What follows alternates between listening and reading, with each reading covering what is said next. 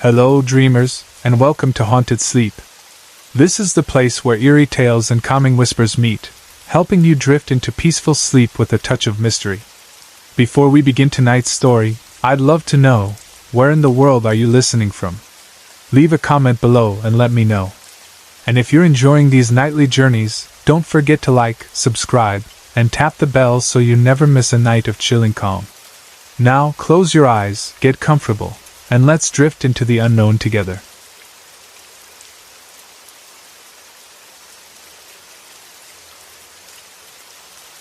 Flight and Billings the next afternoon. Late in the day, I came across the Little Bighorn battlefield, also known as Custer's Last Stand or Greasy Grass Creek. I hadn't planned to stop there, but when I saw it on the map, I figured, why not? It was still open, and I had time. So, I turned off the highway and headed toward the historic site. The first place I visited was the graveyard beside the visitor center. It was smaller than I expected. I looked around and thought, this is it? It didn't feel like much. Wanting to learn more, I went inside the visitor center. That's when I found out that I could drive through the battlefield, stopping at various overlooks to see where the deadly battles had taken place. Since the park was closing soon, I only had time for a couple of stops. I got in my rental car and started driving. At the first overlook, I parked and walked over to the viewing area. I kept my eyes down, watching the ground as I walked. When I finally looked up at the rolling hills, I saw soldiers and native warriors fighting. I froze. I shook my head, trying to clear my vision, the way a dog shakes off water. When I opened my eyes again, everything looked normal. The battle was gone. I dismissed it, and continued looking at the marked graves and landscape before heading back to my car. This wasn't the first time I had experienced something like this, so I brushed it off as just another strange moment. At the next overlook, the same thing happened. Again, I kept my head down as I walked, not really thinking about much. When I finally looked up, I saw another battle, different from the first one. Some men were on horses, others on foot, fighting with guns and handheld weapons. I watched as the visions slowly faded away. By then, the park was closing. My plan was to drive closer to Billings and camp there until my flight. But after what I had just seen, I knew I couldn't leave yet. I had to see if it would happen again. The next morning, I arrived before the gates even opened. The moment they let visitors in, I drove straight to the farthest overlooks. And at every single one, I saw a battle. Each was different from the last.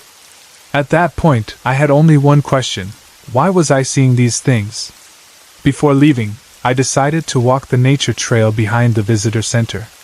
I wasn't expecting anything strange this time. I just wanted to look for wildflowers and rattlesnakes to photograph. I've always loved identifying wildlife, especially snakes. I took a few photos along the path. Then, I suddenly stopped dead in my tracks. It felt as if I had hit a brick wall. I couldn't move forward. At that moment, I felt something heavy in the air, as if there were bodies all around me. I looked around but didn't see any marked graves. Confused, I told myself, "You're being ridiculous. Of course, there are bodies here, they just aren't marked." The moment I said that, I was able to move again. I continued down the trail and eventually reached a kiosk at the end. The sign explained that this exact spot was where one of the deadliest battles had taken place. It confirmed what I already felt, that there were bodies buried all around me. At that moment, I knew I had to leave.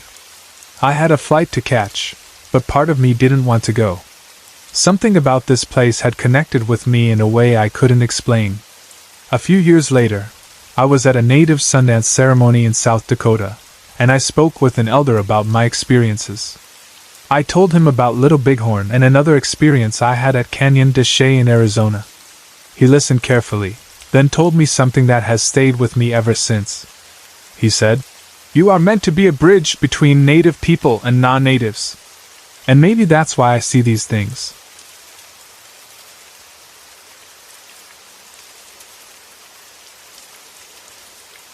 My friends call me D. I'm from the Philippines. I won't go into how superstitious Filipinos are, but I'll get straight to the point. Our house has stood for more than 50 years. My grandmother and my uncle both passed away here. My grandmother from a heart attack, and my uncle was gunned down. With deaths like that, the house already carried a lot of negative energy. I don't remember my first encounter, but there are some experiences I can never forget. One night, my friends and I were hanging out at my place, something we often did. We were talking, laughing, not thinking about anything unusual. Then suddenly, we all heard it. A woman crying. It wasn't just soft weeping, it was heartbreaking, filled with pain. Without thinking, we all ran outside. My friends left, and I stayed at the gate to see them off. That's when I realized something that made my stomach drop. I had to go back inside. Unlike them, I lived there. There was another time, not long after a construction project in the area. The workers had cut down an old tree beside our house. That same evening, my mom, my fiancé, and I were getting ready to go to the mall. My fiancé and I stepped out of our room together, but the moment she did, she stopped. Then she ran past me, looking around frantically, calling out for my mom. She asked me where my mom was. I told her she had gone upstairs to get dressed. Then I called out, and my mom answered from the bathroom, exactly where she was supposed to be. My fiancé started crying. She said that as soon as she stepped out of the room, she had seen something walking up the stairs. Something without a head. I reassured her that my mom had already gone upstairs long before we came out, so whatever she had seen wasn't her. Later, my sister, who is a Reiki healer, told us that it was probably a wandering spirit from the tree that had just been cut down, passing through.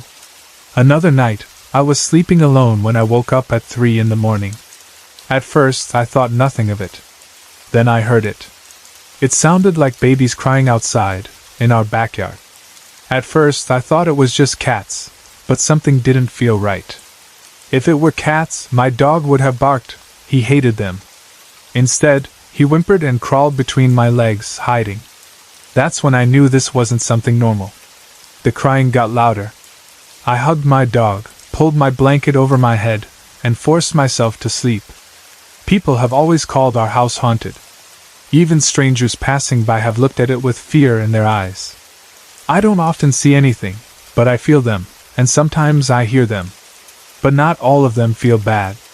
After my guard dog passed away, my sister told me that no one had ever tried to break into our house. She believed it was because some of the spirits were actually protecting it. And maybe she was right.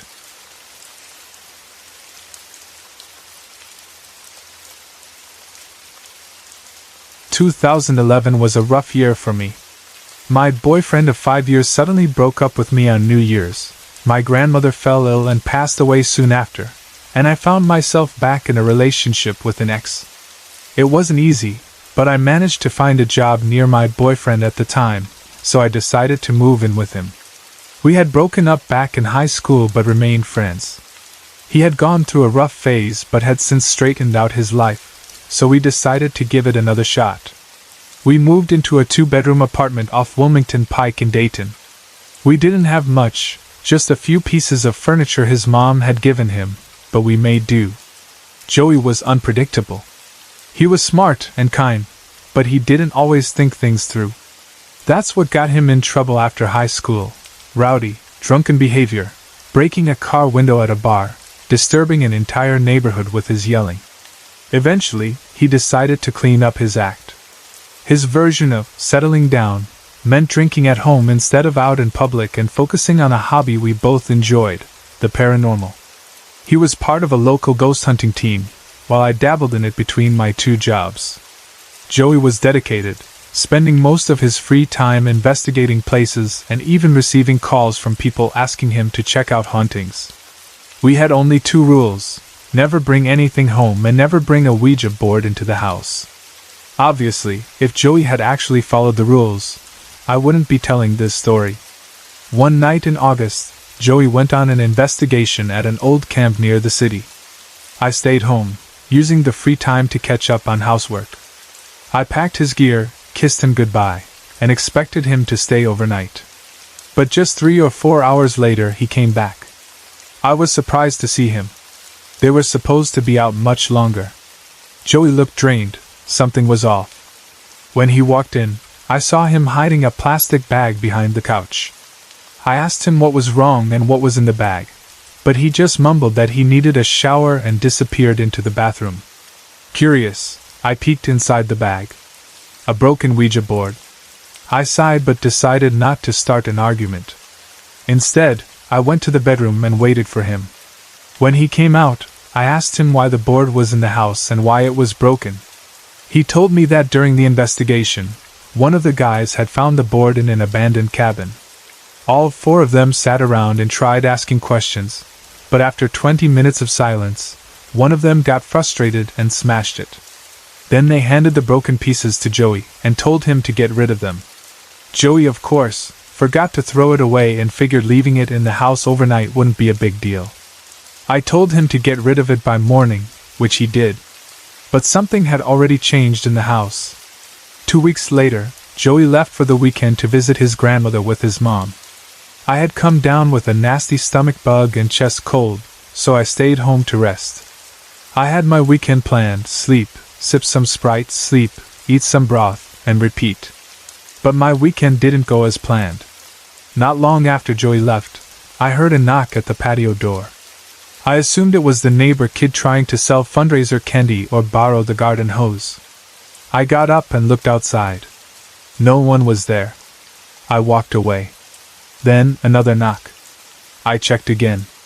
Nothing. Annoyed, I figured the neighborhood kids were playing ding-dong ditch, so I decided to stay by the door, behind the blinds. The moment I heard knocking again, I flung the door open to scare them. No one. The second I shut the door and locked it, I heard a loud bang from the bedroom. Grabbing a baseball bat, I cautiously walked toward the room. I checked the windows, the closet, under the bed, but found nothing. Not wanting to spook myself further, I dismissed it and assumed it was the maintenance workers making repairs. I went to bed, still annoyed, and muttered about how rude it was to make that much noise. 2 hours later, I woke up to something shaking the waterbed. The movement was so intense it made my stomach turn. It was as if someone was trying to wake me up. Still groggy, I sighed and sat up, rubbing my eyes. I looked toward the edge of the bed, and that's when I saw her. A little girl standing at the foot of the bed. She turned and ran out of the room. I jumped up and followed her, but there was no one there. I locked myself in the bedroom for the rest of the weekend, refusing to come out until Joey returned. When I told him what happened, he finally admitted why he had left the investigation early. After they broke the Ouija board, Joey got a horrible feeling. He tried to shake it off but felt uneasy, especially when he and another team member wandered deeper into the woods to explore more of the old campsite. They reached what appeared to be an abandoned schoolhouse, and suddenly, Joey felt dizzy and sick. He collapsed. His partner ran to get the first aid kit, fearing Joey had hit his head on one of the concrete blocks scattered around. As Joey lay there, he heard footsteps approaching. He tried to move but felt like something was pressing on his chest. Then, he felt a kick to his ribs. When he opened his eyes, he saw a massive black shape, not quite human, just a dark, heavy presence looming over him. He couldn't scream, couldn't move, as if something was choking him. Then, everything went black. When he woke up, the rest of the group was standing over him, asking if he was okay. Hearing his story, I asked him what that had to do with the little girl ghost. Joey reminded me that some spirits disguise themselves as harmless children. I wasn't sure if I believed him, but deep down, I knew something had followed him home. Months passed, and the activity escalated. Doors would open and close by themselves, we would wake up to the stove burners on high, and there were strange noises at night. Joey and I were also having issues.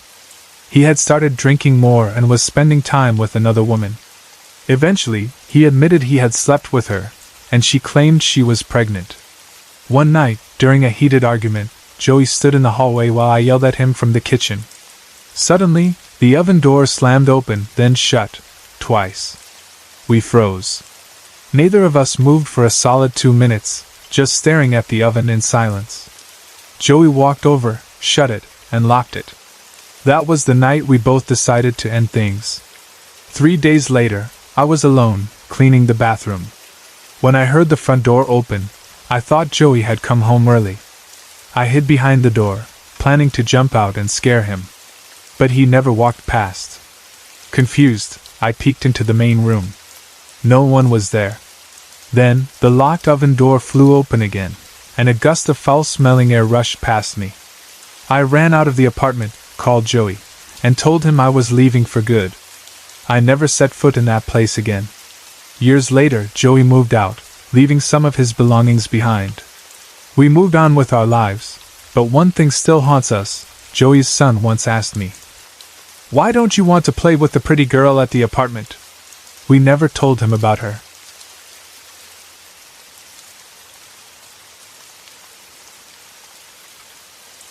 The house was an old Victorian, built in 1890, originally designed as a single-family home but later divided into 2 separate units. The downstairs was one unit, and the upstairs and attic made up the other. From the front porch, there were 2 doors, one led into a closet downstairs, and the other opened directly onto the staircase leading to the second floor. A partition wall separated the 2 spaces, making the upstairs feel cut off from the rest of the house. I had visited the upstairs once before, but it wasn't until I started moving my belongings in that I realized just how different it felt from downstairs. The front stairwell led up 10 steps to a small landing, then veered left up 4 more steps. The walls were white, and there was a window at the landing, yet the entire space felt dark and unsettling. The paint was peeling, and even though the upstairs was well lit during the day, the stairwell always seemed to hold shadows. The narrow walls, combined with the partition blocking off the left side, made the space feel claustrophobic. When I lived downstairs, I often heard strange noises from the staircase above, footsteps, creaking, and faint shuffling sounds. Now, standing at the bottom of the stairs, I felt something watching me from above. A cold sensation crawled up my spine, yet I couldn't look away. And yet, despite my unease, I was fascinated. I took pictures of myself on the stairs, playing with lighting and shadows, trying to capture the eerie vibe. Something about this stairwell kept pulling me in, even when every instinct told me to stay away. At the top of the stairs, a narrow hallway connected 4 doors. The first door on the right led to a bedroom, which was also accessible from the living room. Strangely, this bedroom lined up perfectly with the closet door downstairs. The same closet I had always kept shut because I felt something watching me from behind it. The second door, directly ahead, led to the living room. The third door, slightly to the left, was sealed shut, no doorknob, no way to enter. It supposedly led to another bedroom, which could only be accessed through the living room. The fourth door, at the very end of the hall, led to a small front bedroom. But right beside it, to the left, was something much worse. The attic staircase. It had no door, just an open, exposed passage leading up. The stairs were narrow, the paint was peeling, and you had to duck your head to avoid hitting the low ceiling. The living room walls were painted a deep, crimson red, and the wooden floors were black, giving the room a heavy, oppressive feeling. The kitchen, at the very back of the house, had a door that led to another staircase, this one going directly outside and also down into the basement. The hallway light was controlled by a motion sensor, not a switch. For some reason, the staircase never left my mind. I dreamed about it. I doodled sketches of it. I had no interest in architecture, yet this specific part of the house consumed my thoughts. The very first night I stayed in the house, I was up late watching movies in bed. That's when I saw it. A thin sliver of light shining from the hallway under my door. I was the only one home. The other roommates were arriving in 3 days. There had been no sound, no footsteps, no movement, just the motion sensor light turning on by itself. I quietly got out of bed, locked my doors, and sat back down. A few minutes later, the light turned off. This became a pattern.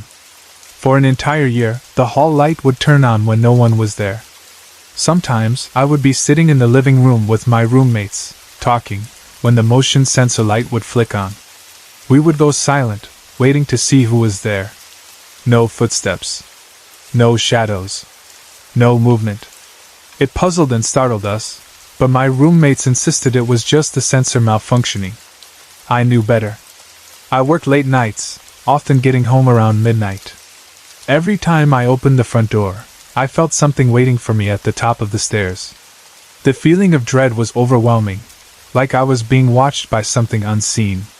Some nights, I would hear pacing footsteps on the stairs. Then, a sound that made my blood run cold. A small, heavy object being dropped from the top step, bouncing down each stair, before hitting the front door with a dull thud. I never left my room when this happened. Other nights, I would go to the bathroom and notice the attic door was shut, only to come out and find it slightly open. I never looked inside. I would shut the door and run back to my room, my heart pounding. Sometimes, while in the bathroom, I would hear the doorknob turn and the slow creak of the attic door opening, but I never heard footsteps following. The kitchen and back stairwell smelled strange, a mix of cedar, expired milk, and mildew. Late at night, I would be eating a snack in the kitchen when I'd hear the click of the back stairwell's light switch, followed by heavy, dragging footsteps thudding up the stairs. I never heard the back door open. When I watched from the hallway, the door would creak open, but nothing would enter. The footsteps stopped at the threshold, and I would run back to my room, locking the door behind me. Even doing laundry was terrifying. The washing machine was at the top of the back stairs. Every time I stood there, I felt something watching me from behind. Halfway through my lease, the stairwell light stopped working. It worked for one roommate only, but only when no one else was looking. An electrician checked the wiring and found nothing wrong. As the months passed, the activity intensified. Items moved. The refrigerator would be open in the morning, food rotting on the counter. The stove burners would turn on by themselves. The worst moment was my last day in the house. In the basement, my keys fell out of my pocket. I heard them hit the ground. But they were gone. Minutes later, my roommate found them at the top of the attic stairs. I left and never looked back. As I stood at the bottom of the stairs, taking one last look, I saw the door to my room, which had stayed shut all year, was now slightly open. My mother stood beside me and whispered, "There must be a draft. That door just shut on its own."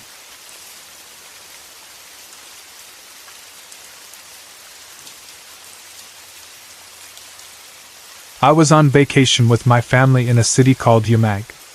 I always took my dog on long walks and had found a route I really liked. One evening, there was a concert in the main square. My mom, her friend, and my sister decided to go, but I wasn't interested, so I stayed home alone. It was around 8 p.m., and the sun was setting when I took my dog out for a walk. I followed my usual path until I turned a corner and entered a long street that had always been one of my favorites. The road stretched ahead with wheat fields on both sides. At the beginning of the street, there was a small crossroad where you could turn right to find a few newer buildings. Near the end of the road, there were 3 or 4 abandoned Istrian houses, made entirely of stone, untouched for years. As I stepped onto the street, I noticed a man walking ahead of me. His posture was strange. He was hunched over yet still seemed unnaturally tall. He moved at an agonizingly slow pace, his steps heavy. Even though it was the middle of summer, and the air was warm, he was wearing a black suit. His head was completely white, as if every hair had lost its color. The moment I saw him, my stomach tightened. A deep fear settled inside me, though I didn't know why. I wasn't easily scared. I had experienced strange things before, but this was different. There was something deeply unsettling about him, something that made me want to turn around and run.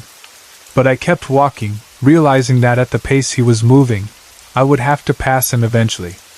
The thought of that made my skin crawl. A horrible certainty filled my mind. I couldn't get too close to him. It felt like if I did, something terrible would happen. Instead of continuing forward, I crossed the street and hid behind one of the buildings on the other side. I stood there, my heart pounding, waiting for him to walk past.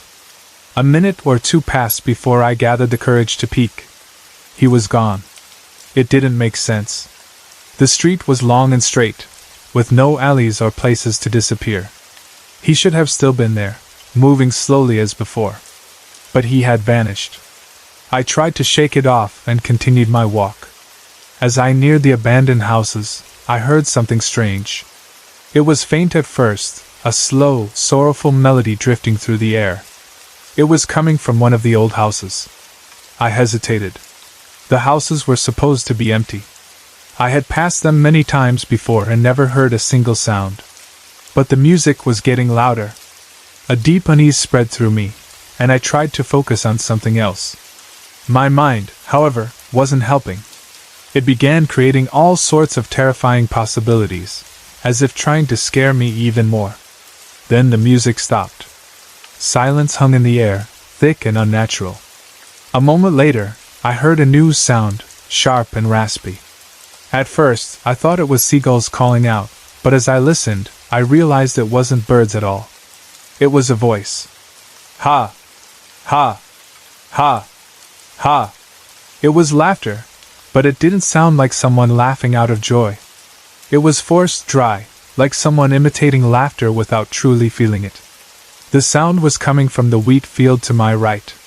Slowly, I turned my head. He was there. The same man, standing at the edge of the field, his back facing me. His shoulders shook with each horrible, rasping laugh. I didn't want him to turn around. Something inside me screamed that I couldn't see his face. I ran. I didn't stop until I reached home, my breath coming in gasps. I locked the door behind me, trying to calm down, my dog trembling at my feet. I picked up my phone and started texting a friend about what had just happened when a loud crash echoed through the house. It came from my mom's room. I froze. I was alone. Slowly, I stood up and walked toward the room, my hands shaking.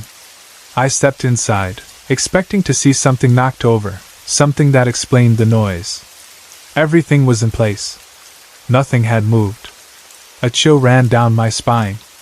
The fear returned, worse than before. I had the overwhelming feeling that he had followed me here.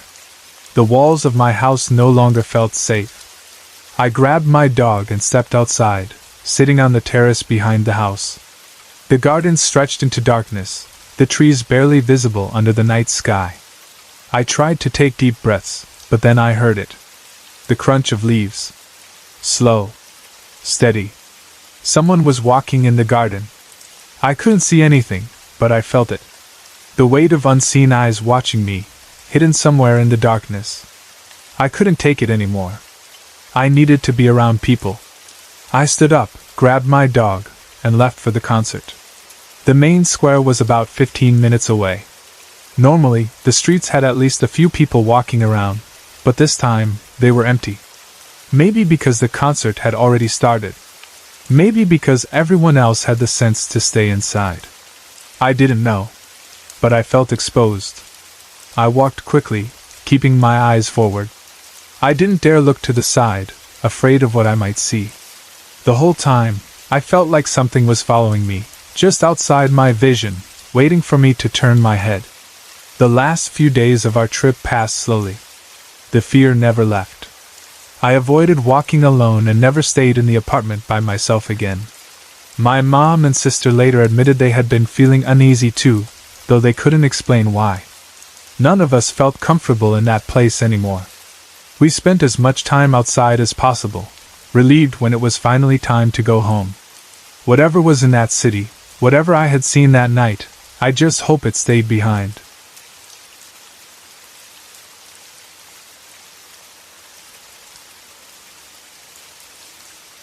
In 2013, I was living in Greenville with my fiancé, Tyler, his parents, and his older sister. Our days were spent finding ways to pass the time, often in ways that weren't exactly legal. We loitered at the White Horse Walmart, stayed for hours at the Waffle House, snuck into movies at Cherrydale, and smoked in the backyard, keeping an eye on our shed full of music equipment, making sure it didn't fall into the hands of the local junkies that wandered the neighborhood. But more often than not, we spent our time at Amy's house. Amy was, and still is, one of our closest friends. She had a way of welcoming people into her home like family, giving them a place to crash when they needed it. Through her, we made even more friends, people who became a part of our small, chaotic world. That's how we met Eric and Molly, two friends who, one night, came up with the idea of visiting a nearly 200-year-old graveyard. When we pulled up to Amy's that evening, Eric and Molly were already there, grinning like they had a secret. They knew Tyler and I had a history of ghost hunting back in Ohio, so when they suggested a trip to the old cemetery, we were immediately on board. It was an hour's drive, but we didn't mind. After a quick stop for gas, we headed out into the night. The graveyard was hidden behind a funeral home, dark and silent, its iron gates looming over us as we walked up the blacktop path. Molly warned us to watch for cops and security, just in case. The first stop was a large stone angel near the entrance. Months earlier, Molly and Eric had taken photos of it, convinced that it had moved between visits. They compared notes while Tyler and I wandered among the headstones. I felt uneasy almost immediately. My stomach twisted in knots, my skin tingling with the undeniable sensation that something wasn't right. Tyler must have noticed because he grabbed my hand, rubbing his thumb along my palm in a way that usually calmed me down. It didn't help this time. I forced myself to breathe, chalking it up to nerves and the constant awareness that we were technically trespassing. Once Eric and Molly were satisfied that the angel hadn't moved, they led us deeper into the cemetery, toward the children's section. "They say Satanists used to do sacrifices here," Eric muttered as we walked. "Every Saturday." Tyler, being a Satanist himself, scoffed. He dismissed it as local legends, likely exaggerated stories of teenagers messing around with a Laveyan satanic Bible, and whatever unlucky stray cat they could find. He talked about how people misunderstood Satanism, how Hollywood had turned it into something far from reality. We all laughed at the idea of rebellious teens playing at being dark and mysterious. But as we neared the hedges that bordered the children's plots, the tightness in my stomach grew worse. It felt like something was pressing down on me, like the very air around me was trying to push me away. I looked behind us. The first few times, I saw nothing. Then, on the fourth or fifth glance, I caught something. A small black shadow darting behind a headstone. I gripped Tyler's hand tighter, my pulse racing. He whispered that it was probably a rabbit, a bat, or even just a large bug, and told me not to worry about it. As we passed through the hedges, Molly suddenly stopped walking and went silent.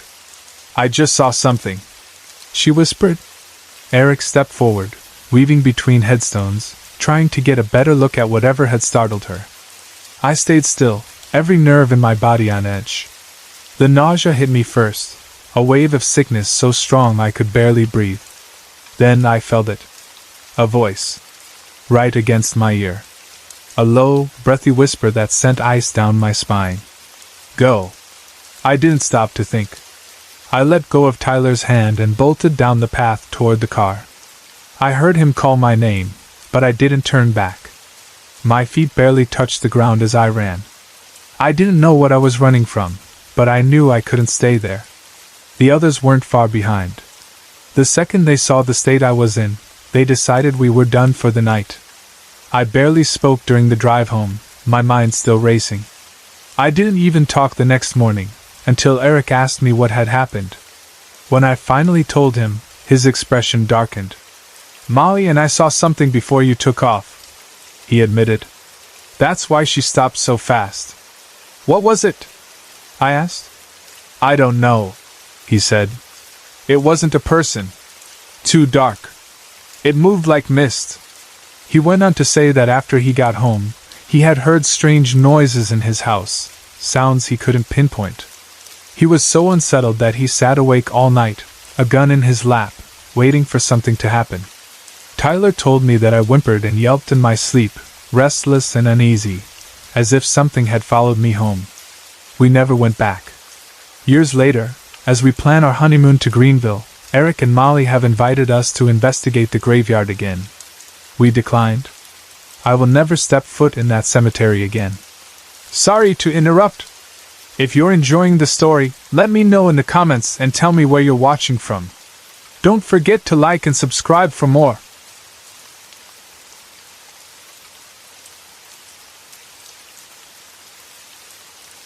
The first time I saw the house I would grow up in, I was around 6 or 7 years old.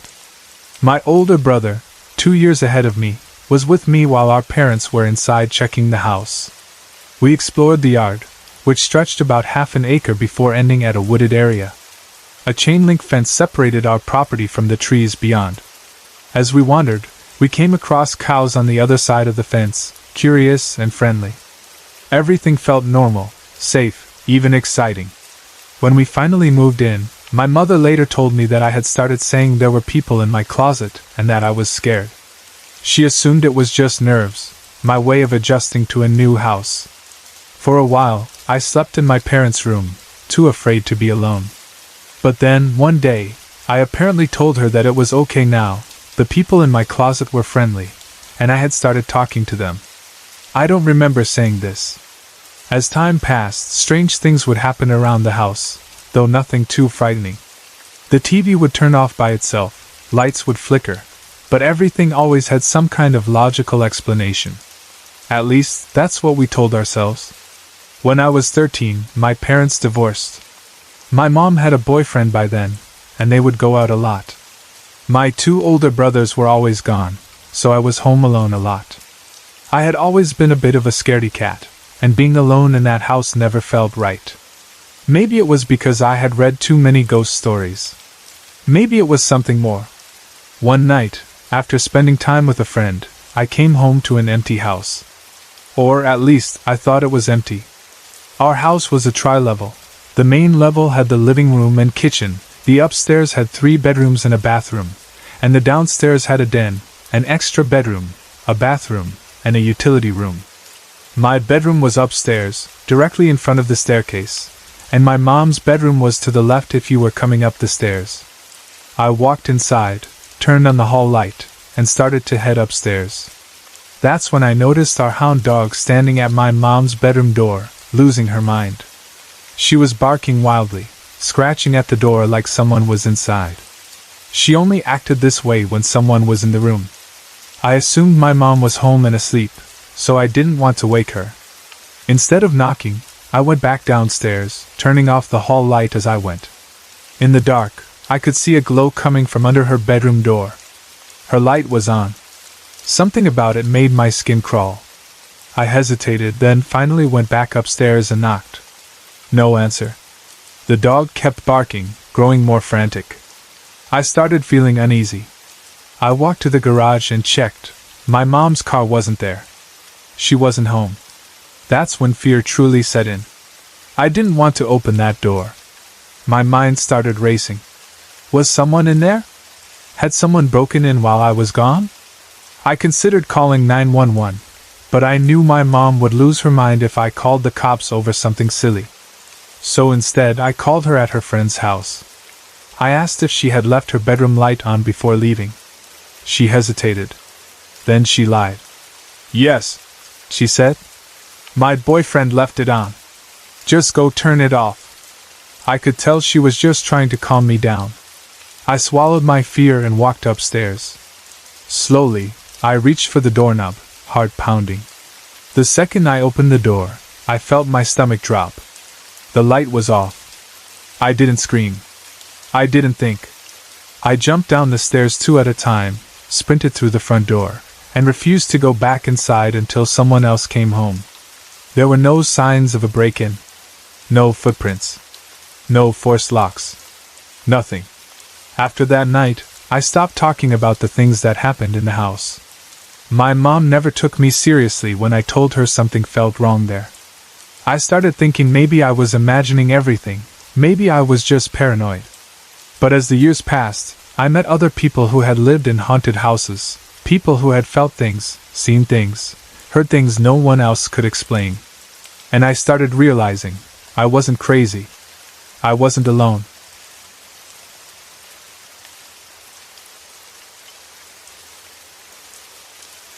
I broke up with my boyfriend when I was 5 months pregnant.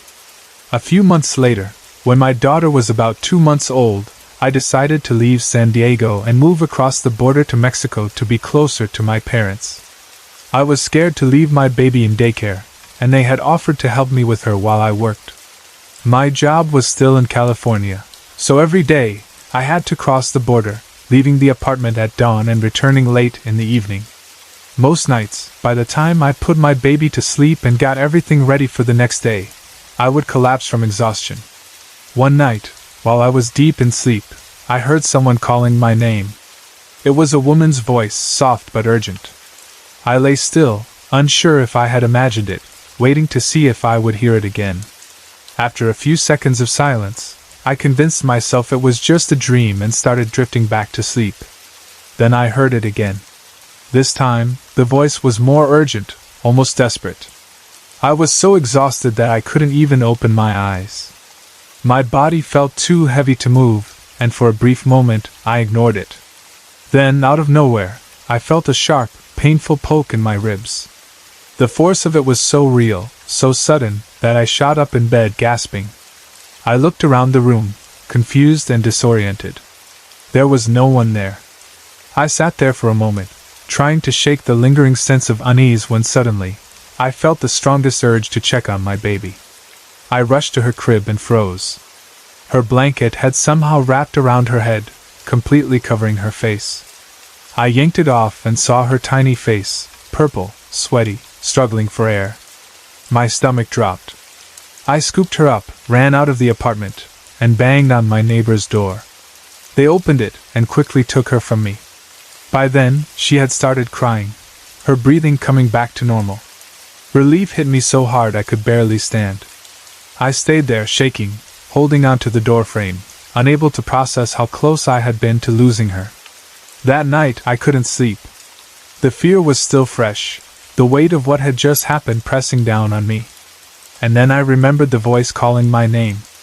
The sharp pain in my ribs. I checked my side in the mirror. A faint bruise had started forming where I had been poked. I didn't know whether to feel afraid or grateful. Something, or someone, had woken me up just in time. That night was the first time I encountered her, but it wasn't the last. Strange things started happening after that, small things that felt protective rather than threatening. Sometimes, when my daughter cried in the middle of the night, I would hear a woman's voice in her room, whispering softly, as if trying to soothe her. The voice was gentle, almost motherly. One morning, when my daughter was about 6 months old, I made the mistake of sitting her on the breakfast bar while I reached down to grab my keys.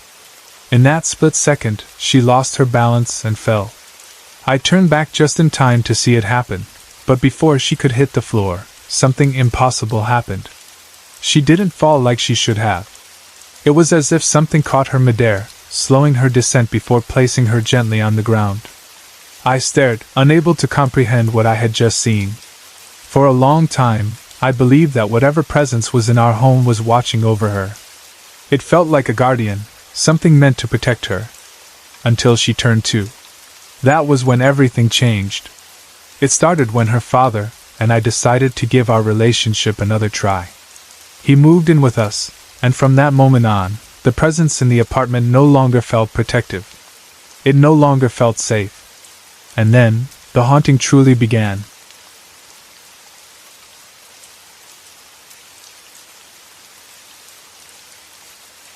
When my friend Marco mentioned that his grandmother needed a housemate at the exact same time I did, it felt like fate had stepped in. I had been bouncing from couch to couch, struggling to find a stable place to stay, and the idea of living in a home with someone who actually needed company felt like a blessing. Nora, Marco's 81-year-old grandmother, had lived in that house for decades. Her husband, Otto, had built it for their family, and she had no intention of leaving it. Like many elderly people, she was fiercely independent but still needed someone around just in case. Marco and his family trusted me to help look after her, and for that, I was grateful. Nora and I got along well, as long as I didn't touch her papers. She had stacks and stacks of old documents mixed with junk mail, and our truce was settled the day I nearly threw away her marriage license and house deed along with a pile of pizza coupons. After that, I left her papers alone and focused on keeping the house in order.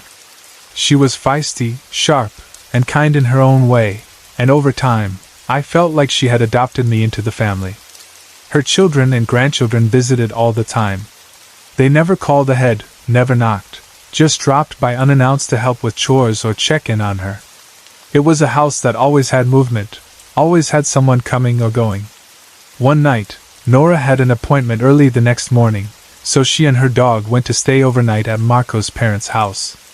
That meant I had the entire house to myself. I took full advantage. I cranked up my music, took my time with a long bath, and enjoyed the rare solitude. The bathroom was small but comfortable. The tub was in the farthest corner, next to the toilet, with the sink in the middle. The door was across from the sink, leading into the hallway. I left it slightly propped open with a rug so I could still hear my music playing from my room. The front door was locked, and each window had an alarm if opened, but since family often let themselves in, I didn't think twice about leaving the door ajar. While the bathtub filled, I sat on the toilet lid, painting my toenails. That's when the bathroom door moved. Not much, just a small push inward. I barely noticed at first, reaching across the sink to nudge it back into place. I went back to my toenails. A few minutes later, it pushed open again. I glanced up, expecting to see someone standing in the hallway, but there was no one there. I exhaled, shook my head, and moved it back into place. Maybe it was the air pressure in the house, or the floor shifting, something simple. The third time, it happened just as I slipped into the water. I stared at the door, feeling a prickle of unease climb up my spine. There was no one outside. The house was locked. And yet, the door kept pushing open, as if someone was peeking inside. I tried to stay calm, reasoning with myself. Maybe it was the house settling. Maybe it was the air shifting. But deep down, I knew better. Then, the door slammed shut. I barely had a second to react before something heavy hit the door, hard. The sound was loud, sharp, and forceful, like a baseball had been hurled from down the hall. I jumped out of the water, heart racing, and threw the door open. The hallway was completely empty. Nothing on the floor. Nothing to explain what had just hit the door with so much force. I was done. I had one day off, and I had planned to relax, not deal with whatever this was. So I stood there, dripping wet, facing the empty hallway, and said loudly, "You are scaring me on purpose, and that is mean. You know I am here to protect Nora, and I have only good intentions. Your family asked me to be here. Please stop." I waited. Nothing. The air felt lighter somehow. The tension lifted. I closed the door and got back into the tub. From that night on, nothing strange ever happened again. I never told the family about it. Not because I was afraid they wouldn't believe me, but because I didn't want to worry Nora. I figured if it was Otto or their grandson, they had already been there long before I moved in. Maybe they were just letting me know I wasn't alone. Years later, after Nora eventually needed more care than I could provide, her daughter helped me find my own place. I stayed close with the family, and one day, long after I had moved out, someone finally told me. During my time in the house, Otto had been seen sitting at the kitchen table, reading the newspaper, just like he had in life. A solid, full-bodied apparition. If I had known then, I might have left immediately. Now, the house is no longer in the family. And I believe Otto is finally at peace. Now that Nora is beside him again.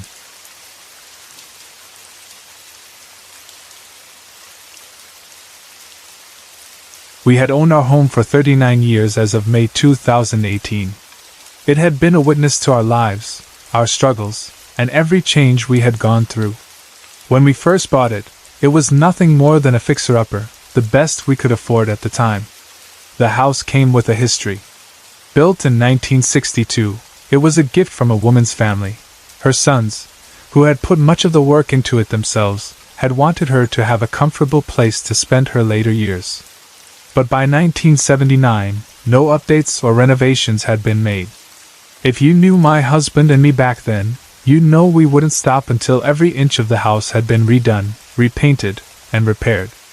Over time, we transformed it completely, adding a garage, a deck, a 3-season room, and even a pool. But before we made it ours, something terrible had happened there. On a cold December day in 1978, The elderly woman who had lived in the house stopped at the bottom of her driveway to check her mailbox before heading to a Christmas party at the senior center.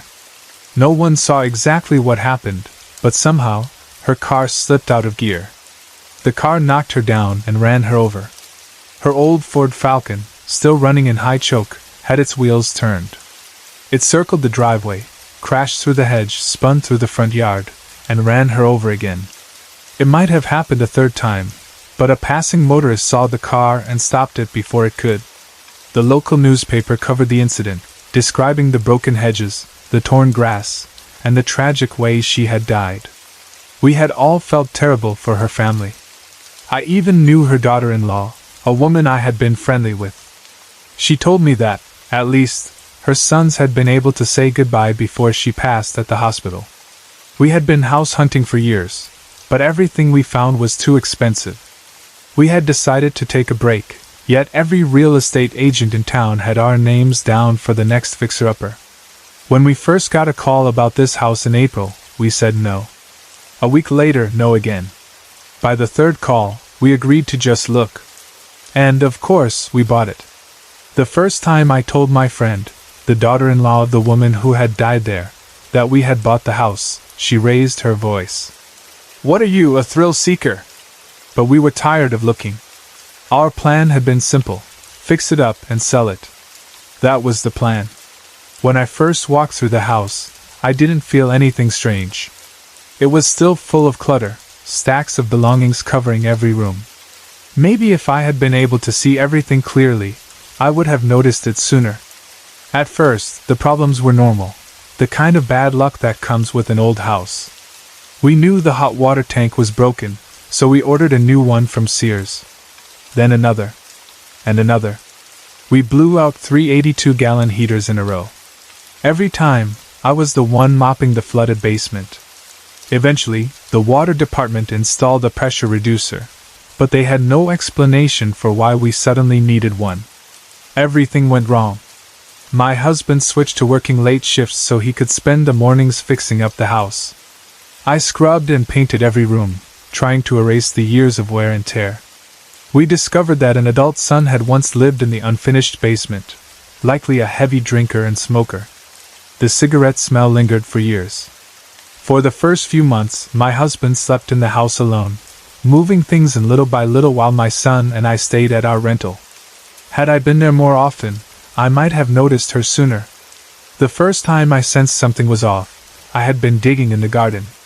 The soil was loose, but just a few inches under the surface, I started hitting things: old silverware, car parts, rusted metal. My son, playing nearby, stepped on a nail barefoot. Bad luck. It just kept coming. We lost weight from the stress. I started taking notes, thinking that one day I might write a book about everything we went through in that house. By the time our son started first grade, the house had begun to feel like home. Friends came over. Life felt better. But she was still there. At first, I thought she was gentle. One afternoon, my son came running into the kitchen, his hands full of pennies. "I found them in the yard," he said, grinning. Almost $2.63 in pennies, buried right where I had been digging the day before. I never figured out why someone would bury pennies at the garden's edge, but I had a feeling it had been a gift from her. Later, my son told me about a dream, an old woman laughing, sitting on an invisible chair, talking to him. For a while, I let myself believe that she liked us being there. Then, one evening, as I sat in the living room, everything changed. We had just finished dinner. The dishes were done. The kitchen lights were off. Then my husband shouted, "What are you doing?" I turned to see what he was talking about. Every single burner on the stove was red hot. Even the oven. "You know I would never do that," I yelled back. That was when I realized this was not going to be a gentle haunting. A few weeks later, we started pulling down old paneling in the kitchen, and a stack of papers fell from behind the wall. A grocery list, 3 postcards, and a photo. An old woman, sitting on a green lawn chair, her gray hair in a pixie cut, smiling at the camera. I had never seen the photo before, but I knew exactly who she was. From then on, things escalated. Objects disappeared. My handmade glass figurines, treasures from art school, vanished one by one. The water in the bathroom's sink and tub ran hot and cold on its own. And she whispered in my ear at night. The worst part? I couldn't understand the words. She spoke just softly enough to frustrate me, just low enough to terrify me. I wrote in my notes that I cried a lot, but I don't even remember doing that. Then, one late spring afternoon, I was outside, planting new seeds in the garden. The soil was finally clear of all the rusted metal. Life felt peaceful again. Then I looked up. She was standing under the oak tree. She was waving. She looked younger, happy. She turned toward the woods, walking slowly. With each step, she became more transparent, fading away. And then, she was gone. I have never seen or heard from her again. I think that after such a violent death, she needed time to understand what had happened to her. And when her last surviving son passed, she no longer needed to linger. I still think of her often. I hope she finally found peace.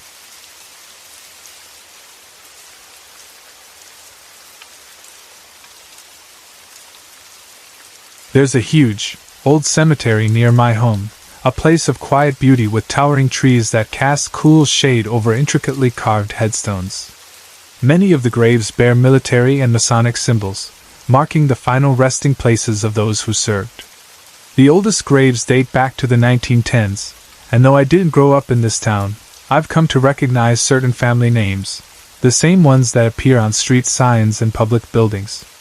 It's clear that some of these families once held great influence. I've never been afraid of cemeteries. Quite the opposite. During the day, when it's open to the public, I often walk through with my two boxer dogs, Felix and Layla, wandering between the stones, reading the names, and imagining the lives of those buried beneath. One afternoon, while passing by a particular headstone, something about it caught my eye. The inscription mentioned that the person had died in France and listed his World War I unit. For some reason I stopped. Without really thinking, I said aloud, "My uncle fought in that same unit in World War II. He died in Belgium, and now he watches over me. I wonder, is your soul still in France where you fell, or did you return to whoever placed this gravestone here to honor you?" My dogs and I continued our walk, leaving the cemetery as the summer sun set behind us. That night, everything changed. It started after dinner. When I let Felix out into the yard, she immediately began barking at the wall, specifically, the section right below my bedroom window. At first, I assumed it was a passing animal or maybe someone lurking nearby, but when I checked, there was no one there. The barking didn't stop. Even when I brought her inside, she sat by the same wall, staring, whining, fixated on something invisible. Layla, on the other hand, acted completely normal. No barking. No staring. No whining. The next day, Felix went outside and started digging. She dug at the exact same spot beneath my window, her paws kicking up dirt as if she were trying to uncover something buried there. But here's the thing, she was not a digger. She had never done this before. I assumed there was a critter in the wall, some rodent burrowing beneath the house. So I checked. I examined the entire wall, inside and out. Not a single sign of mice, no gaps where something could have gotten in. No scratching, no rustling, no sound of movement at all. And yet, Felix wouldn't stop. Days passed. She kept digging, kept barking, kept whining at the same wall. Frustrated, I finally yelled, "Stop it, Felix! Enough!" She turned to me, her eyes filled with that knowing look dogs get when they sense something you don't. I sighed, exhausted. I kicked the dirt back over the hole, covering it up, and dragged her back inside.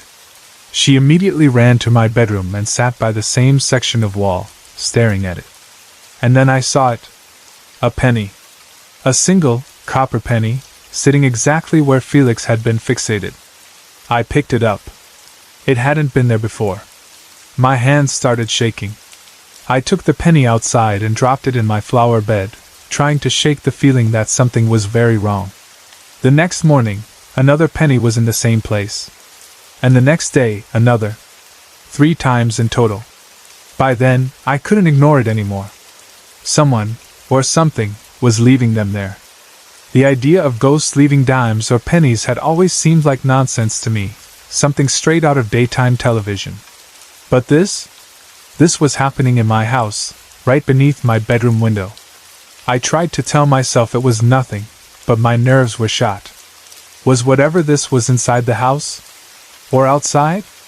Or both? Layla still acted as if nothing was wrong. Felix, on the other hand, was on constant alert, growling at the wall at random hours, sometimes whimpering in her sleep.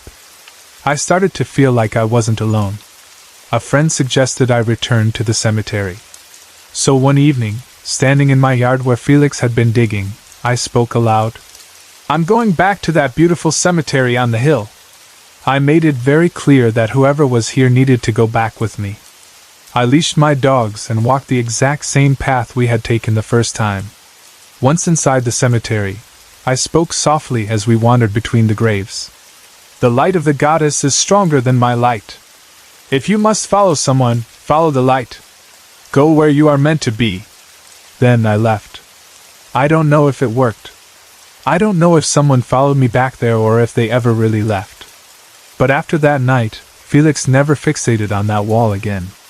She never dug at the dirt outside. She never whined or barked at the house like before. And I never found another penny on my floor. I've gone back to that cemetery many times since. But now, I keep my thoughts to myself.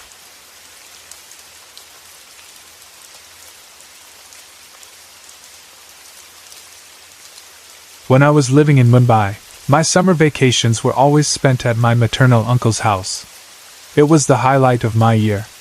He was well settled, owned a big house, and had a passion for motorcycles. I loved his place more than anything, just like we all love our childhood vacation spots. One of my favorite things about staying there was riding his bikes. Uncle was a true motorcycle enthusiast, maintaining his collection with great care. He had a 1999 Suzuki, and I had learned to ride on one of his old two-stroke models. Every summer, he would let me ride, but only late at night, when the roads were nearly empty, to avoid any accidents. That one summer night, I decided to take his Suzuki for a ride. There was a specific stretch of road he had strictly forbidden me from going beyond. He said it was too abandoned at night, too desolate. But that night, I was feeling confident, maybe even a little reckless. I ignored his warning and went further than I should have. At first, it was thrilling. The road was empty, the cool summer breeze rushing past me. I rode up and down a few times, enjoying the silence of the night. Then, as I slowed down to make a U-turn, my motorcycle stalled. Just like that. I tried to kickstart it, but the engine wouldn't turn over. I tried the choke, pumped the throttle, nothing. A strange uneasiness settled over me. My skin felt cold, even though I was sweating heavily. The air around me felt heavy, unnatural. I checked the fuel gauge. It was full. The fuel cap was set to on, just as it should be. There was no logical reason why the bike wouldn't start. That's when I felt it. Something was off. I frantically kept trying, panic creeping in. I needed to get out of there. Finally, after what felt like an eternity, the engine roared to life. I didn't waste another second. I turned the bike around and raced home as fast as I could. The moment I stepped inside the house, I felt dizzy. A strange chill ran down my spine. And that night, I fell severely ill. I usually never got sick, but this fever hit me suddenly and violently. By the next morning, I was burning up, and my mother rushed me to a nearby clinic. The doctor seemed puzzled. He said, "It doesn't look like a viral fever." He prescribed some medicines, and I felt slightly better that day. But by the next morning, it got worse. Every time I tried to eat or drink, I vomited. My fever spiked even higher, and my body felt weak and drained. This continued for 3 days straight. We got my blood checked. The report came back normal. The doctor was clueless. Finally, he suggested admitting me to the hospital. That night, I was lying in bed, exhausted and frustrated. My vacation was being ruined, and nobody could even explain what was wrong with me. Then I overheard my uncle talking to my mother. His voice was serious. "We need to take him to Maushi." Within minutes, my uncle had me bundled into his jeep, heading toward this mysterious woman called Maushi. I had never heard of her before. Apparently, she was a lady priest, a witch doctor, known for identifying whether an illness was normal or caused by something paranormal. I had never believed in such things. To me, these people were just frauds. But what happened next changed everything. She had a unique method of diagnosing cases like mine. She sat in front of a small wooden bench, threw a handful of wheat grains onto it, and studied the pattern they formed. She didn't ask any questions. She didn't need to know my symptoms. After a few moments, she frowned. Something was wrong.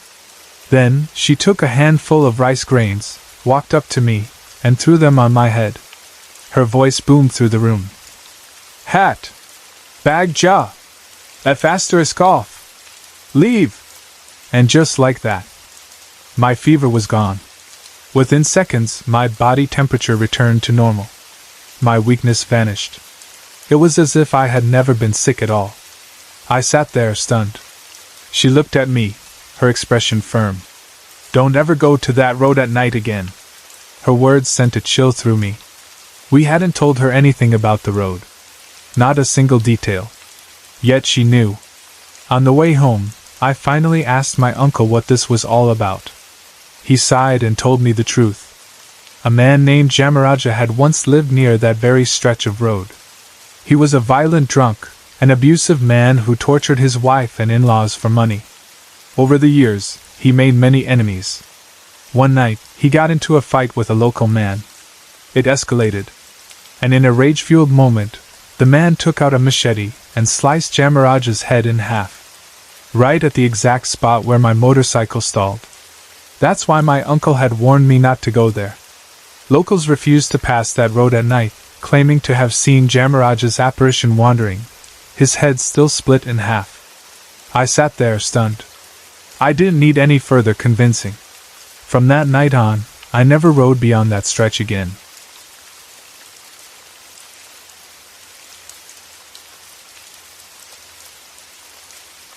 Back in 2004, my sister and I moved to a new city, about 8 hours away from our home.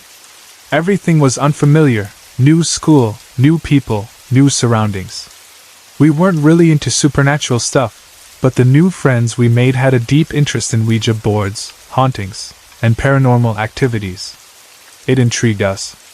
3 of the girls in our group were sisters, and they came from a family of fortune tellers, or Manguhila. They suggested we try opening our third eye. I don't know if my sister's attempt worked, but for me, something definitely changed. We rented a townhouse in Gaysad Baguio, a place with a history. Our landlady told us that the area used to be a coffee factory before it burned down. At first, everything seemed normal. But once we started having regular drinking sessions in the house and playing with the Ouija board, things began to change. The first strange experience happened one night while I was in my bedroom. I had just finished ironing my clothes for the next day. The iron was beside my bed, unplugged but still warm. That's when I noticed something at the foot of my bed. A dark figure stood there. My breath caught in my throat, and I blinked. When I looked again, it was gone. I turned off the lights, trying to shake off the unease, but deep down, something in me wanted to see more. I don't know why. Maybe I thought it was cool, maybe I wanted proof, but I remember thinking, if this thing is real, it should show me more. That night, I had a dream, or at least I thought it was a dream. I felt a strong arm wrap around me, pulling me toward my cabinet. I tried to resist, but the grip was too strong.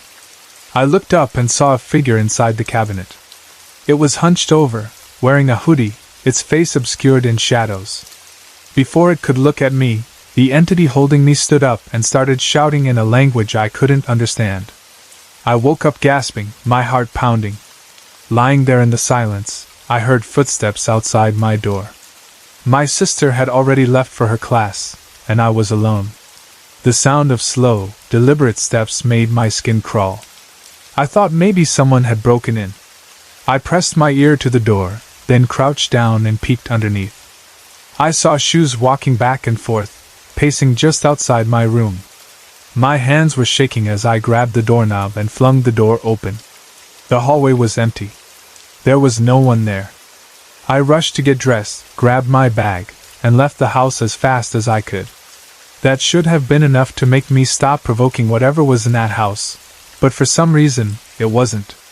That afternoon, when I got home, I decided to clean while waiting for my sister. I had been losing sleep, and the exhaustion was making me irritable. As I was mopping the floor, I heard something shifting in my bedroom. I paused. The noise stopped. Frustration took over. I had had enough of these little disturbances, and in my head I challenged it. If you're real, I dare you to say my name. And then it did. Clear as day, a voice spoke my name. The mop fell from my hands. My chest tightened. I ran straight out the door, my feet barely touching the ground. My neighbor saw me, came outside, and asked if I was okay. I wanted to tell him everything, but I knew it would sound ridiculous. Gathering what little courage I had left, I forced myself to go back inside. My mother was a deeply religious woman. Every time she visited, she would bring holy water and leave it in the closet. I grabbed it, my hands still trembling, and started praying.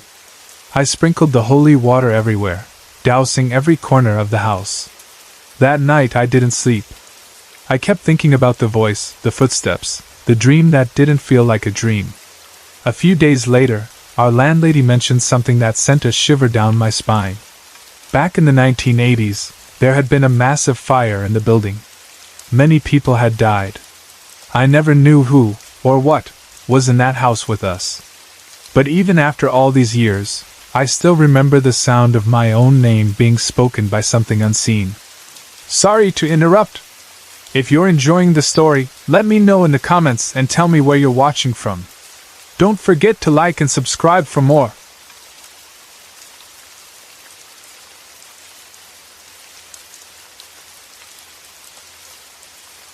When I was around 13 or 14, my friend and I were out exploring the backwoods of Kentucky, probably on land we had no business being on. But we were kids, and curiosity always got the better of us. He told me he knew the location of an Indian burial ground, and I couldn't have been more excited. Deep off the trails, on a steep incline, we found it. Large limestone rocks, carefully placed, forming an obvious mound. It was clear that something lay beneath, something old. Being young and reckless, we decided to disturb what should have been left alone, attempting to unearth whatever we could find. At the time, we didn't think much of it. We were just messing around. But looking back now, I wonder if that was the moment everything started.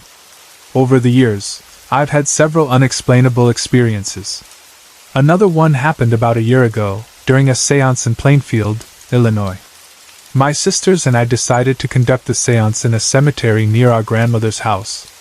We brought candles, my great-grandmother's cross, and 2 phones, one to record and one to play white noise from YouTube. The gravestone we chose was an obelisk-style marker with fancy metal supports on each corner, and we placed everything on top of it. We asked a few questions, then decided to take a short walk around the graveyard, leaving the phone recording and the static playing. No more than 10 minutes later we returned. And something was off. The YouTube video, meant to play on a 10-hour loop, had shut off. The phone was fully charged, and if YouTube is open, it doesn't just turn off by itself. Spooked, we gathered our things and hurried back to my truck, eager to listen to the recording. I wish I still had the evidence, but even without it, my sisters and I will never forget what we heard. As the recording played, we all sat in stunned silence. My name was spoken in a female voice, clear as day. And as we listened closer, we could hear one of the metal supports tapping against the gravestone. But here's the thing, we had walked away. There was no wind. Nothing should have moved. That wasn't even the worst part. As we sat there trying to process what we had just heard, my sister suddenly grabbed the necklace holding my great-grandmother's cross. It was missing. The cross, which had deep sentimental value, was just gone. We tore my truck apart, searching every inch. Then, desperate, we went back to the cemetery with flashlights. Nothing. The cross was never found. At that moment, I started to believe that maybe I was sensitive to things that others weren't. Maybe more than most. And then, just 2 nights ago, something else happened. It was late, close to 10:40 or 10:50 p.m. My mom wasn't due home from work until around 11:45 p.m. I was in my room, listening to music, and an ad started playing. Taking the opportunity, I got up to head to the bathroom right across the hall. My dog, Jack, jumped up and followed me, as he always does. The second I flipped on the bathroom light and glanced in the mirror, I heard it. A distorted female voice, eerily similar to my mother's, said, "Hey, Bryce." For a second I froze. My mind tried to make sense of what I had just heard. Had my music gone to an ad that somehow sounded like her? Had my mom come home early without me hearing the door? Then I noticed Jack's ears shot up. His tail curled in excitement, and he bolted toward the front door, thinking my mom had arrived. Still, I called out, "Hey, Mom. It's a bit early for you to be home. Everything okay?" Silence. Jack stopped mid-run, his head tilting. That's when I knew something was wrong. Jack had lived with my mom his whole life. If she were home, he would have jumped on her, circled her, made noise on the wooden floors. But instead, he just stood there, confused. Without hesitating, I ran to the front door and waited outside until someone came home. I had heard disembodied knocking and doors shutting before in other places, but this was different. This time, I had heard an actual voice. And it imitated someone I trusted. I've always heard that spirits can mimic the voices of people close to you. That if something calls your name, you're never supposed to acknowledge it. That night, I realized how real that warning was. I don't know if what I experienced was related to the spirit that spoke my name during the seance, or maybe even something older, something from that burial ground in Kentucky. But I do know this. I'm not ignoring the signs anymore.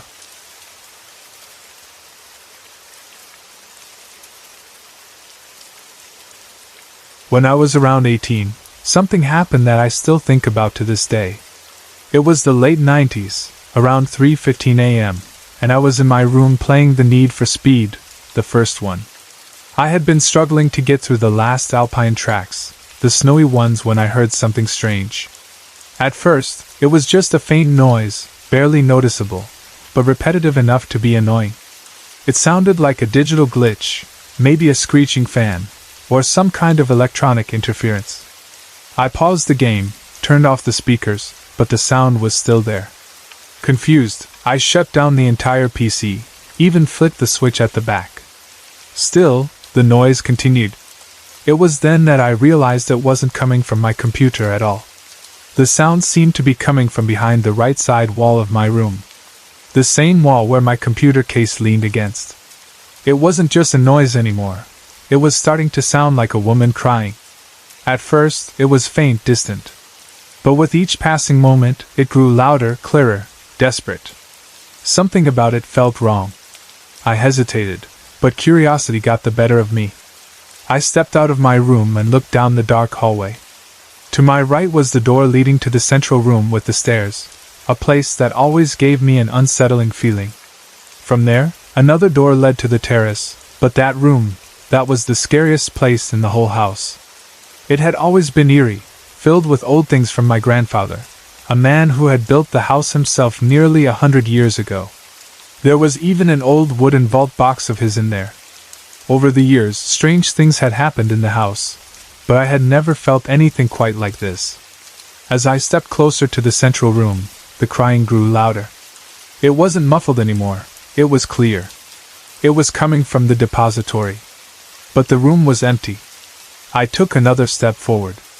Each movement sent chills down my spine. Part of me knew this wasn't normal. Then, as if someone had crossed into my reality, the sound suddenly shifted. It was in the hallway now. I froze. The crying was moving. Closer. It was coming toward my bedroom door. I backed away, slipped back into my room, and quietly shut the door. I pressed my ear against the wood, listening, trying to make sense of what was happening. The crying got louder. It stopped right outside my door. And then, silence. There were no footsteps. No shuffling. Just an unbearable, overwhelming presence. I wanted to open the door, to see whatever was out there, but at the same time, my entire body screamed at me not to. I had heard stories before, about spirits, about possessions, about entities feeding on fear. And yet, something about this presence felt detached. It was as if this was just a recording of an event, playing over and over. But why was it right outside my door? Minutes felt like hours as I stood there, paralyzed by fear. I leaned my forehead against the wood, exhausted, unsure what to do next. Then, suddenly, the crying got louder. It filled the room. I couldn't tell if it had entered or if my mind was playing tricks on me. I couldn't move. At some point, I must have fallen asleep because the next thing I knew, it was morning. The crying was gone. The first thing I did was ask my mom if she had been crying during the night. She looked at me confused. "No," she said. "That certainly wasn't me." Then she added something that made my stomach drop. "Next time, wake us up. Maybe we can help, maybe that poor soul just needs something." A chill ran down my spine. She believed me. That was far from the first or last strange thing that happened in our house. When we first moved in, my parents would frequently hear heavy boots walking upstairs, right above their bedroom. The whole house shook. Each time, they would rush upstairs to check on me, only to find me sound asleep. It happened several times, until my mom, being deeply religious, arranged for a mass to be held for the souls of the dead. After that, the footsteps stopped. The house had once been a beautiful piece of land, known for its gardens, rare flowers, and beehives. My grandfather, an artist, had poured his soul into making it a paradise. But after he passed away, things changed. His 6 daughters, all married to Italian men, fought over the house.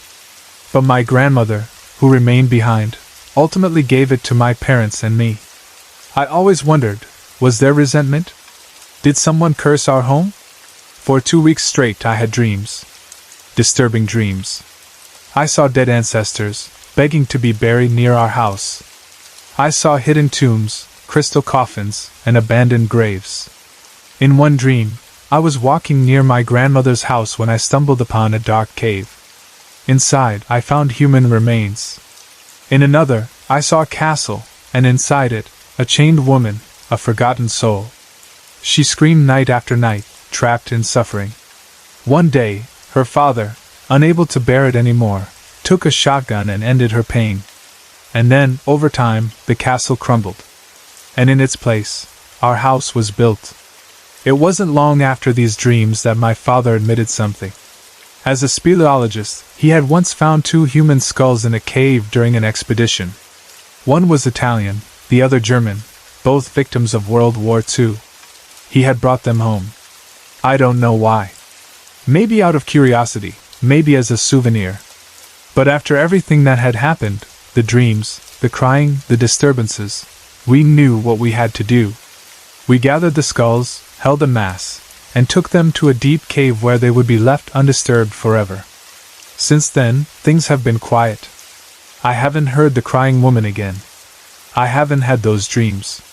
But sometimes, when I think about that night, when I was standing at my door, frozen, just inches away from whatever was crying on the other side, I regret not opening it.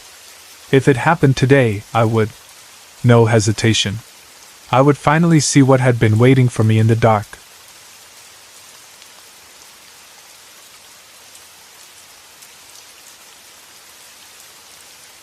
I used to spend a lot of time playing online games, especially Movie Star Planet. It was my go-to distraction for most of my summer. One of the game's features was a forum where players could chat, rant, or just pass time together. At one point, there was this one topic that seemed to be everywhere. "Hey, how do you feel about my friend Dahmer?" It was in nearly every thread. I thought it was just another internet trend, something that would fade soon enough, but my curiosity got the best of me, and I decided to check it out. Before I even read about it, I had a strange feeling. I knew, without knowing why, that Dahmer was the name of a high school kid who later became a horrible person. I even pictured him in my head, blonde hair, blue eyes, without ever having seen him before. At the time, I had never heard the name Jeffrey Dahmer. But for some reason, I already had this eerie sense of recognition, as if some part of me already knew who he was. Because Movie Star Planet censored a lot of words, no one could really get into details about the movie. Most people were just debating whether or not it was controversial. That in itself gave me a strange feeling. They were saying it was controversial, and I already knew that the guy in question had done something horrific. And yet I had no real knowledge of what that was. I told myself I'd look it up later, but eventually I forgot about it. A year passed. I was scrolling through YouTube when, out of nowhere, the words "my friend Dahmer" popped into my head again. I hadn't thought about it in so long, yet it suddenly felt like an intrusive thought, as if something pushed it into my mind. So I searched for it, and found a bunch of movie trailers. The one I clicked on showed this 70s style world, old cars, vintage clothes, and Ross Lynch playing Dahmer. I was surprised but intrigued. The trailer confirmed my original assumption. It was based on real events, and it was dark. Then I saw the name Jeffrey Dahmer written out for the first time. I googled it. Jeffrey Dahmer, American serial killer and sex offender. Something inside me sank. I felt dread, pure and suffocating. My stomach tightened, my hands felt cold, but there was something else, too, something worse. When I looked at his face for the first time, I felt a strange familiarity. Like I knew him. But I didn't. I had never seen him before. Yet there was this feeling, like I was looking at someone I had once spoken to, someone I had known for years. His face was unshaven, tired, empty. My first reaction was disgust, but almost instantly, that feeling was replaced. I felt bad for thinking it. It was like something deep inside of me recognized him, but my conscious mind had no idea why. It scared me. I ignored it, but the feeling stayed. I started researching, reading everything I could about him. The more I read, the more I felt like I understood him. I didn't see him the way most people did. I didn't see a ruthless serial killer. I saw someone broken. What he did was unforgivable, but I realized he wasn't like other killers. He didn't enjoy killing, he hated the idea of being alone. The murders were a means to an end. He didn't crave power, he craved company. He had tried to resist his urges, had looked for ways to stop. The drinking, the avoidance, the guilt. He never wanted to kill. He only did it when he was so drunk he couldn't think straight. That alone said a lot. I don't condone what he did, but I understood him. And that scared me even more. Then, things started happening. It started with cold spots. Sudden breezes of freezing air when there was no draft. It wasn't my breath. I checked, exhaling to compare. My room is in the basement, and the windows don't open. There shouldn't have been any air moving. Then, one night, while I was typing on my laptop, I felt something gently stroke my cheek. My hair was pulled back. Nothing should have touched me. I ignored it. But then I had the dream. I was in a place that was completely white, glowing, peaceful. Dahmer was there. He looked upset. I don't remember what he said, but I remember the feeling. When I woke up, I told my mom about the dream, without mentioning Dahmer's name, and she said it might have been heaven. I didn't believe it, but the dream stayed with me. I still wasn't convinced this was real. So I downloaded a Spirit Box app. The first time I turned it on, I asked, "Who am I speaking to?" A distorted voice replied, "Jeff." That was the moment I started to believe. More things followed. My best friend, who knew nothing about my experiences, visited one day and randomly pointed out the cold spots and orbs moving around my room. I hadn't told her about any of it. Then there was the light incident. I have Christmas lights hanging in my room, but because of my ceiling, they don't stay up well. One night, I got frustrated because they had fallen in front of my door again, making it impossible to close. I cursed at them before leaving with my family to go grocery shopping. When I came back, my door, which I knew I had left open, was shut. The lights, which I was too short to put back in place, were neatly folded between the ceiling tiles. I froze. I felt this overwhelming warmth, this euphoria, like someone was radiating love toward me. Like whoever did this cared. Instead of feeling scared, I felt flattered. I whispered thank you to whoever had done it. At that point, I suspected it was Jeffrey. I didn't have any known relatives who had passed, and he was much taller than me, tall enough to have fixed the lights. So I used the Ouija board. I asked if it was him.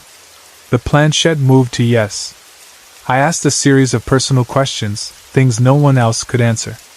And he answered every single one. I started believing that his spirit was with me. One night, I was in a really dark place. Crying, breaking down, questioning my sanity. I begged for a sign that I wasn't crazy. That night, I had another dream. I was in a hazy place. In front of me were two bouquets of roses, one an ugly, washed-out peach color, the other a stunning, vibrant white. I kept thinking, I need to get Jeff red roses. The thought was persistent, almost intrusive. I didn't know why. Then, suddenly, I was standing in front of him. He was glowing. Pure. Alive. And I was holding the most beautiful deep red roses I had ever seen. In that moment, we knew each other. There were no words, just feeling. A telepathic understanding. He was happy. I was happy. For the first time, he looked at peace. Then, everything went black. I woke up. My dead roses, the ones by my bedside, suddenly smelled alive, fresh, fragrant. I knew it wasn't a coincidence. I don't talk about this much because I know how people will react. But the truth is, I love Dahmer. Not the killer, not the things he did, but him. The soul. The person who suffered, who tried, who failed, who never wanted to be what he became. I hate that I feel this way, but I do. I'm not one of those people who worship serial killers. I don't see him as some kind of god. I don't glorify what he did. But I know he's here. And I don't think he ever left.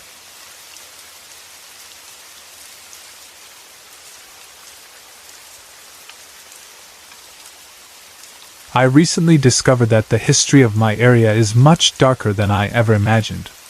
Naturally, I was fascinated, intrigued, yet, at the same time, deeply unsettled. I came across an old local history book, and what I read sent chills down my spine.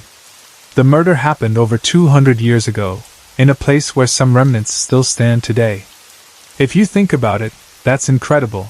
History frozen in time, hidden beneath the trees. This area was once a thriving mine, producing vast amounts of pennystone and coal in its prime. Now, it's mostly overgrown, reclaimed by nature, but its past lingers like a shadow. My eerie experiences haven't been limited to the local graveyard. They've happened all over my neighborhood, which has been steeped in morbid history for more than 3 centuries. Entire families have been lost in mining disasters. Soldiers from this town died in the war in France. If ghosts exist, this would be the kind of place to find them. But there's one event that unsettles me the most. The 1812 murder happened not far from where I live, a crime so gruesome that it still haunts the land. People walk past the exact spot every day, completely unaware of the horror that took place there. It happened near the remains of an old colliery bridge, a bridge that once carried carts of coal and clay from the mine. Most of it is gone now, but the lower foundations still stand, weathered by time yet still there. Before it became a nature reserve, this area had always been a quarry, and it still carries that eerie, abandoned atmosphere. And it was here, on these very foundations, that the body of an old man was found. He lay at the bottom of a deep pit. Bloody. Alone. His name was William. I won't disclose his full name for privacy reasons, but his story was documented, with at least 22 witnesses. His house had been ransacked, his belongings stolen, and he was left to die in that cold, forgotten place. The thought of someone doing that to an elderly man, leaving him to die alone in the dirt, filled me with sadness. It felt cruel. Heartless. Fortunately, The killer was caught and hanged. Justice was served. But even then, something tells me that William's spirit never truly left. Even now, whenever I pass that path, I feel something watching me. Most of the time, I can't even bring myself to go near it. It's not just fear, it's something deeper. Something unexplainable. I know no one is there, and yet, every time I look down that path, I feel eyes gazing back at me. Today, I finally mustered up the courage to visit the remnants of the bridge alone. The ruins were beautiful yet haunting, standing there as silent witnesses to a crime long forgotten by most. But I couldn't stop thinking about William. His life. His death. His suffering. That's when I felt it. A cold presence surrounded me. I froze in place. It was a warm summer's day, not a cloud in the sky, not even the slightest breeze. And yet a deep chill wrapped around me, cutting through the heat like a knife. Anxiety crept in. My heart pounded. I wanted to run. Every instinct told me to turn around and leave. But for some reason, I didn't. Instead, I found myself whispering, "I'm sorry for what happened to you. You never deserved to die like that." The cold lingered for a moment longer, and then I felt it. A hand on my shoulder. Reassuring. Gentle. But undeniably there. I whipped around in a panic. No one was there. I don't know what you believe, but I think that was William. Maybe he just wanted someone to acknowledge what happened to him. Maybe he wanted someone to remember. Whatever the reason, I don't think I'll be going down that path again anytime soon. If I ever do go back, I'll make sure I'm not alone.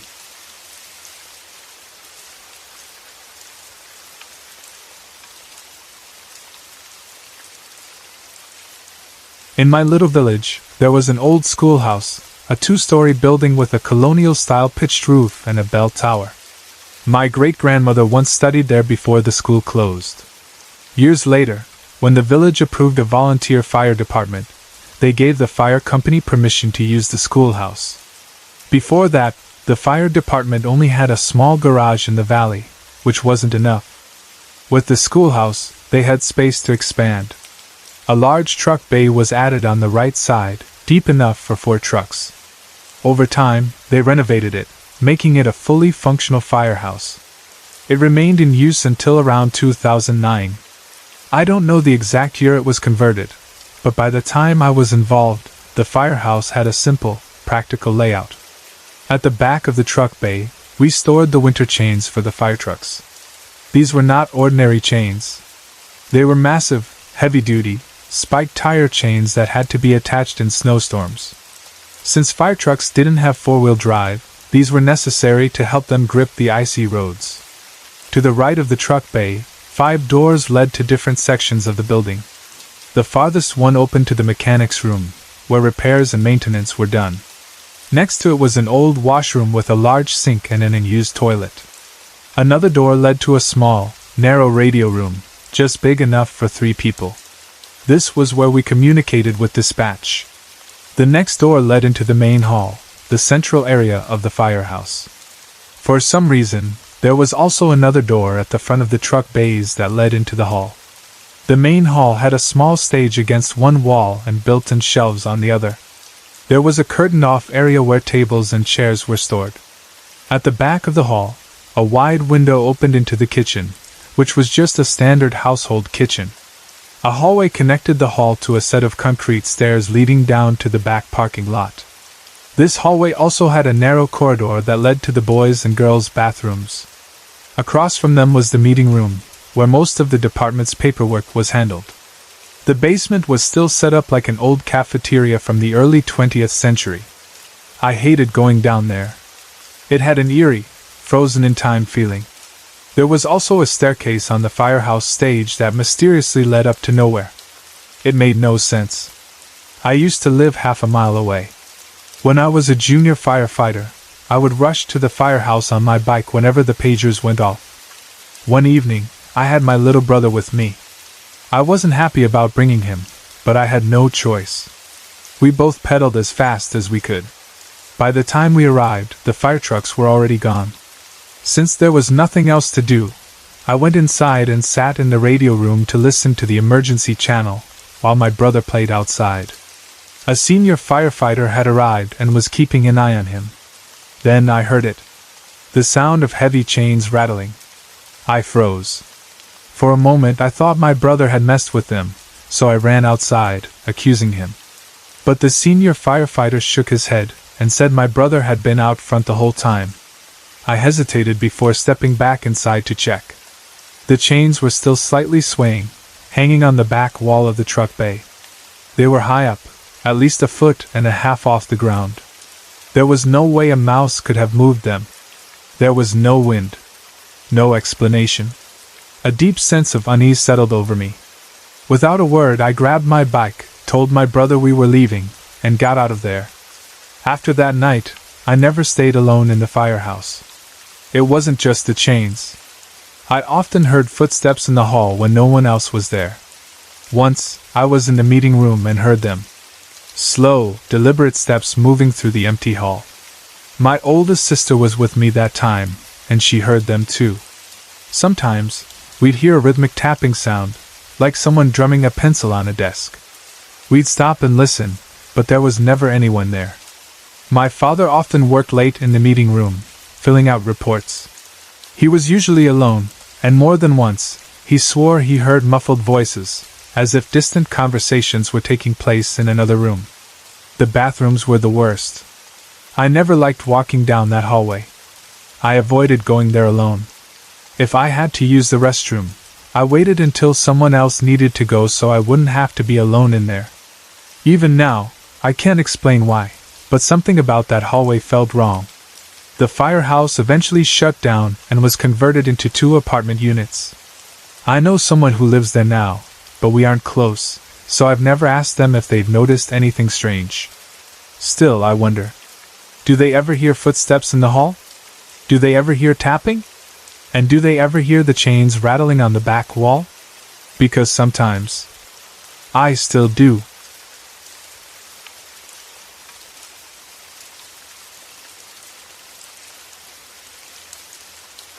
This happened when I was traveling for work to Hyderabad, India. I stayed in a beautiful hotel that had once been a palace, and I was lucky enough to be given one of their royal suites along with a colleague. The suite was grand. As you entered, there was a spacious living room, separated from the bedroom by a curtain. The washroom door was on the opposite side of the bedroom.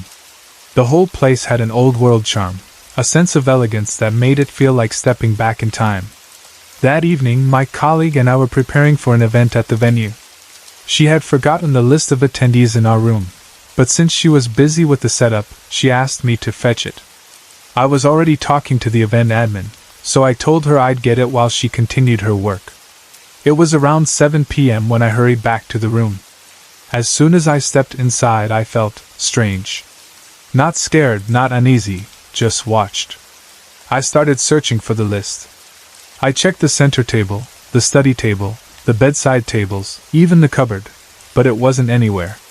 I needed to use the washroom, so I decided to call my colleague after I was done and ask where she had kept it.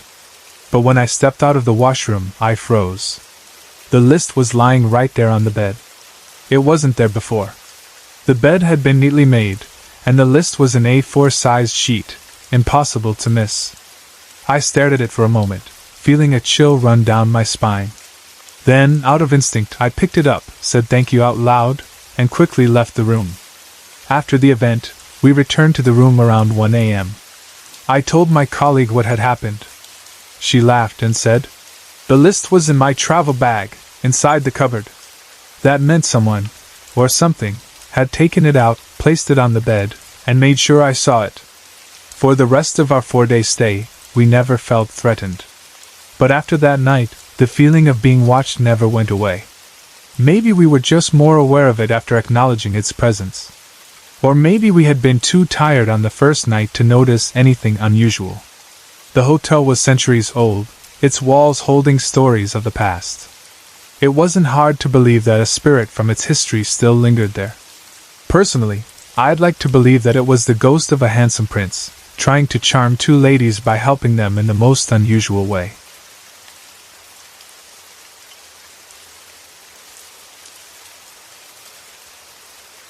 When my daughter was about 10 months old, her dad moved in with us. We had decided to give our relationship another try. I had my doubts at first. He had been absent for the last 4 months of my pregnancy, and the first 9 months of our daughter's life. I had endured so much on my own, but I was still young and in love, so I figured it was worth a shot. At first, it wasn't easy. We argued over little things, but we both made an effort to talk through our disagreements, trying to understand each other and find a way to make it work. A couple of weeks after he moved in, I woke up in the middle of the night and realized he wasn't in bed. I waited for a moment, expecting him to come back, but when he didn't, I got up to check. The bathroom light wasn't on, and the apartment was silent. I stepped into the hallway and saw him standing near the window, peeking through the drapes. When I called his name, he turned and put his finger to his lips, signaling for me to be quiet. My stomach tightened with fear. I stood frozen as he walked toward me and nudged me back into the bedroom. "What's going on?" I whispered. "There's someone outside," he said. "She wants to take the baby." Panic surged through me. I insisted we call the police, but he refused, saying, "She's gone already." I bombarded him with questions. Who was it? How did he know she wanted the baby? Why wouldn't he call for help? He gave me no real answers, only that he just knew. The way he spoke unsettled me. Maybe he had a bad dream. Maybe he was sleepwalking. I convinced him to lie down and go back to sleep, but something about the whole thing didn't sit right. A couple of nights later, it happened again. He stood by the window, watching, waiting, convinced someone was outside, wanting to take our daughter. In the morning, he remembered everything. He was convinced it wasn't just his imagination. I tried to rationalize it, thinking maybe it was just his anxiety as a new father. A small part of me even suspected he was on something, but I knew that wasn't possible. He was a health freak and didn't even drink. Then, after about 6 weeks, we woke up to our daughter screaming at the top of her lungs. She had always been a peaceful sleeper, so this wasn't just crying, it was full-blown terror. We bolted out of bed and ran to her room, only to find the door wouldn't open. Her dad shoved against it while I stood there, panicking, trying to calm her down through the door. He ran to the kitchen to get a knife, desperate to force the lock open. But when he returned and reached for the knob, the door suddenly opened with ease. We never closed her door at night, much less locked it. That night was just the beginning. She started having night terrors. She hated being in the apartment. She flinched at every noise, followed me everywhere, even to the bathroom, and would cry if we tried to put her to sleep in her room. We gave up and let her sleep in our bed. The disturbances continued. Doors slammed shut for no reason. Picture frames fell from the walls. Perfume bottles were knocked over. Once, while she sat in her high chair in the kitchen, a fork came flying from nowhere, missing her by inches. Sometimes she would stare into the distance, eyes wide with fear, before turning and pressing her back against the wall, shutting her eyes, and crying. But the strangest part? When she was at my parents' house, she was fine. Happy, playful. None of this happened there. Her pediatrician dismissed it as night terrors. My mother, on the other hand, wasn't convinced. She took her to see a brujo, a Mexican witch doctor. He performed a ritual, using prayers and burning herbs while massaging my daughter's head. Afterward, he told my mother something very evil was trying to attach itself to her, and warned us to get her out of that apartment. After that, we kept her at my parents' house. Her dad and I stayed there most nights too, avoiding the apartment as much as possible. But we still had a lease, so we continued paying rent even though we barely lived there. One day, I took my daughter to the park and bought her a helium balloon. It was one of those shaped ones with paper arms and legs that moved when the balloon floated. On the way back to my parents' house, I stopped by the apartment to grab some things.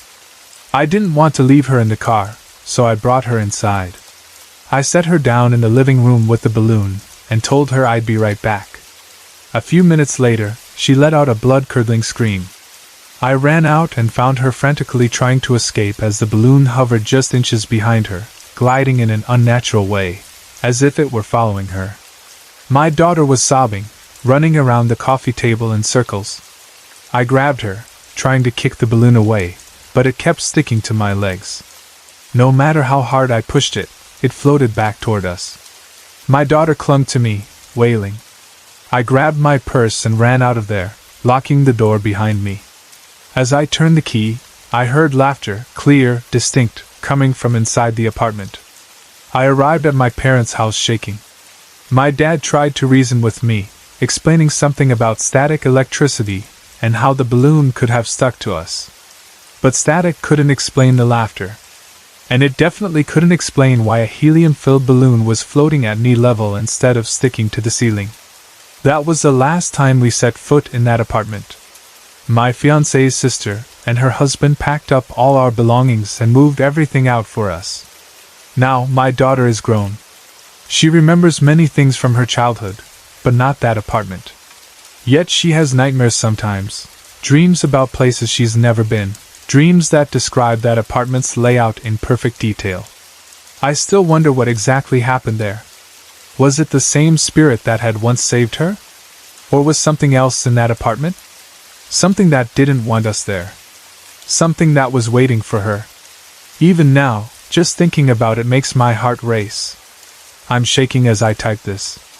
I've had other encounters with spirits in my parents' house in Mexico, but none have terrified me the way that apartment did. My mom no longer lives there, but I still spend weekends in the house. Lately, the family friends living there have been telling me about strange occurrences. I'm preparing to do a cleansing soon. I'll let you know how it goes.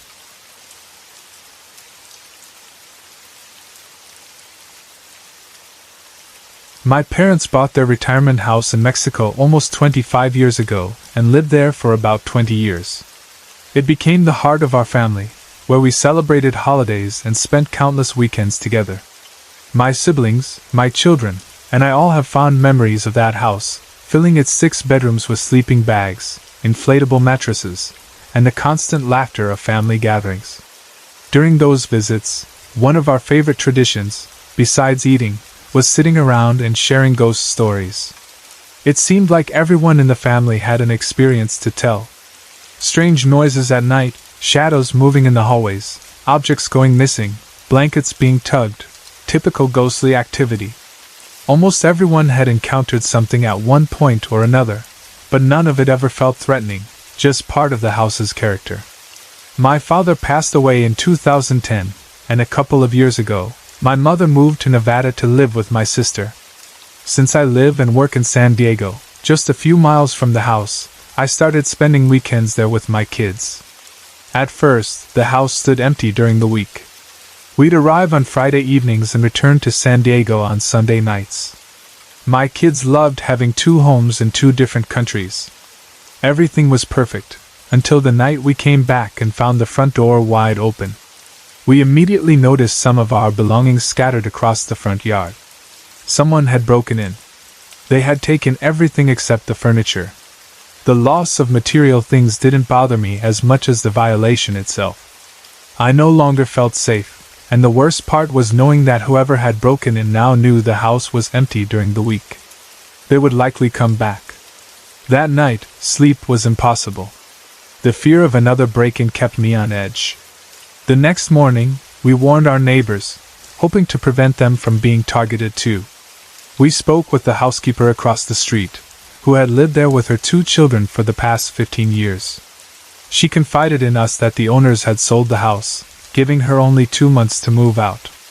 It felt like an answer to my prayers. Without hesitation, I made her an offer: move into my house. She wouldn't have to pay rent, just split the utility bills. She and her children could have the 2 bedrooms downstairs and essentially live in the house full-time while we were away. She loved the idea, and 2 months later she and her family moved in. Since October 2017, Patty and her 2 children have lived in the house. The arrangement worked out better than expected. Our teenage daughters became instant best friends, and her 25-year-old son, Adrian, turned out to be a blessing, helping with much-needed repairs around the house. Adrian also had a 7-year-old son, Ian, who lived with his mother. They had an agreement that when Ian started school, he would move in with Adrian. That day finally came a few weeks ago, and Ian officially became part of the household. And that's when things started changing. At first, I didn't say anything. I didn't want to scare Patty or her family away, but there were things happening that I couldn't ignore. One Saturday, while everyone was outside tending to the yard, I was alone in the kitchen making lunch. I noticed some of the pantry and cupboard doors were open, so I closed them, only to turn around moments later and find them open again. This happened several times.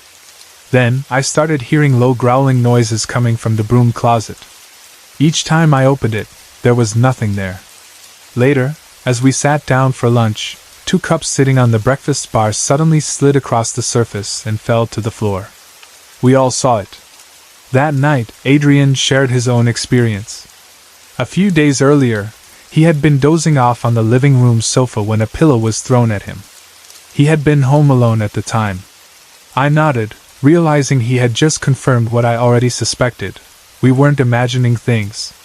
Later that night, I was in the bathroom when one of my decorative towels fell off the rack. This towel was never used. It was always neatly folded and hanging in the middle of the rack. It didn't just slide off, it fell as if someone had pulled it. Then there was my son. He kept insisting that we were having earthquakes at night because he could feel his bed shaking. But nobody else felt these earthquakes, and none were reported online. Something about the house felt different. Before, even though there were occasional odd happenings, the house was warm and full of life. Now it felt big, cold, dark, unwelcoming. It was an unsettling sensation, like constantly being watched. I felt ridiculous, but I was genuinely afraid to go to the restroom at night.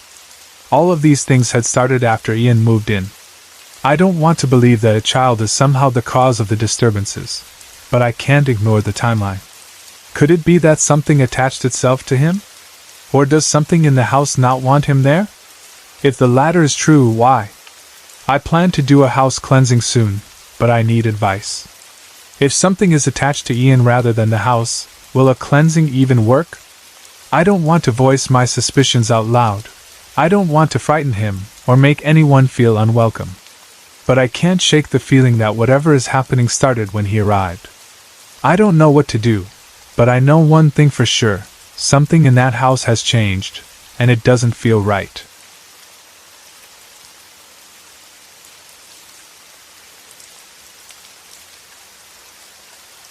In 2006, I lost my sister to cancer. She was buried in Fairview Cemetery in my hometown of Mishawaka.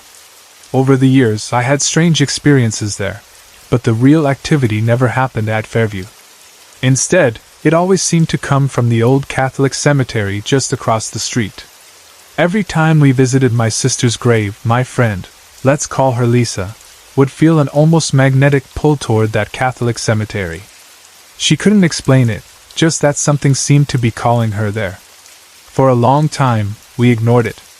Until one day, curiosity got the best of us, and we finally decided to explore. We had no idea what we were about to walk into.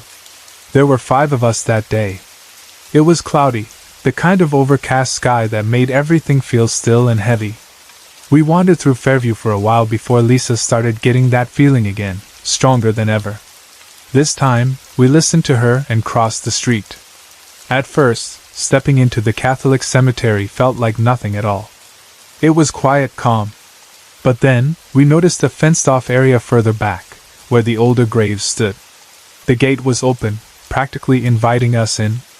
The moment we crossed through, everything changed. The air felt thick, pressing down on us. Something was there.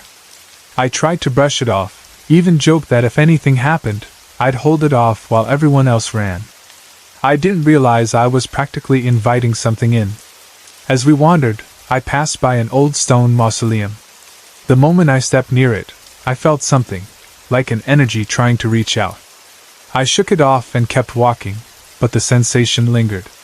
When I told my friends about it, their curiosity got the best of them. They all went over to check it out. There was a small hole in the mausoleum door. One by one, my friends took turns peering inside. Nothing happened. But when I looked in, I felt something slam into me, an invisible force pushing me back. That's when the bad feeling hit me like a brick. We needed to leave. Now. As we hurried toward the exit, I glanced back through the fence, and that's when I saw it. A tall shadow figure stood beside the mausoleum. It was darker than anything around it, like a void that absorbed all light. At first, we all just froze, staring in disbelief. That's when my friend, who could read auras, spoke. "It's blood red." The figure wasn't just there, it was furious. And then it started moving toward us. Panic set in, and we bolted. But as we ran, something strange happened. The closer the figure got, the angrier I felt. It was like its rage was seeping into me.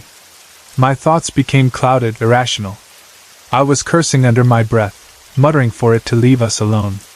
The anger grew so intense that, for a moment, I was ready to turn around and confront whatever it was. I wanted to fight it. Luckily, my friend grabbed me and pulled me along before I could do anything stupid. We made it out of the cemetery and ran straight across the street to Fairview, where our cars were parked. But the shadow didn't stop at the gate. It followed us. It was coming for us. But then, something strange. As soon as we crossed into Fairview, the figure stopped. It lingered at the edge of the Catholic cemetery, unable to follow. It was like some invisible barrier was keeping it out. We scrambled into the car, and as we sped off, I looked back one last time.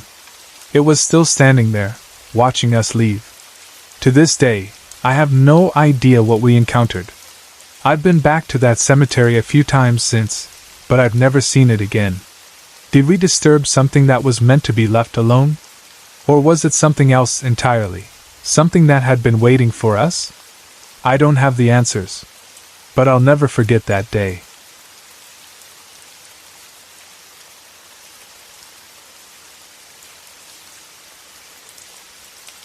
About 5 years ago, I was at my parents' house waiting for my kids to come home from a birthday party. I was sitting in the dining room, reading on my Kindle, when I caught movement outside the window. I looked up and saw a man in the yard. In one quick motion, he jumped up and climbed over a 15-foot concrete wall that separated our yard from the neighbors. I bolted outside, thinking I had caught an intruder, but when I got to the yard, he was nowhere to be seen. Without thinking, I ran straight to my neighbor's house, practically barging into their yard, expecting to see the guy escaping. Instead, I found about 15 people having a cookout, all of them looking at me like I was crazy. I quickly explained what had happened, that I saw a man in blue jeans and a white and blue striped t-shirt climb over the wall into their yard. They looked around, half-heartedly searching just to humor me, but no one saw or heard anything. The way the house was positioned, the only way he could have disappeared so fast was either by running straight through the yard, where everyone would have seen him, or by climbing onto the roof and walking across to the other side. But the ladies inside the house, who were preparing food, swore they hadn't heard a single sound above them. Feeling confused and embarrassed, I walked back home. When I told my family, they laughed it off, saying I must have imagined it. But I knew what I had seen. Fast forward to a few weeks ago. My roommate Adrian was talking on the phone with his friend Mario, who lives across from us. It was around midnight, and Mario had just returned from a party when he saw Adrian's bedroom light on and decided to call him. While they were talking, Mario stood on his balcony, overlooking the neighborhood. In the middle of their conversation, Mario suddenly gasped. Adrian immediately asked what was wrong, and Mario whispered, "There's a black shadow in the shape of a man climbing up the wall in your yard." Adrian, without hesitation, said he was going to check it out. "No, don't," Mario warned. "It's creepy. It's just stuck to the wall like a spider. No human can do that." When Adrian told me what had happened, my mind immediately went back to what I had seen years ago. The difference was, my sighting was in broad daylight, and the figure I saw was solid. I even remembered his clothing in detail. Mario, on the other hand, saw a dark shadow, more like a silhouette of a man, and it was midnight when he saw it. Still, how common is it to see a person, real or not, climbing up walls? What's even stranger is that lately, the house has become more active. My family has always had occasional strange experiences there. Things moving, voices in empty rooms, flickering lights. But it always seemed to come and go. Now, it's happening almost daily. Doors opening on their own. Objects disappearing and reappearing in odd places. Shadows moving in the corners of our vision. Unexplainable noises in the dead of night. It's hard not to wonder if the thing Mario saw and the man I saw years ago are connected. Or if whatever is in the house now has always been here, just waiting for the right time to make itself known.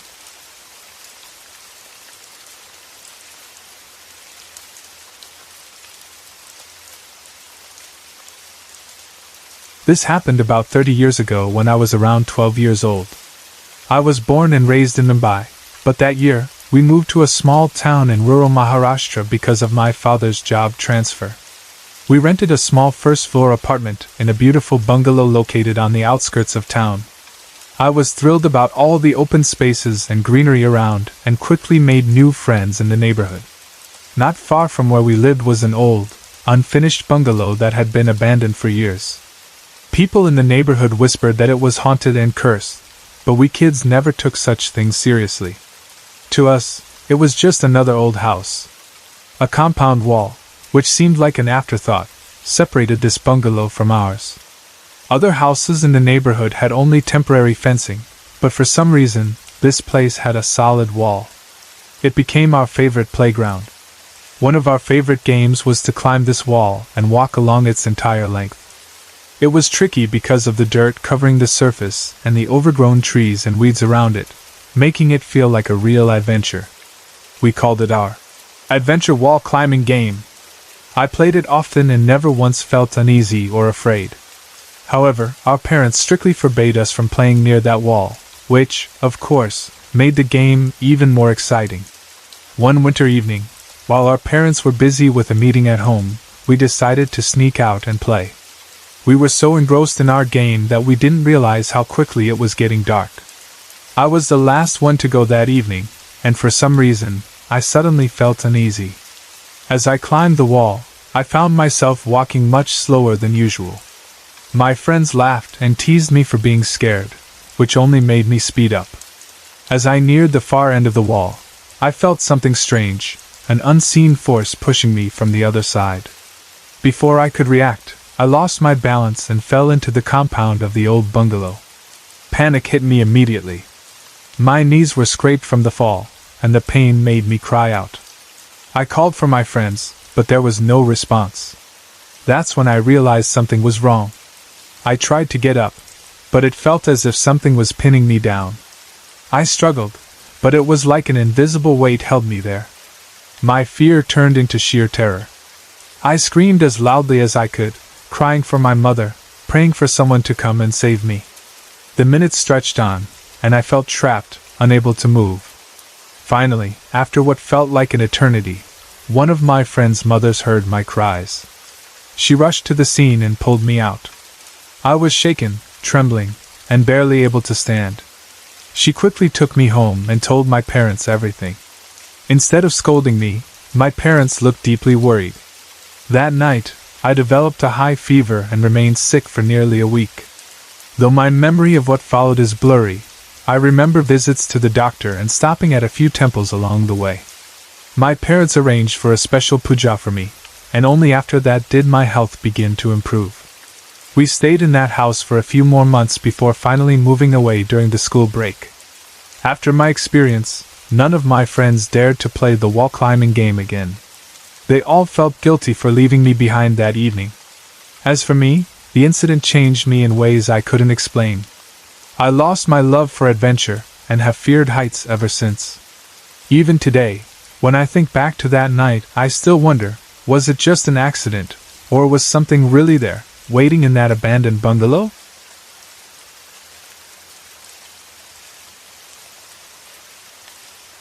This happened about 30 years ago when I was around 12 years old. I was born and raised in Mumbai, but that year, due to my father's job transfer, we moved to a small town in rural Maharashtra. The move was a big change for me. Mumbai had been my entire world, filled with the constant buzz of the city, friends I had known since childhood, and the comfort of familiarity.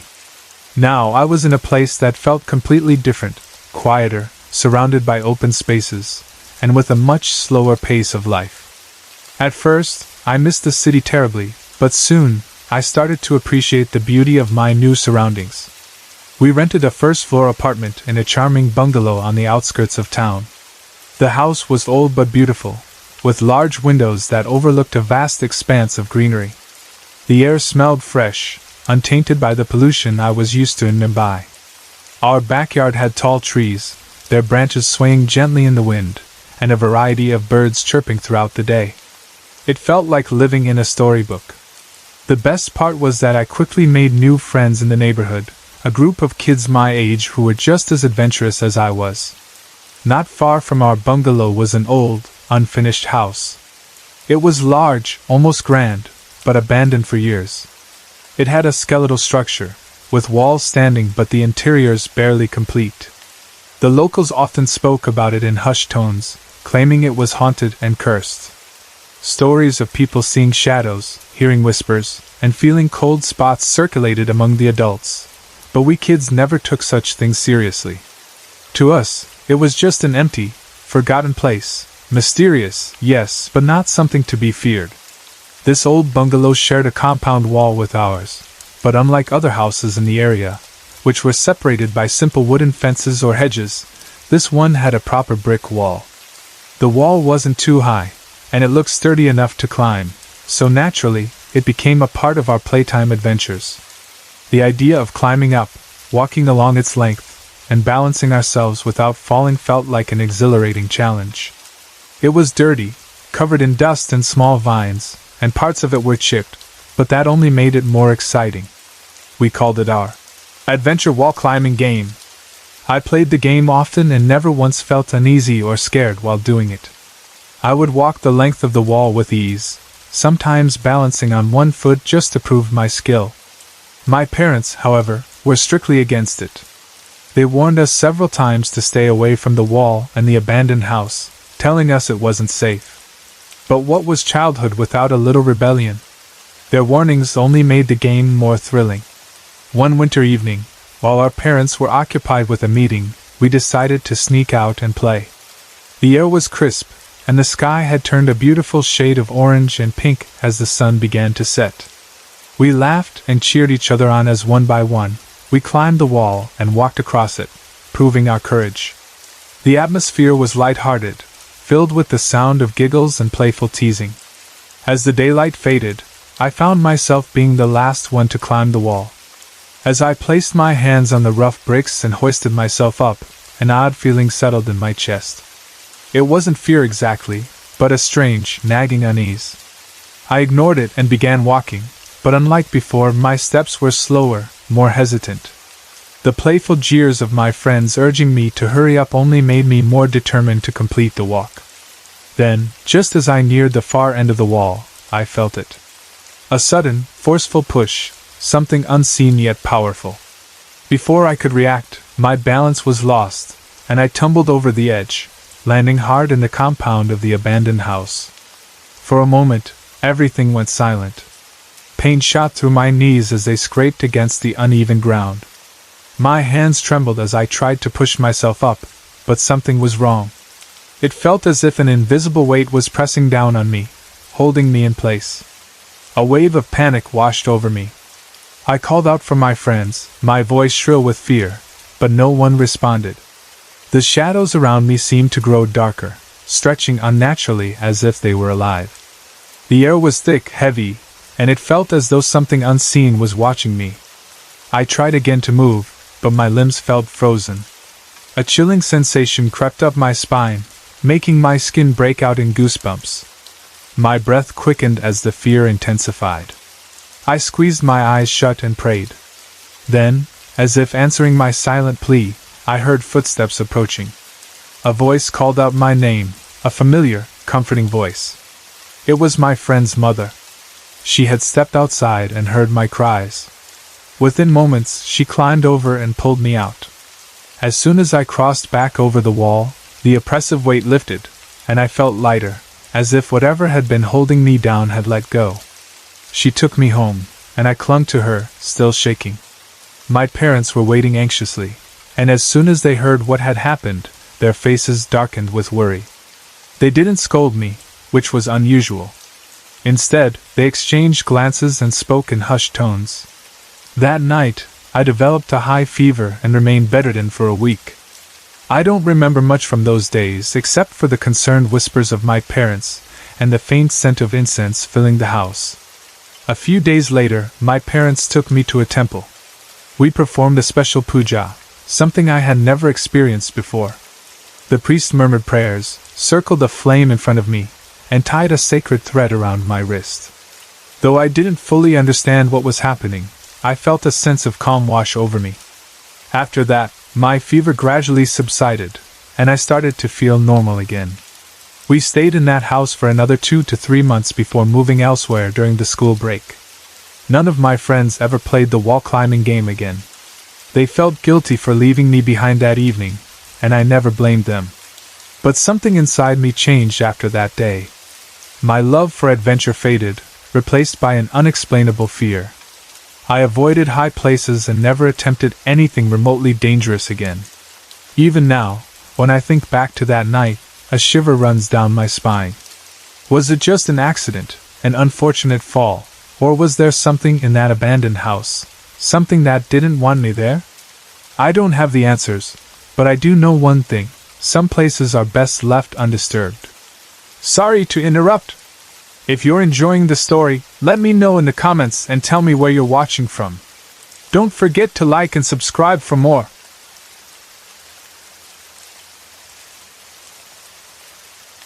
I've been working at my company for over 11 years now, dealing with textile machinery and spare parts. It's a job I love, and over time, my colleagues have become like a second family to me. Our team is small but close-knit, 2 female colleagues, 4 male colleagues, and me. 2 of the men often worked outside the facility, handling machine maintenance and preparation for sale. Our office building had a simple layout. As soon as you entered, you'd find the office of my female colleagues, and directly ahead were the stairs leading to the second floor. Facing the stairs was the warehouse where we stored machinery and spare parts, and to the right, a corridor led to the men's and women's restrooms. Upstairs, my office was on the right, with my boss's office right next to mine. I've never been afraid of the dark. Even as a child, as long as there was a little light, I never felt the need to switch on extra lights. But something changed between March and June. Every time I had to use the ladies' room at work, I'd get this strange feeling, like I had to turn the corridor light on. It wasn't every time, but when it happened, the sensation was so strong that I couldn't ignore it. It made no sense, and I even felt a little ridiculous, so I never mentioned it to anyone. This odd feeling came and went for a few months. Then, one afternoon, I was sitting in my office when I needed to print some documents. The printer was in my boss's office, and since he was rarely there, I got up, printed the documents, and left to file them in the archives upstairs.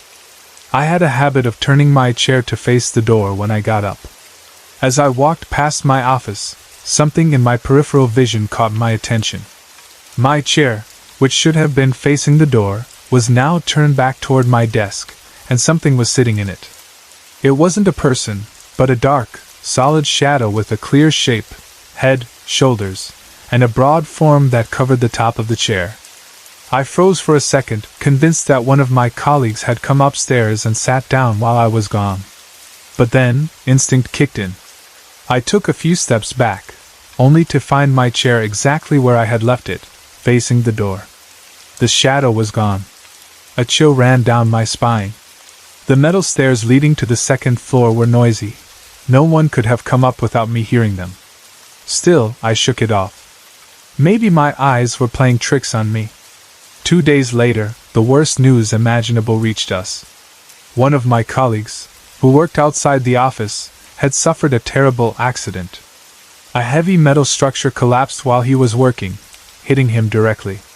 He was rushed to the hospital with a severe head injury, broken ribs, and lung damage. We were devastated. For a week, we clung to hope, praying for a miracle. But he didn't make it. The grief that filled our office was unbearable. He left behind a wife, children, and grandchildren, and our close-knit team felt his absence like a deep wound. It wasn't until weeks later that I realized something. The strange fear, the one that had been forcing me to turn the corridor light on, was gone. It just vanished. I wouldn't have noticed if I hadn't seen one of my colleagues walking to the restroom in the dark without switching the light on. Something clicked in my mind. She had turned the light on before, just like I had. Why wasn't she doing it anymore? When she returned, I casually asked her why she hadn't switched the light on. She looked confused for a moment, and then admitted, "I don't know. I just don't feel like I need to anymore." That's when it hit me. We had both been experiencing the exact same fear at the exact same time, sometimes needing to turn the light on, sometimes not. And now, after our friend's passing, it had completely stopped. Was something lurking there? Was the shadow I saw an omen? A warning of what was coming?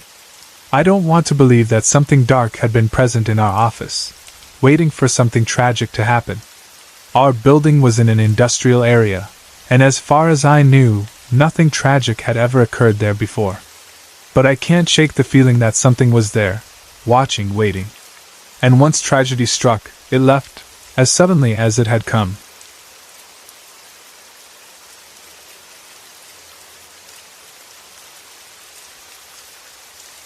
When I was 14, my father got transferred to a small town near Pune, and we had to leave our home and city overnight to join him. We moved into the first floor of a beautiful cottage named Gulab, which means rose. The cottage belonged to a warm and welcoming family who made us feel at home right away. I started living there with my mother and younger brother, while my father had to stay at his workplace during the week, only visiting on weekends. The owners of the cottage had two daughters, Sunita and Anita, and a son, Anish. Anita and I were the same age, so we quickly became close friends. Their father worked in a remote village and rarely visited, while their mother, a teacher, often traveled to be with him, taking Anish along. This left Anita and her grandmother at home most of the time. The entrance to our first floor apartment was at the back of the cottage, leading up a long flight of stairs. The first room you'd enter was the bedroom, followed by the living room. From the very first day, I had an uneasy feeling about that staircase and our bedroom. Unlike the other rooms, which were bright and sunny, our bedroom was cold, dark, and uninviting. Even my mother and brother felt uncomfortable there, and on many nights, we would abandon the bedroom to sleep in the living room or on the balcony. My mother also mentioned hearing faint knocking sounds coming from the roof above our room, especially at night. We ignored these signs, thinking we were just adjusting to our new surroundings. Sunita, Anita's older sister, always behaved strangely.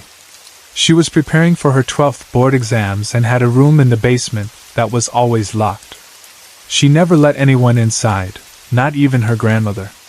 Anita tried taking me there a couple of times, but Sunita would scold us and send us away. We dismissed this as an elder sibling's possessiveness over her space. One summer evening, Anita's mother had to travel out of town with her grandmother due to a death in the family. She asked my mother if we could stay over for the night and look after Anita and Sunita.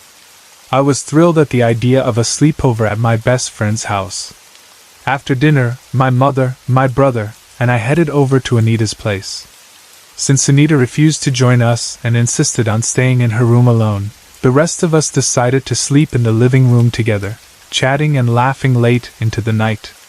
Suddenly, Sunita rushed out of her room looking disturbed and asked my mother for a bowl of milk. It was an odd request at that hour, and my mother, puzzled, asked why she needed it. Sunita hesitated, but after a heated exchange, she broke down in tears and told us everything. She had been living in this cottage since she was about 5 years old. Back then, her room was a nursery with a door leading to the back garden. At the time, construction was underway to build the first floor, and the contractor's family, a woman and her baby boy, lived in a temporary shed right above where our bedroom was now. Sunita was often home alone with a maid since both her parents worked, her grandmother hadn't moved in yet, and Anita and Anish were not born. One afternoon, she came home from school and was told that the contractor's baby had died. Later, she learned that the baby had crawled down the stairs from the first floor, slipped, and fallen just outside her room, dying on the spot. That night, she could hear the baby's mother crying endlessly. She also saw blood outside her room and was terrified. Overwhelmed with grief, the baby's mother eventually took her own life. The contractor abandoned the project, and things quieted down for a while.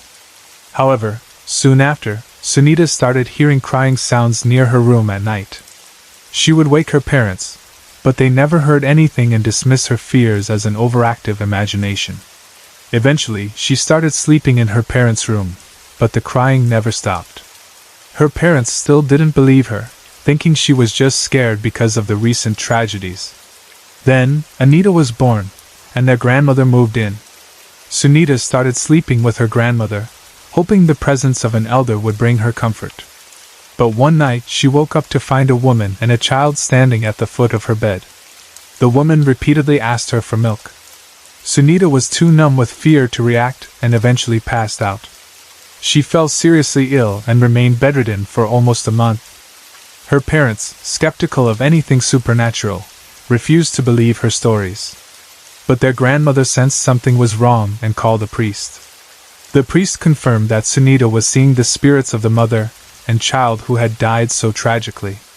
He advised them to conduct a special puja and, as a remedy, instructed them to leave a bowl of milk outside Sunita's room on every full moon night. Though her parents refused to perform the puja, they reluctantly allowed her to follow the milk ritual. To her astonishment, each time she placed the bowl outside her room, it would be completely empty within minutes, without a single drop spilled. Occasionally, she would still see the woman and child, and the crying persisted, but over time, the occurrences became less frequent. That night of our sleepover happened to be a full moon. After hearing her story, none of us had the courage to dismiss her request. My mother gave her a large bowl of milk, and Sunita carefully placed it at the far end of her locked room. Then, for the first time in years, she joined us in the living room. None of us could sleep that night, too scared to even turn the lights off, counting down the hours until sunrise. The moment morning arrived, we rushed to Sunita's room. The bowl was completely empty. Not a single drop had spilled, and the room had remained locked from the outside the entire time.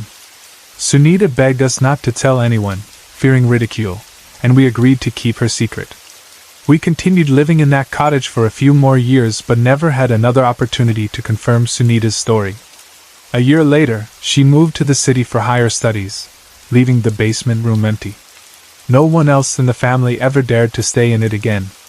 Even now, when I think back to that night, I can still feel the chill of fear that gripped us. Whatever had happened in that house, whatever Sunita had endured, was beyond our understanding.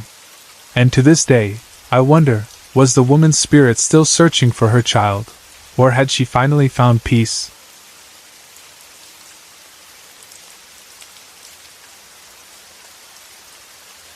When I was living in my old apartment, my boyfriend at the time, Brian, used to sleep over whenever he had a rest day. He usually stayed in my room while I was at work, watching movies on my laptop. My room was a cozy space, but my friends often joked about how it looked like a nursery, because everything was covered in Winnie the Pooh designs, curtains, pillowcases, bedsheets, and even the blanket. The built-in wooden closet near the foot of my bed was painted baby pink and made of high-quality wood, without any sharp edges or damage. One morning, I came home around 5:15 a.m. and found Brian already asleep. I crawled into bed beside him, exhausted from my shift. A few hours later, around 10 a.m., he woke up, wincing in pain. He told me his right knee hurt, like something had pricked him. When he rolled up his pants, we saw 3 fresh scratches on his knee, about 3 inches long. There was a little blood, but it looked like it had just happened. We were confused. He had been wearing long pants the whole time, and my bed had no sharp objects. We checked his clothes, thinking maybe something had gotten stuck in the fabric, but found nothing. We examined my mattress, my pillows, even the closet near the foot of the bed, but there was no possible way he could have injured himself like that in his sleep. It didn't make sense. Later, we spoke to an elderly woman in our neighborhood, whom we called Nene. She was known for sensing things beyond the ordinary. When we told her about Brian's mysterious scratches, she gave us a chilling response. "It's not just a regular scratch. Something in your room doesn't want anyone else there. It thinks you belong to it." Her words sent shivers down my spine. I tried to brush it off as superstition, but when I noticed that Brian's scratches weren't healing like normal, I couldn't ignore it anymore. A typical scratch fades within a few days, but his marks stayed for almost 2 weeks. It felt unnatural. Desperate for answers, I decided to confront whatever was in my room. That night, alone in my room, I spoke out loud, telling it to stop if it was responsible. I felt ridiculous, talking to an empty space, but I was serious. Days turned into weeks, and the incident slowly faded from our minds, until something far worse happened. One night, Brian, my friends Al and Ace, and I were all off from work, so we decided to watch a movie together in my room. After the movie ended, around 11 p.m., we all got ready to sleep. Brian turned off the lights, and I lay in bed with my eyes closed but still fully awake. Then I heard it. A deep, thick male voice whispered my name, Athena, followed by words in a language I couldn't understand. The voice had a strange echo, as if it was right beside my ear and yet everywhere in the room at once. Then it laughed, a terrifying, inhuman laugh. My whole body went hot. Suddenly, I felt hands grabbing my head, trying to pull me toward the window. I had 2 windows in my room, one beside the bed and one at the headboard. It felt like something was dragging my head towards one of them while continuing to whisper in that eerie, unintelligible language. I wanted to scream, to move, to fight back, but I couldn't. My body was completely paralyzed. The only thing I could move was my eyes. I could see Brian beside me, still awake and playing on his phone, the light from his screen illuminating his face. But he didn't notice what was happening to me. I was trapped. I panicked. I closed my eyes and started praying, begging whatever it was to let me go. I focused all my energy on moving a single finger, then my elbow. When I finally managed to break free, I bolted upright in bed, gasping for air. The presence was still there. I could feel it. I started crying, hugging my pillow. Brian immediately turned to me, worried, and switched the lights back on. I told him everything, the voice, the laugh, the pulling. My sobs must have been loud because Al and Ace came rushing in from their rooms, asking what had happened. We all stayed up for the rest of the night, too terrified to sleep. Al, who had always been sensitive to these things, said something that sent another wave of fear through me. "Uncle is still here on the 3rd floor. He never left." We shared what had happened with Nene again. This time, she gave us more insight. Before the building had been constructed, there was a massive tree on that spot. She believed the spirit that had once resided in that tree was still lingering, disturbed by the construction of the 3rd floor. After that night, we kept the lights on while we slept. No one left their windows open. We barely spent time in the apartment except to sleep. After 9 months of enduring these encounters, we finally moved to a new apartment. From the day we left, the strange occurrences stopped. No more scratches, no more voices, no more heavy presence lurking in the shadows. I don't know what that entity was or what it wanted from me, but I'm grateful we got away. Even now, years later, I can still hear that voice in my mind, whispering my name in the dark.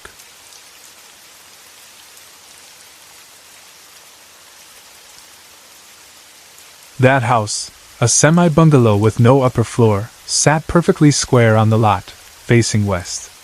The left side of the property held 2 rental apartments, while the right side was ours. The first apartment, positioned at the front, had a door and a window facing west. Behind it, the second apartment was smaller, with its door facing south, creating a narrow passageway leading to the backyard.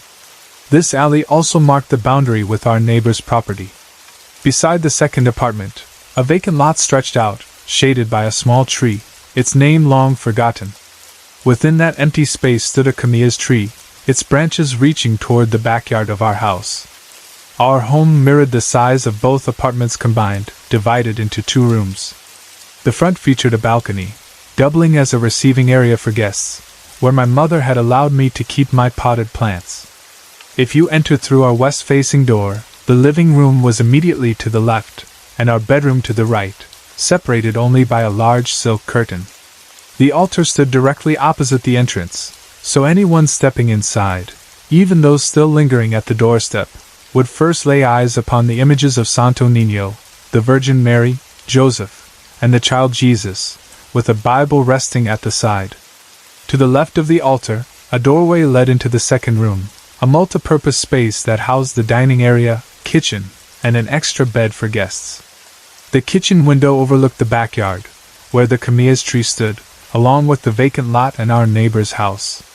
The only bathroom, which our tenants also used, connected to the backyard through an additional door. The street itself carried a heavy air of ghostly tales, many of them centered around our house and the surrounding homes. The one to our left, the neighbor's place at the back, and a particular house across the street, notorious for its dense cluster of trees. One story told by a neighbor involved an old man seen inside the first apartment's window one night. The man had been dressed in a barong Tagalog, the traditional Filipino formal wear often worn at weddings or burials. The sighting occurred shortly after the tenant's grandfather had passed away. The eerie presence unsettled everyone, as it seemed as though the old man had returned for one last look at the place. Another tale revolved around the tree near the second apartment. A white lady had been spotted floating beside it. Tenants in that apartment usually kept an outdoor light on, but one night, the bulb flickered before shutting off completely. When one of them stepped outside to check, they froze at the sight of a luminous female figure hovering near the tree. By morning, shaken by the experience, they relayed the incident to my parents. The decision was made to cut the tree down, though no one fully explained why. Not all eerie happenings involved direct sightings. I remember one particular night when I heard the unmistakable sound of pages turning. At the time, I was in grade school, sharing a room with my brother. We had a double-decker bed, with me sleeping on the lower bunk while he took the top. The room was dark, the only source of dim light being whatever moonlight slipped through the curtains. I woke up suddenly to a soft, distinct sound, the pages of a book turning. I held my breath, listening intently. At first I thought it was my brother, but the sound wasn't coming from the bed. It came from the altar. The Bible. Fear rooted me in place. My eyes darted toward the altar, but the darkness obscured my view. The gentle but deliberate flip of a page echoed again. My skin prickled. I pulled my blanket over my head, willing myself to disappear beneath the covers, hoping that if I ignored it, it would stop. But it didn't. The unseen force continued flipping through the pages as if something, was reading. I don't remember how long it lasted before I drifted off, but I never spoke about it to my family. Years later, after we sold the house and moved to another one near the river, tenants remained in the apartments we had left behind. The woman renting the second apartment later shared her own chilling encounter. It was broad daylight when she stepped outside, preparing to use the shared bathroom. As she neared the kitchen window, it suddenly creaked open on its own. She stopped, startled, expecting to see someone inside. But the kitchen was empty. Mustering courage, she peeked inside, and there, curled up on the floor, was a massive rattlesnake, large enough to swallow a full-grown chicken. Her breath caught in her throat. Frozen with fear, she backed away before sprinting back to her room. She refused to go to the bathroom alone after that, and called her daughter to accompany her every time. Even after we had moved away, that house held its mysteries. The spirits, the unexplained sights and sounds, they never seemed to leave. Maybe they never intended to.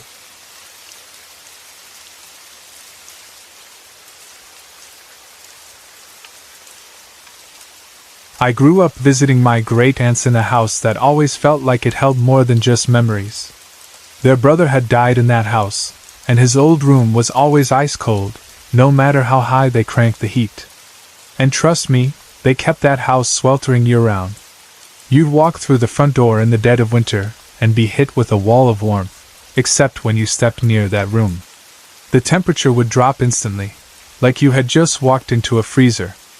That was the house where I had my first real brush with the supernatural, and it scared the life out of me. I was about 13 when it happened. The kitchen cabinets, which had always been stuck, suddenly swung open right at me, like something wanted me to know it was there. I bolted out of that kitchen faster than I've ever run before. That was the first time I knew, without a doubt, that something beyond this world existed. Years later, when my grandmother passed away, she came to me. I didn't just dream about her or feel her presence. I literally walked her to heaven's gates. I saw them. I saw her go. My dad, even up until his last day, never believed me. He dismissed it every time I mentioned it, but my mom never doubted me. She had seen too much herself, especially in that same house where the cabinet doors had come for me. Those were her aunts, after all. She knew the place held secrets. Then, 3.5 years ago, I had open-heart surgery. As I lay there in recovery, fully awake, I heard my dad's voice as clear as if he were standing beside me. "Everything's going to be okay," he said. It wasn't a dream. It wasn't some drug-induced hallucination. I was conscious, and I heard him. People have tried to tell me I must have imagined it, that I was asleep or groggy from the meds, but I know what I heard. My father was there. And ever since, I have felt someone sit on the side of my bed more times than I can count.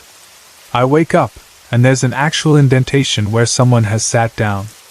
I live in a house where at least 3 people have died, people I knew. One of them was like a grandmother to me, and the other was my godfather. My dog and cat both sense them, too. They'll stare into the corners of the room, completely still, for minutes at a time. My dog has even barked at something that wasn't there. Animals always sense spirits before we do. Just a couple of days ago, my godmother, who lives in the other half of the house, heard my husband calling my name. Not once, but 3 or 4 times.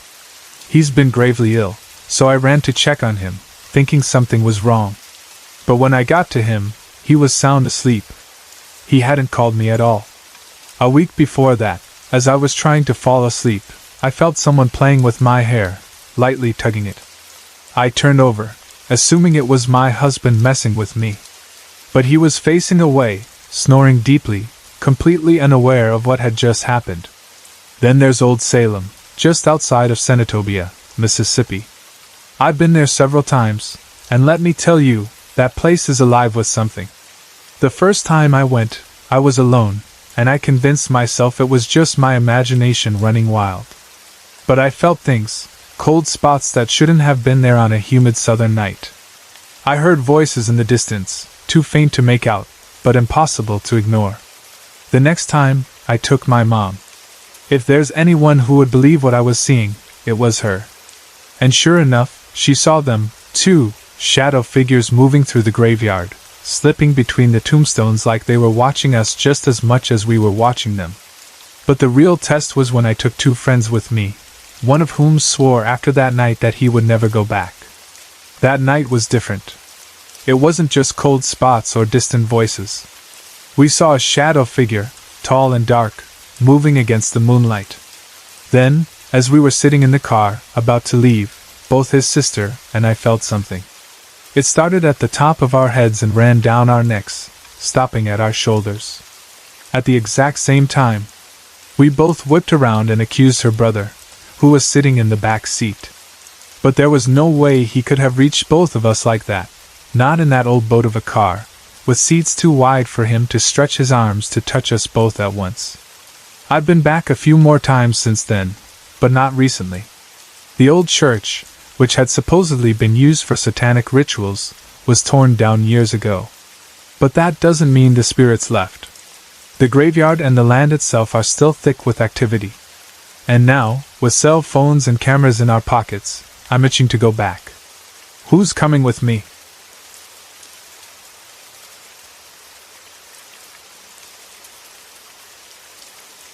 That house in Colorado had an energy about it, but it wasn't just the house. It was the land. Maybe it was something old, something that had been there long before AJ's family moved in. Or maybe it was something that had been invited in.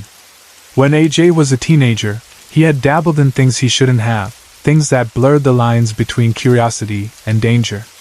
He would feel eyes on him when no one was around, an almost tangible weight pressing down on him. The smell of rotten eggs would sometimes fill the air without warning, a telltale sign of something unnatural. As the years passed, the presence never really left. When the house got too crowded, he moved his bedroom into the garage, but that didn't bring him any peace. If anything, the activity intensified. Footsteps echoed from the room above when no one was there. Shadows moved in his peripheral vision, flickering like candlelight, always just out of reach. The dreams came too, strange, unexplainable, and sometimes terrifying. Then there was the night he saw his father. His father had died in that house, but AJ swore he saw him walking, moving as if he was still alive. He wasn't dreaming. He was awake, and it was real. Or at least, it looked real. When Jasper moved in, things escalated. Jasper had already been carrying his own strange experiences with him, almost like a magnet for the unexplained. The two of them together in that house, whatever was there noticed. It grew stronger, bolder. But if there was a moment when everything truly changed, it was when Jasper found the blue stone. The stone had an energy, something Jasper couldn't explain but also couldn't let go of. He kept it with him, drawn to it in a way he didn't quite understand. Some part of him always felt uneasy about it, but he couldn't bring himself to get rid of it. One night, without telling him, I slipped it into my pocket. He hadn't been paying attention to it at all, yet the second he walked back into the room, he knew it was gone. He accused me of hiding it, not angrily, but almost desperate. I handed it back. Something about that moment stuck with me. Then he moved in with AJ, and he was sure he had left the stone behind in Mississippi. But when he unpacked in Tennessee, it was there, waiting for him.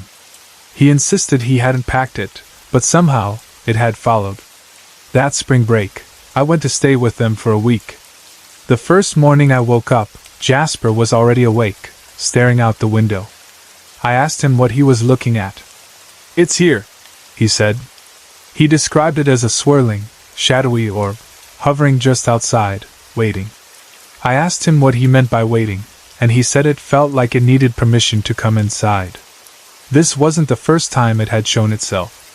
It had been mimicking me for months, using my voice, whispering my name. That's never a good sign. Most of the week passed without anything major happening to me or AJ, but Jasper? He saw the shadow often. Felt the chills. Felt anger creep up on him for no reason, like something was pushing it into him.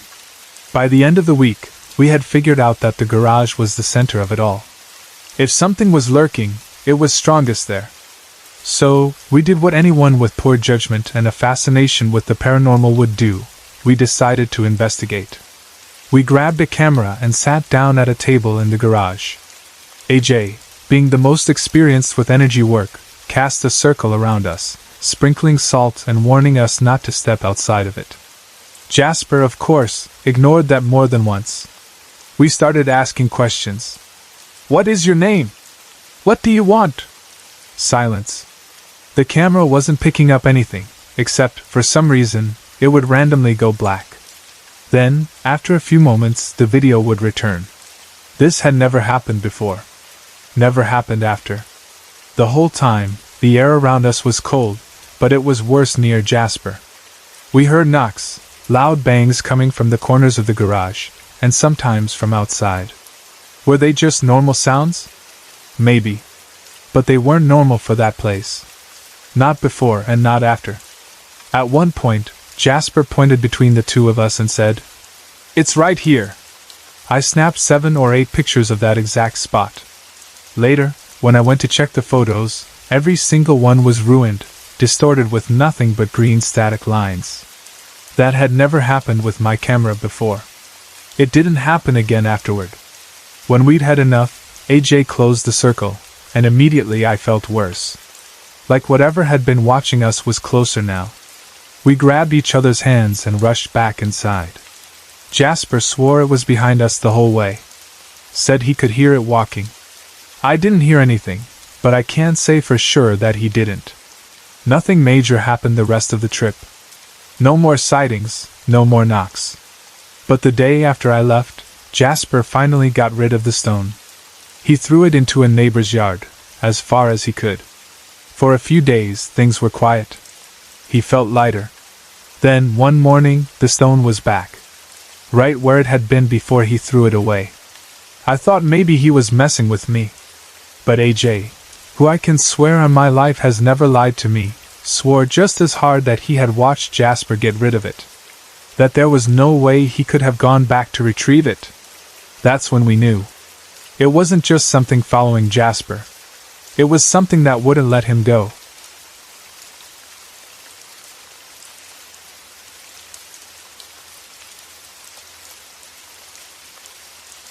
The house had history.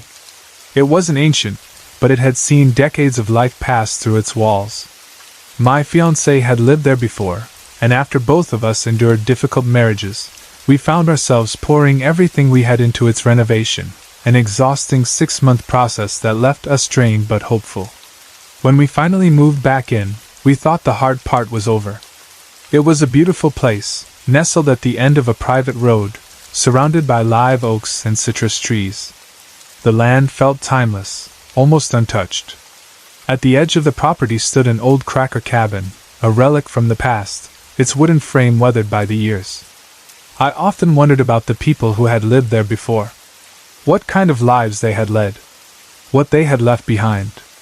That Wednesday morning, I sat in the kitchen, sipping my coffee, enjoying a rare moment of quiet before diving into my work.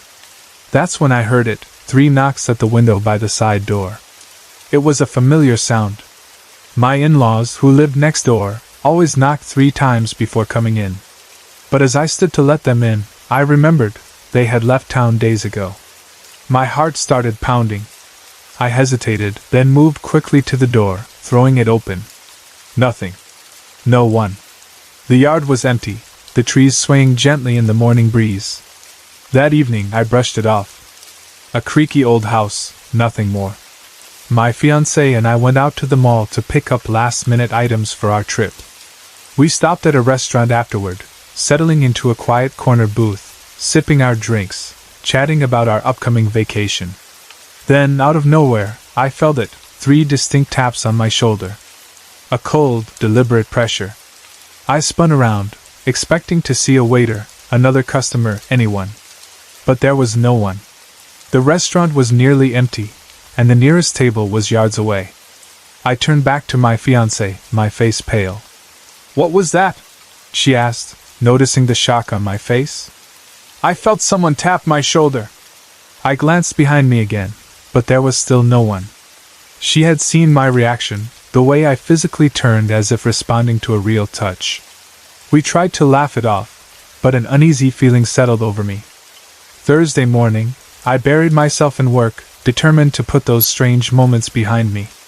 I had an important deadline. My boss was expecting a speech I had written, and I needed to do a final review. The entire speech, weeks of work, was in a blue file folder. It should have been right on my desk. But it wasn't. I tore the office apart, checking drawers, shelves, every possible place it could have landed. Nothing. Panic set in. There wasn't time to rewrite it. I couldn't lose this file. In desperation, I knelt down to check under my desk.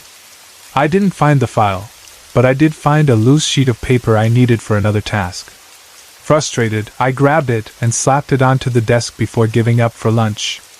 An hour later, I returned to my office, still unsettled.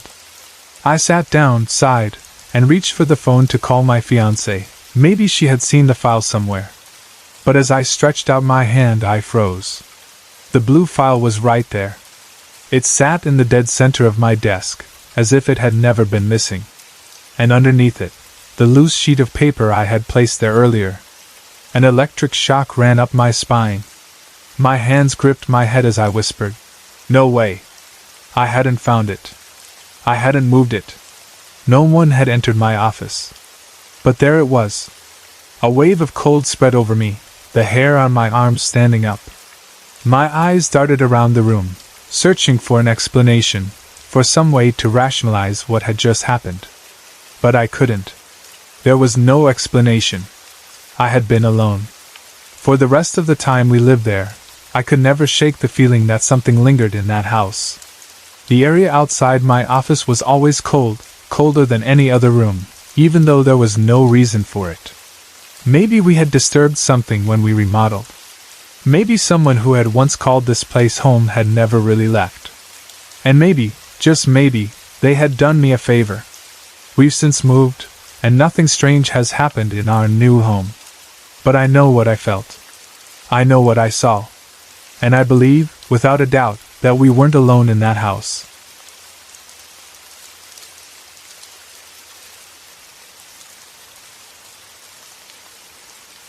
The house had always carried a quiet unease. 7 years in, I had grown used to the subtle disturbances, the odd flicker of lights, the television switching on by itself, the soft sounds of movement when no one else was home. At first, I brushed it off. Every house has its quirks, right? Even when I caught glimpses of movement in the corners of my eyes, it never felt threatening. Just there. When we first moved in, I would hear persistent scratching from the attic, a sound that made my skin crawl. But after searching for signs of rodents or any possible explanation and finding nothing, I finally did what many would consider ridiculous. I spoke to it.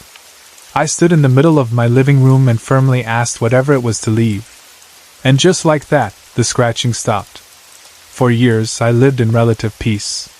The house still held its mysteries, but nothing ever crossed the line. Until last week. Because of my new job, my sleep schedule had shifted, and rather than disturb my husband, I had taken to sleeping in the spare bedroom. There had always been something off about that room, though I could never quite pinpoint what it was. It was just colder, heavier. The air felt thick, charged with something unseen. My cockatiels, who lived in that room, often became restless at night, their wings flapping wildly against the cage bars as if startled by something I couldn't see. I never slept in that room without a dim lamp on, and I always wore an eye mask, a small comfort against the nagging sense that I wasn't alone. That night, I had just begun to drift into sleep, my body relaxed, my breathing slowing. Then, something shifted. A creeping anxiety slithered into my chest, and just as I was slipping into unconsciousness, my eyes snapped open. Through the smallest gap in my mask, I could see the dim glow of the lamp casting soft shadows across the room. And then, someone was standing over me. The realization sent a shock through my body, but before I could react, before I could even process what I was seeing, it moved. It lunged. I felt hands pushing down, forcing the blankets against my throat. Panic erupted inside me as I struggled to move, to fight back, but I was paralyzed. All I could see were eyes, furious, filled with nothing but pure hatred. The attack was brief, no more than a few seconds, but it felt like an eternity. Then, just as quickly as it had started, it was over. The weight lifted, the air in the room settled, and I gasped, shoving the blankets away, my pulse hammering in my ears. I lay there for several minutes, heart pounding, trying to convince myself it had just been sleep paralysis. I had suffered from it before, but this was different. The shadow figures I had encountered in the past had always been dark, formless. This was not a shadow. I had seen her eyes. I had felt the weight of her hate. The next day, I told my sister what had happened, expecting her to dismiss it as a bad dream. Instead, she looked at me, dead serious, and said, "That wasn't sleep paralysis. That was a spirit." A cold wave of dread settled over me. The idea that it wasn't just my mind playing tricks on me, that someone, had been in that room with me, made my skin crawl. Now, I don't know what she was, or why she targeted me that night. But I do know I never want to experience it again. Since then, I've been researching ways to protect myself. Some say burning sage can cleanse a space, while others recommend placing salt at doorways. I've started sleeping with protective crystals by my bed, whispering a quiet prayer before I turn off the lights. But every time I step into that room, I still feel her. Watching. Waiting. And I wonder if she's gone, or if she's just waiting for the right moment to return.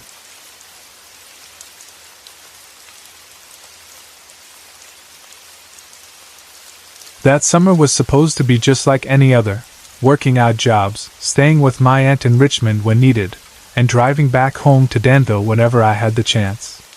It was my routine. It was normal. But what happened over the course of those few months still unsettles me to this day. It started small, so small I almost didn't even acknowledge it. The first time something happened, I was sleeping at my aunt's house, a newly built home in a quiet suburban neighborhood. She lived there with her husband, toddler, and their Boston Terrier. There was nothing eerie about the place. It was modern, clean, and had no history of anything remotely unusual. Because my grandparents were visiting, I gave up the guest bedroom and opted to sleep in the finished attic, which my uncle used as an entertainment area.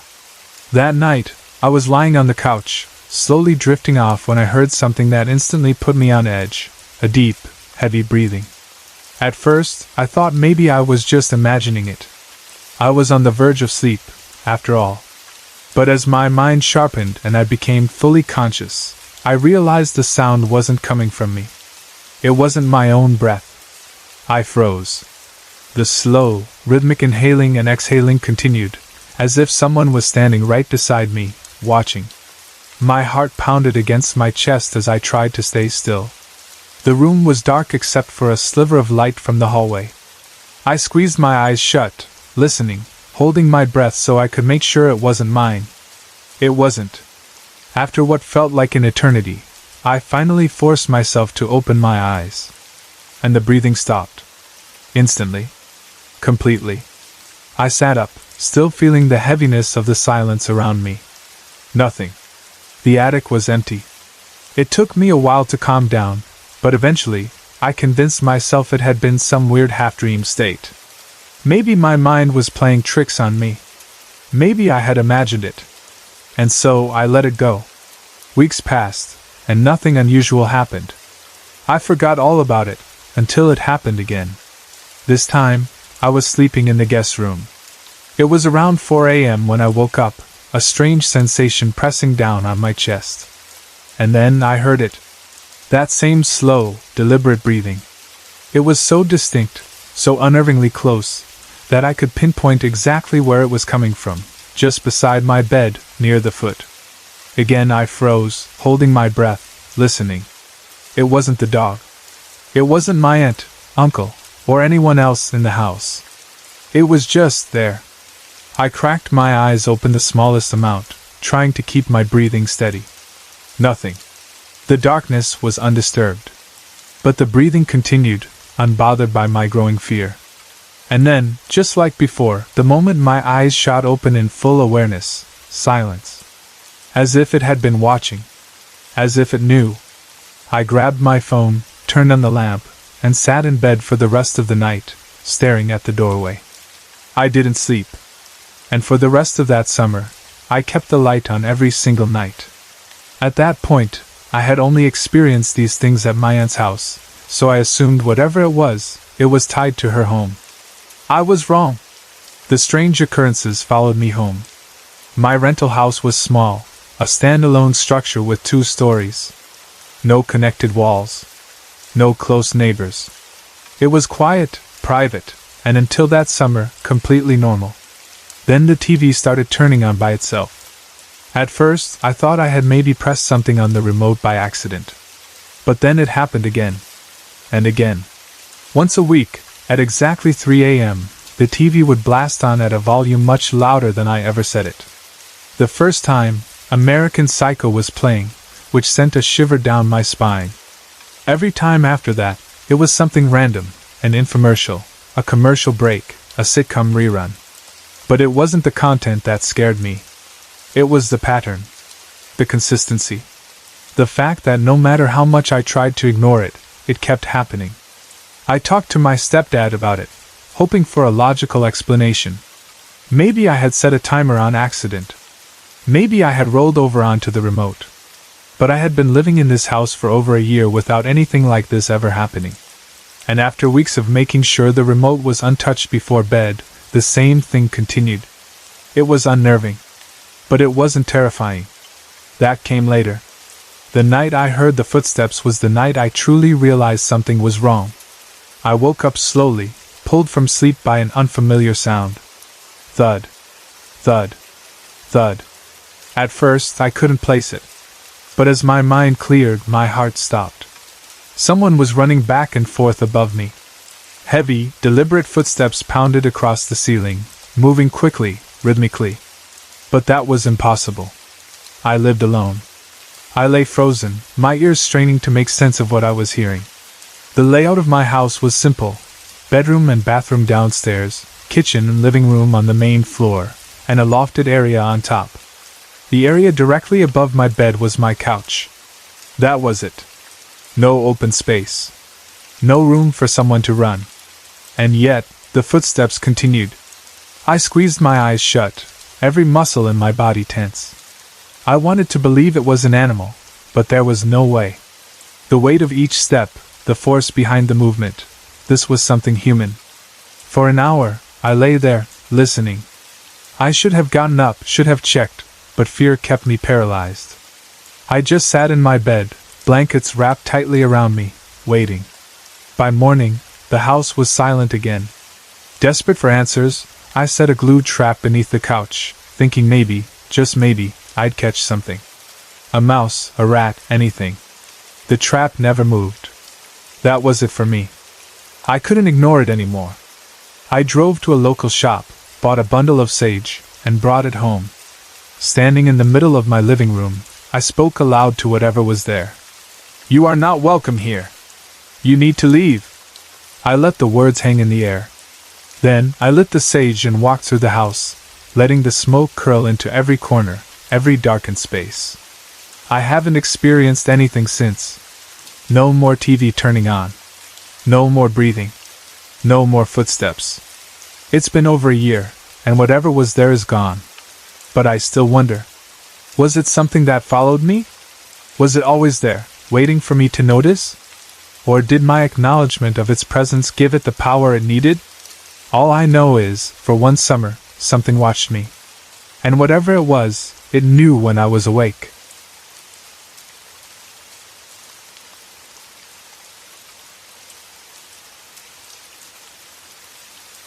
Back in 2014, I moved back to Williamsport, Pennsylvania, renting a room in a beautiful Victorian mansion owned by two wonderful people I cared for deeply. Piper and Stan had always been kind to me, and their house had felt warm and welcoming when I had lived there before. This time, I was moving in alone, hoping for a fresh start. The house was old, full of history, and despite its size, it never felt eerie or unsettling.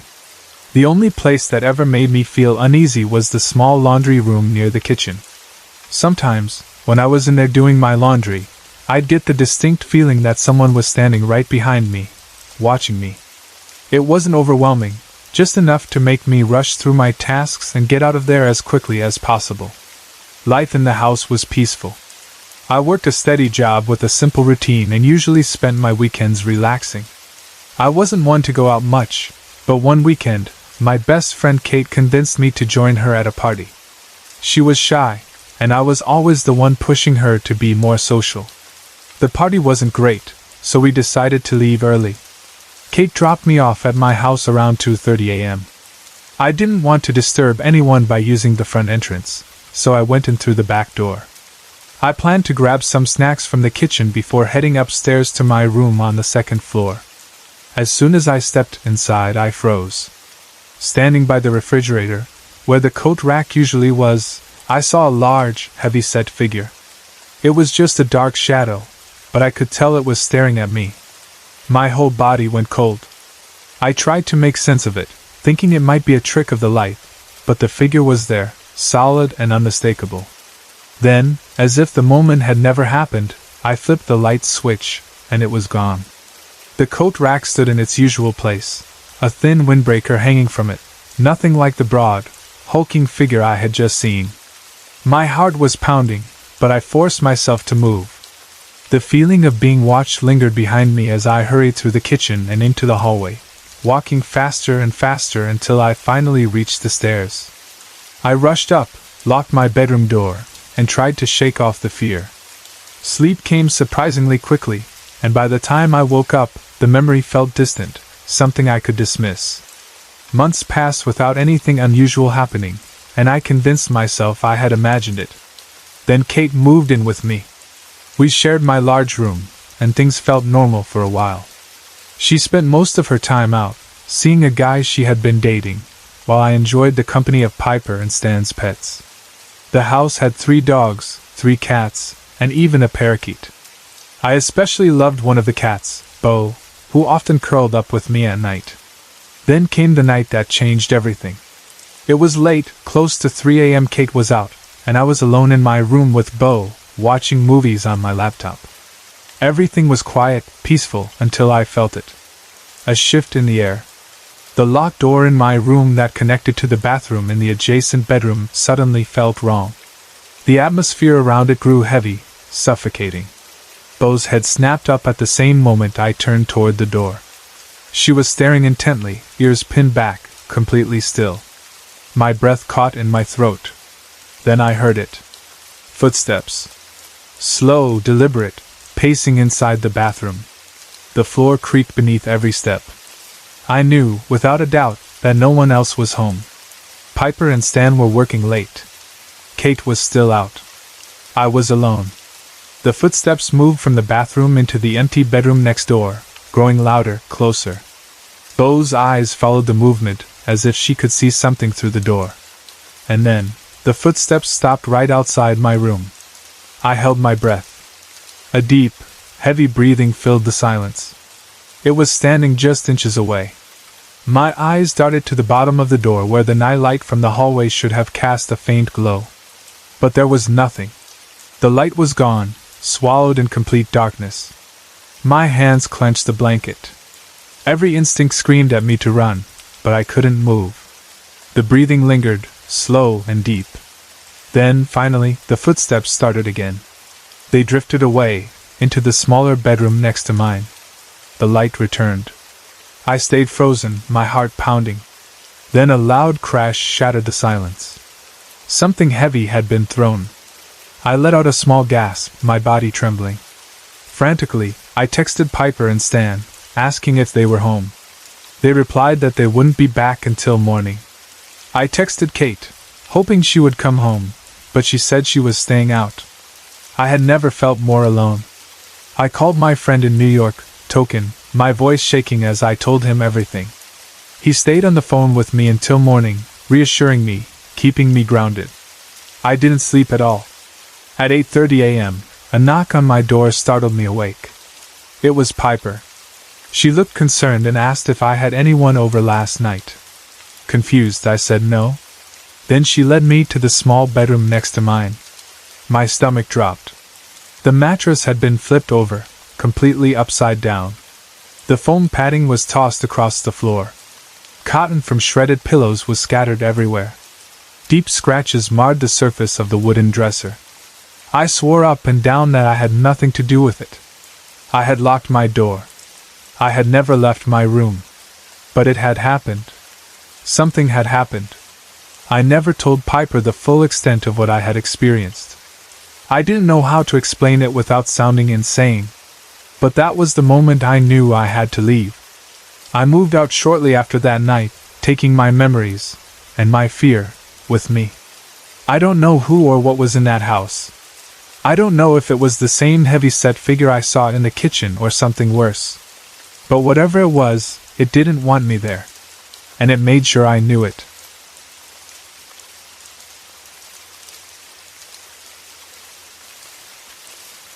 I had been living in Philadelphia for some time, but I wanted to move somewhere quieter, a place that made my long commute to work easier.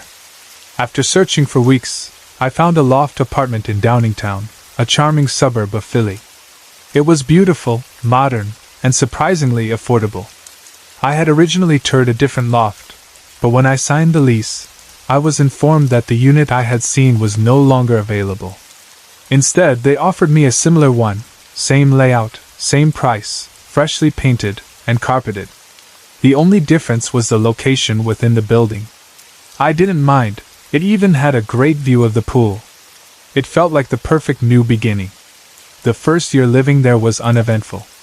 My job kept me busy, and I wasn't home enough to notice anything unusual. It was a new building, only about 5 years old, so I never expected it to have any kind of history. No one had warned me about strange occurrences, and I never felt anything off. That all changed in the second year. One October night, my boyfriend, Steve, who lived in New York, visited me for the weekend. He was always intrigued by paranormal stories, though he was a skeptic. Since Halloween was around the corner, he wanted to find something spooky to do. I searched online for local haunted spots and stumbled upon the so-called Witch House, a decrepit old home in Exton, just a few miles away. The house, built in the late 1700s, was rumored to have been the residence of a family of witches. Legend had it that they were buried on the property, but their graves had mysteriously disappeared. I skimmed through the story, getting uneasy just reading about it. I told Steve about it, and of course, he insisted we go. That night, we drove to the location. The house sat deep in the woods, past an old wooden bridge and a tiny stream. I had no desire to go near it, so I stayed in the car while Steve went exploring. He was gone longer than I was comfortable with, and I started getting nervous. When he finally returned, he was thrilled. He described the place in vivid detail, the boarded-up windows, eerie graffiti, and the unsettling silence that surrounded it.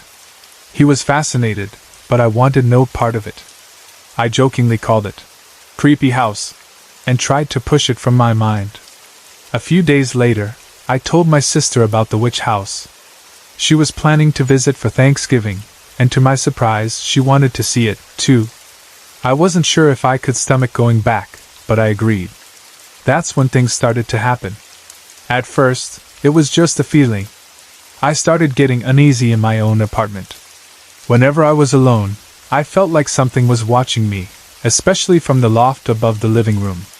The ceilings in my unit were 24 feet high, and the shadows up there seemed to move when I wasn't looking directly at them. Sometimes, I'd catch a flicker of something in my peripheral vision, something crossing the kitchen wall near the stairs. The air upstairs felt different. It was heavier, colder, and I'd get goosebumps just standing in the loft. Soon, I started avoiding it entirely. One Sunday afternoon in late October, I was watching football when I heard a strange sound coming from the kitchen. It was faint at first, a light scraping noise. I ignored it, assuming it was just the house settling. But it grew louder. Curious, I got up to investigate. I looked at the corner of my kitchen, between two cupboards, and my stomach dropped. The vinyl wood strip along the edge of the cabinet was peeling, slowly, deliberately, right before my eyes. It moved downward as if someone was pulling it, though no one was there. My heart pounded. I turned on the TV, sat back down, and forced myself to ignore it. That night, I told myself it was nothing. Maybe the adhesive had just given out at that exact moment. Maybe it was a coincidence. I refused to dwell on it. But the unease wouldn't go away. A few nights later, I came home late from work, exhausted. All I wanted was a hot shower and sleep. As I sat in the bathroom, I heard it, the slow, deliberate creak of my bathroom door moving. It wasn't a gust of wind, no windows were open, and the movement was controlled. I stared, frozen, as the door swung completely open. My fear turned into forced humor. "Hello?" I said, my voice shaky. "Can I get some privacy?" Then, as if in response, the door slowly creaked back toward its original position, closing halfway before stopping. My body went numb. A chill crept up my spine. And then I smelled it. Thick, pungent cigar smoke filled the air. It was old-fashioned, heavy, the kind that lingered in the coats of men who smoked pipes and cigars in a different era. My father had smoked cigars, so I recognized the scent immediately. But there was no reason for it to be there. I forced myself to finish up and wash my hands, staring at my reflection in the mirror. I tried to rationalize it. Maybe a neighbor was smoking, and the scent had drifted through the vents. But I lived in a non-smoking building. I went to bed, heart still racing, unable to shake the feeling that something unseen was standing just beyond my door. The following weekend, Steve came to visit again. He stayed up watching TV while I went to bed early, relieved that I wasn't alone. The next morning over breakfast, I joked about my ghost messing with me. His expression turned serious. "Actually," he said, "I heard something last night. Heavy footsteps, walking back and forth down your hallway. I thought it was you, so I called out, but you didn't answer. When I got up to check, you were still asleep." I stared at him. "See?" I said, my voice shaking. He just shrugged, as if it still wasn't proof enough. Sunday night, after Steve left, I went to bed feeling uneasy. I barely slept. In the morning, as I made my usual cup of coffee, I noticed something strange. My DVDs, which had been neatly stacked on a shelf, were now strewn across the floor in a chaotic mess. My heart pounded. I bent down, trying to rationalize it, but as I picked them up, something else caught my eye. The angel statue my sister had given me, the one that always faced outward toward the room, was now turned completely around, facing the wall. I ran out of the apartment. As the days passed, the activity intensified. The TV turned on at full volume in the middle of the night. My towels were found crumpled on the bathroom floor. The lights flickered. Shadowy figures moved along the far walls. Cold spots appeared randomly throughout the loft. And then, one night, the worst happened. I was drifting off to sleep when I woke to the sound of heavy breathing, right in my ear. It was deep, animalistic, and full of rage. I was paralyzed with fear, unable to move. My body went ice cold. I opened my eyes just in time to see a black mist float across the ceiling and vanish out the window. At 3:15 a.m., my bed started shaking. Violently. My legs twitched involuntarily, running in place as if something was controlling them. I bolted upright. "Stop it!" I shouted. "I'm not afraid of you." Everything stopped. That was it. I started packing that night. By January 1st, I was gone. I never looked back. I don't know if something followed Steve from the witch house or if I had been living with it all along. But I know one thing, it did not want me there. And by the end, I didn't want to be there either.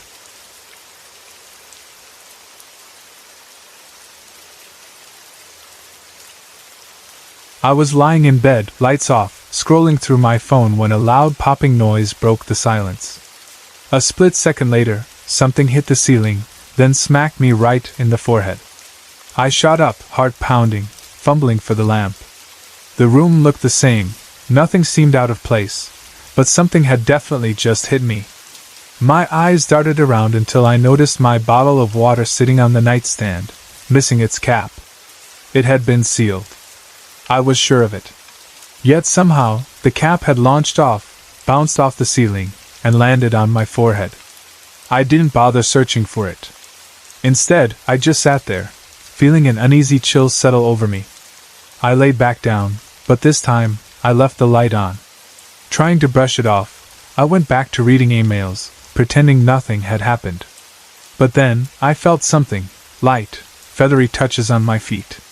At first, I thought I imagined it, but then the sensation became clearer. It wasn't random.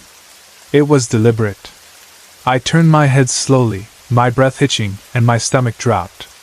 The blanket was moving. It wasn't yanked, wasn't thrown, it was slowly sliding down, exposing my feet inch by inch. For a few long seconds, I just watched, frozen, as if my brain couldn't process what was happening. Then, the reality hit me, and I bolted. I ran straight out of the room, heart racing, pulse hammering in my ears. I stopped outside, gripping the wall, forcing myself to calm down. I didn't want to wake my son, didn't want to scare him, but I couldn't bring myself to go back in right away. I stood there, staring at the open doorway, mustering the courage to step back inside. Sleep? That was a distant dream. A few nights later, I had a friend over. We were making tea, chatting in the kitchen. I stood by the stove, watching the water heat up, while she sat on a stool by the breakfast bar. The kitchen was warm, comforting, normal, until it wasn't. The burner beside the one I was using suddenly flared to life. The knob hadn't moved. I hadn't touched it. It just turned on. Both of us jumped, eyes wide. A second ago, it was off. I'd been standing right there. I would have noticed if I had accidentally bumped it. But I hadn't. We stared at each other, waiting for some logical explanation to hit us. Nothing came. Another night, I was using the restroom when I heard a light knocking on the door. Assuming it was my son, I called out, "Wait, I'll be done in a minute." No response. A moment later, the knocking came again, louder this time. My patience snapped. I said, "Wait. If you can't, go downstairs and use the other restroom." Silence followed. When I stepped out, I could hear my son in his room.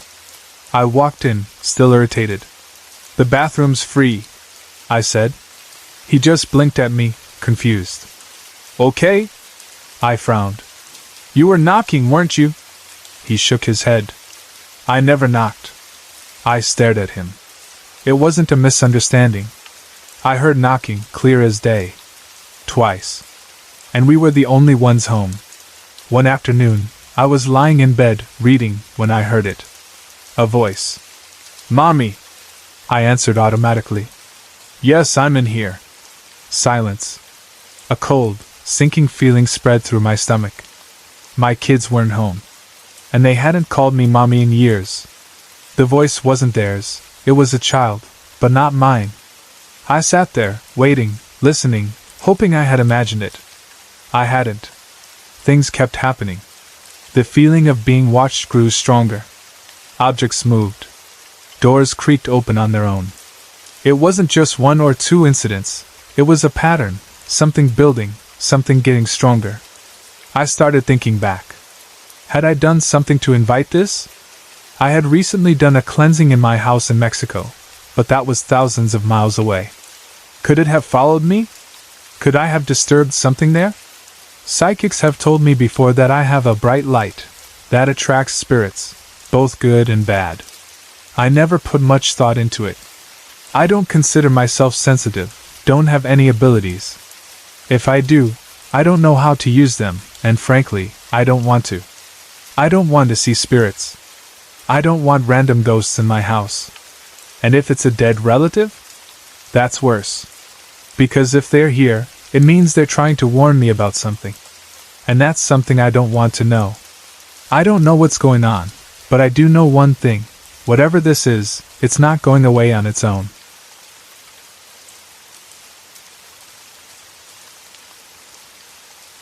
Ever since we were little, my sister has had a strange connection to things most people don't see. It's always been a part of her. We're half Native American, Apache Chiricahua, so our great-aunt once told us that might have something to do with it. When we were kids, Isabel would zone out, staring at empty spaces, sometimes pointing at things that weren't there. Other times, she'd jump like something startled her, though I never saw anything. She used to tell me all about what she saw, but as we got older, she stopped mentioning it as much. Maybe she learned to tune it out. Maybe she just didn't want to talk about it anymore. Still, every now and then, something would happen. Like half a year ago, when I caught her and both of our dogs staring at the corner of the room by the front door. It wasn't just a glance. They were locked on it, completely still. Then, out of nowhere, the door slammed shut and swung back open. The dogs went into a barking frenzy, and Isabel and I just looked at each other. We laughed it off, joking that we had a ghost in the house, but deep down, we both knew that wasn't normal. For as long as I can remember, Isabel has talked about a shadowy figure she would see almost daily. Not exactly a person, but something close. She described it as a dark, shifting shape, kind of like No-Face from Spirited Away, but without the mask and with short, stubby legs. At first, it stayed at a distance. She'd see it by the canal on our way to school, then near her classroom, then by our bus stop. But as time passed, it got closer. She started spotting it near our home.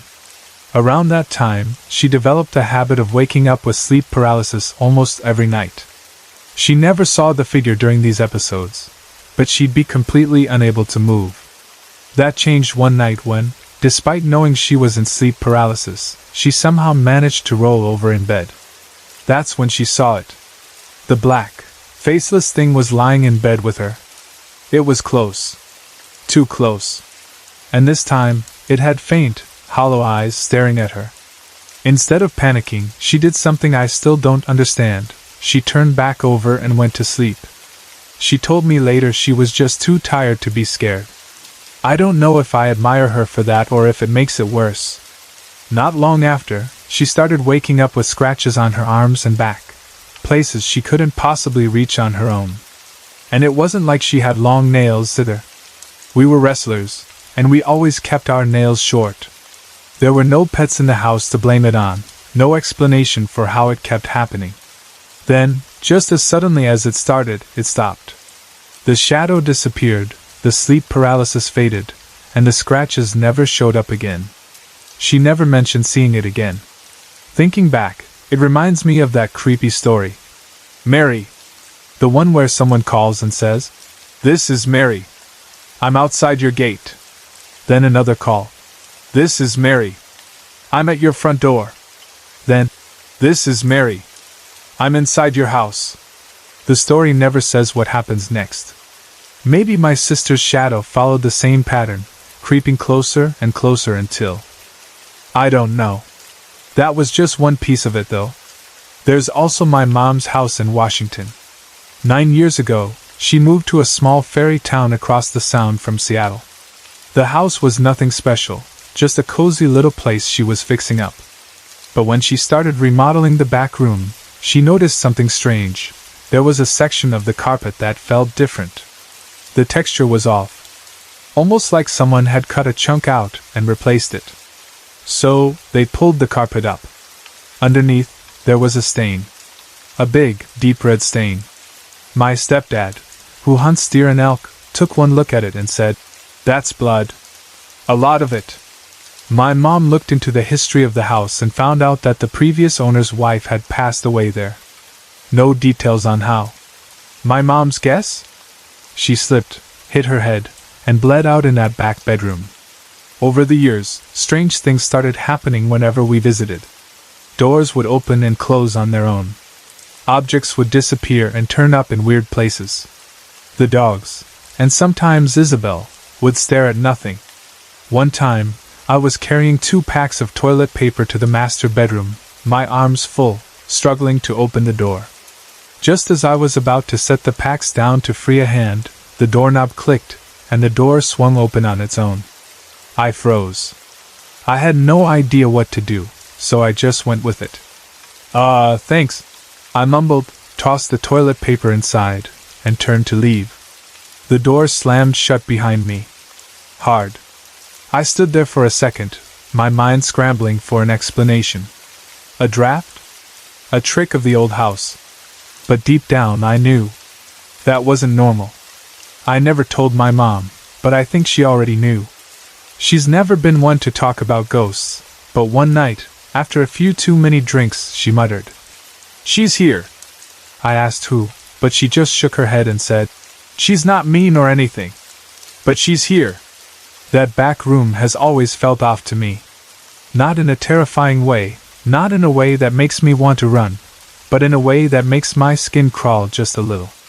It's like stepping into a space where something else exists, something I don't understand.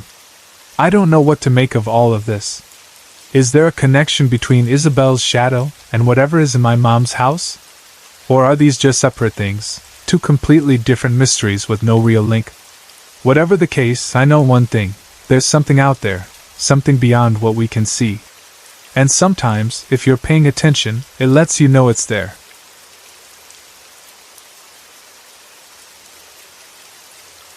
The flat we moved into was part of a building that had been in my family for generations. Originally owned by my great-grandfather, who had since passed away, the property had been passed down to my grandfather. Over the years, it had served many purposes, but my great-grandfather had loved the place more than anything. The most recent use for it before we moved in was his old label business. The section where we lived had once been the workers' staff room. It was a small flat, 2 bedrooms, a cramped lounge, a tiny toilet, and a kitchen. The shower wasn't even inside the flat. To get to it, we had to go out onto the landing, through another door that led into a separate room. That room had a door connecting to the rest of the building, and oddly enough, My own bedroom also had a door that led into the main building. Both doors were locked from our side, and we never used them. Underneath us, my grandfather had turned part of the space into his band room.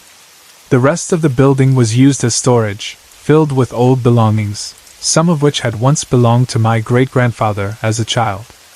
At first, nothing happened. We settled in, though there was always an unexplainable uneasiness about the place. My best friend and I lived there together, and though we both believed in ghosts, neither of us had ever had a personal encounter before. That changed quickly. After just a few nights, I couldn't sleep in my room alone. Every time I lay in bed, I felt like I was being watched. The door in my room that led to the rest of the building made my skin crawl. I'd find myself staring at it for long periods, almost expecting it to open. The sensation of someone standing on the other side, just beyond the locked door, was overwhelming. Then came the noises. Every night, without fail, we would hear constant banging in the roof. It wasn't just the typical sounds of an old building settling. It was rhythmic, persistent, almost intentional. It never happened during the day, only at night. Eventually, my best friend and I started sleeping in the same room, neither of us able to handle the isolation. One of the strangest recurring events began when we came home late one night, after midnight. As we approached the building, I glanced up at a window that faced into the storage section of the building, not a window to our flat, but part of the old structure. Standing there, watching us, was a woman in a long white dress. I froze, and at that same moment my best friend gasped. He had seen her too. She wasn't doing anything, just standing there, as if waiting for us. The moment felt stretched, eerie, and then we blinked, and she was gone. It wasn't a one-time thing. Over the following weeks, whenever we returned home late, we would see her again in that window.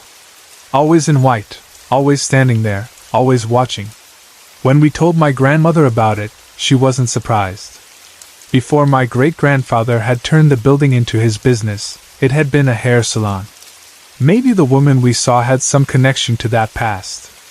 But the scariest night, the night that truly solidified that something unnatural was happening, was the night the television started acting up. It was around 2 a.m. We had just finished watching a movie and decided to sleep in our separate rooms, something we had only recently become comfortable with.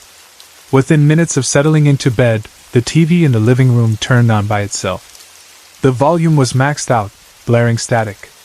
Startled, we both rushed out of our rooms and turned it off. We assumed it was a power surge or some weird glitch. But a couple of minutes later, it happened again, same full volume static. My friend lowered the volume to its minimum and placed the remote on top of the TV before shutting it off again. Just as we were about to walk away, the TV clicked back on. The remote was no longer where we had left it. It had somehow fallen to the floor. Fear creeping into our bones, we unplugged the TV entirely. That should have been the end of it. But as we turned to go back to bed, my bedroom door suddenly slammed open with such force that the small slide lock on it snapped. There were no windows open. No draft. No way for that door to have been forced open like that. We were terrified. That night, my friend slept in my room again. Neither of us spoke much about what had happened, but we knew we had experienced something unnatural. Over the next few weeks, smaller things continued to happen. Objects moved on their own. One morning, I woke up to find my cactus plant shattered on the floor, even though it had been on a stable surface with no way of falling over. Light bulbs in the flat would blow out constantly, sometimes only after a day or two of use. But the most unsettling part was the lingering feeling of being watched. It was constant, unavoidable. One night, the unease took a turn for the worse. We were watching movies late again, something that had become a routine. Afterward, I went to take a shower in the separate room outside. It was always unsettling, showering out there at night, but that night, it was worse. The banging in the roof started up again, louder than usual, and I could hear faint knocking on the door that led into the rest of the building. I tried to ignore it, finishing my shower quickly, and rushed back inside. The moment I stepped into my room and reached for my light switch, the building's alarms went off. The entire space under our flat was wired with motion detectors, and according to the system, every single sensor had been triggered at once. My dad came over to check the building, assuming there had been a break-in. But no doors were forced open. No windows shattered. Nothing stolen. Something had moved through the building, but whatever it was, it hadn't been human. Not long after, my best friend and I moved out. Once we left, nothing like that ever happened to us again. But the activity didn't stop. A year later, my dad, who doesn't believe in ghosts at all, had an experience of his own. He was alone in the flat, washing dishes in the kitchen, when he suddenly felt an intense feeling of being watched. When he looked up, he saw a black figure standing in the room with him. For a moment, it didn't move. It was just there. Then, without warning, it rushed toward him. He ran. My dad has always been the most skeptical person I know, but that night, he was shaken. He refused to go back inside alone after that. Talking to my grandparents about it later, they suggested that maybe it had been my great-grandfather all along. He had loved that building more than anything, and maybe, just maybe, he didn't want us living there. Whatever it was, I know one thing: I'll never step foot in that flat again. Sorry to interrupt. If you're enjoying the story, let me know in the comments and tell me where you're watching from. Don't forget to like and subscribe for more.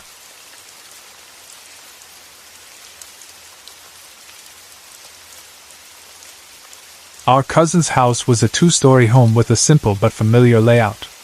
When you walked through the front door, you entered directly into the living room. Straight ahead was the kitchen, and between the two, facing the living room door, was the staircase leading up to the second floor. Upstairs were two bedrooms. The first one was the computer room, positioned directly above the living room, and the second was where our aunt and youngest cousin slept, directly above the kitchen. The flooring on the second floor was made of wood, so every movement, every step, could be heard distinctly from below. It was the night after New Year's, and my cousin L.A. and I had decided to sleep over at our other cousin's house. Let's call him K. However, he wasn't home that night. He had gone out with his friends, leaving just his mother and younger sister asleep upstairs. The house was otherwise empty. We made a makeshift bed on the floor of the living room, waiting for K to return. I was already exhausted from the previous night's New Year celebrations at my own house, running on little sleep, so I told Ellie that I was going to take a nap and asked her to wake me up when K got home. What was meant to be a short nap quickly turned into a deep sleep. I was so out of it that Ellie later told me she struggled to wake me up. At some point during the night, I was stirred from sleep, not by Ellie, but by a noise. At first, in that half-conscious state, I didn't fully register it. My eyes were still closed, and the sound felt distant, like background noise, but as my mind slowly pulled itself into wakefulness, the noise grew louder, more distinct. Heavy footsteps. Someone, or something, was walking above us in the computer room. But these weren't just casual steps. They were heavy, deliberate, fast-paced. It sounded like a large man in hard-soled shoes, pacing back and forth, as if he was in a rush or agitated. The rhythmic thudding of the footsteps echoed through the wooden floorboards, each step creating a vibration that I could almost feel. Even in my groggy state, the sound was impossible to ignore. But instead of feeling afraid, I assumed the noise was coming from our aunt or cousin upstairs. Maybe one of them had gotten up for some reason. I opened my eyes briefly, looked around the dimly lit living room, and noticed that L.A. wasn't beside me. I figured she had stepped out, so I let my exhaustion pull me back into sleep. Sometime later, I was woken again, this time by the sound of voices. Kay and his friends had arrived home. Their chatter and laughter filled the house, their presence bringing me back to full awareness. As I sat up, still disoriented, L.A. turned to me, her face pale. "Didn't you hear that earlier?"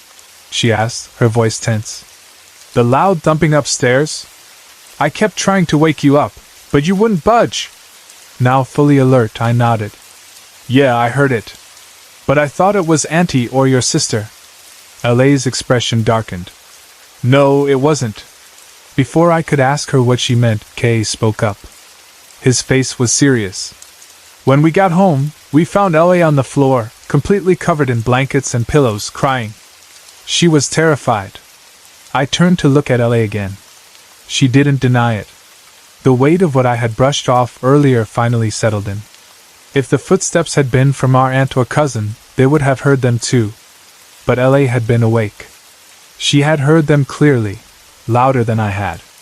She had been so frightened that she hid under the blankets and cried. That wasn't normal. Still, we decided not to dwell on it. Maybe we were overreacting. Maybe we were just exhausted from New Year's. Maybe, if we asked Auntie in the morning, we'd get a logical explanation that would put our minds at ease. That night, nothing else happened. No footsteps. No sounds. But sleep did not come easily for any of us. When morning arrived, we wasted no time asking Auntie if she or the youngest sister had woken up during the night. Her answer was immediate. No, she said. I was exhausted from the New Year's celebration. It was the first night I could finally sleep properly, so I never woke up. We turned to the younger cousin, asking the same question. She shook her head. I was asleep the whole time. We pressed further. Had they heard anything? Felt anything? Surely, if the footsteps had been real, the vibrations from the wooden floor should have woken them. The thumping had been so loud, so forceful, that it was impossible to believe only we had heard it.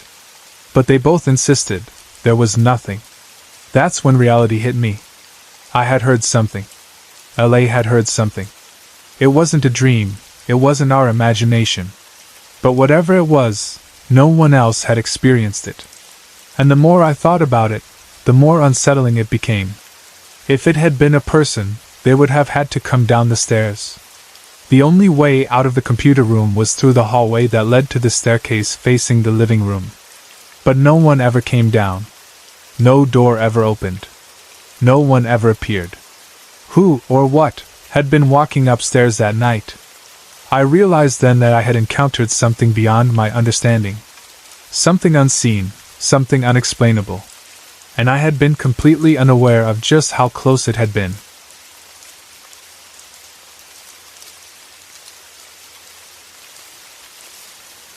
I've had my fair share of ghostly encounters, and I've always known that I'm more spiritually in tune than most people. I don't invite the supernatural in, though. I've always been extremely cautious about it. No Ouija boards, no tarot cards, nothing that might open a door I can't close. I know that spirits are drawn to those who can sense them, and I've worked too hard on building an astral shield to let anything through. But no matter how careful I am, strange things still seem to find me. Last year, I started college as a vocal music major, which meant spending long hours in the basement of the theater, practicing my repertoire. It didn't take me long to find out that this theater had a reputation. My school was old, and the theater had its own history, filled with stories of spirits lingering in the dim-lit hallways and practice rooms. I did some research and found out that the theater was supposedly haunted by two entities. One was the original founder of the building, a man who, according to legend, sometimes appeared in practice rooms, offering instruction to musicians. That one I didn't fear. The other, though, gave me chills. The second spirit was a little girl. And in my experience, when there's no logical reason for a child's ghost to be haunting a place, it's rarely a child at all. Usually it's something else. Something pretending to be harmless. Something far more dangerous. One night, around 1 in the morning, I was in one of the small, windowless practice rooms in the basement. It had a single square window on the door that looked out into the common area where an upright piano stood. Each practice room had an old metal music stand, the kind that creaks loudly when you adjust it. The walls were paper thin. You could hear someone playing a YouTube video from the next room. And since the rooms were below the theater, you could also hear every movement from above. That night, I was struggling with my practice. The building was completely empty. Just me and the silence. Then, things started to feel off. I heard a voice in my ear. A man's voice. Clear as day, close enough that I could feel the presence behind me. I spun around, but there was no one there. I tried to shake it off, convincing myself it was just my mind playing tricks on me. But then, from the next practice room, I heard the sound of a music stand being adjusted. The metallic scrape of it sliding up sent a chill down my spine. I hesitated before peeking my head out of my practice room, just to make sure I was still alone. I was. The air in the basement felt heavier. Something was there with me. And whatever it was, it wanted me to know it. Doors opened and closed softly, as if someone was moving just out of sight. Whispers snaked through the air, too faint to understand. Footsteps echoed in the hallway. Then, the worst of it, I felt a tap on my shoulder. That was enough. I wasn't new to this kind of thing. I knew better than to engage. Spirits that wanted attention often got more aggressive if you acknowledged them too much. So, I kept my voice steady and spoke to the empty room. "If you're trying to talk to me, I can't help you," I said. "But since you're here in the theater, I assume you must enjoy music. You're welcome to stay and listen." I thought I was being polite. I think I pissed it off. The silence that followed was absolute. The air, thick and suffocating, pressed down on me like a heavy weight. It felt like something was watching, waiting. Then, just as I opened my mouth to continue singing, the metal music stand in the next room came crashing to the floor. The sound shattered the silence, echoing through the empty basement like a gunshot. I froze. My body screamed at me to run, but my eyes were drawn to the small window in the door. And that's when I saw her. A little girl. Or at least, something that looked like one. Her head was barely visible, just her eyes and long, dark hair peeking over the edge of the window. Her stare was empty, her gaze locked onto me with an intensity that felt unnatural, predatory.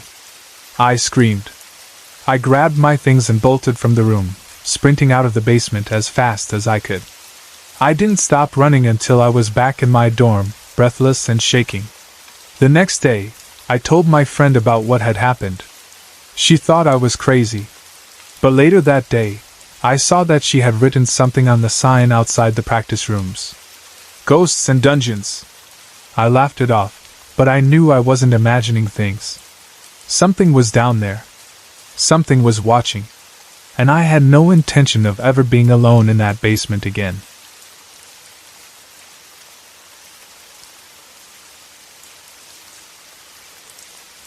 When I first started my last job at a gas station, things seemed normal enough. A couple of months in, I was left alone to close up the kitchen.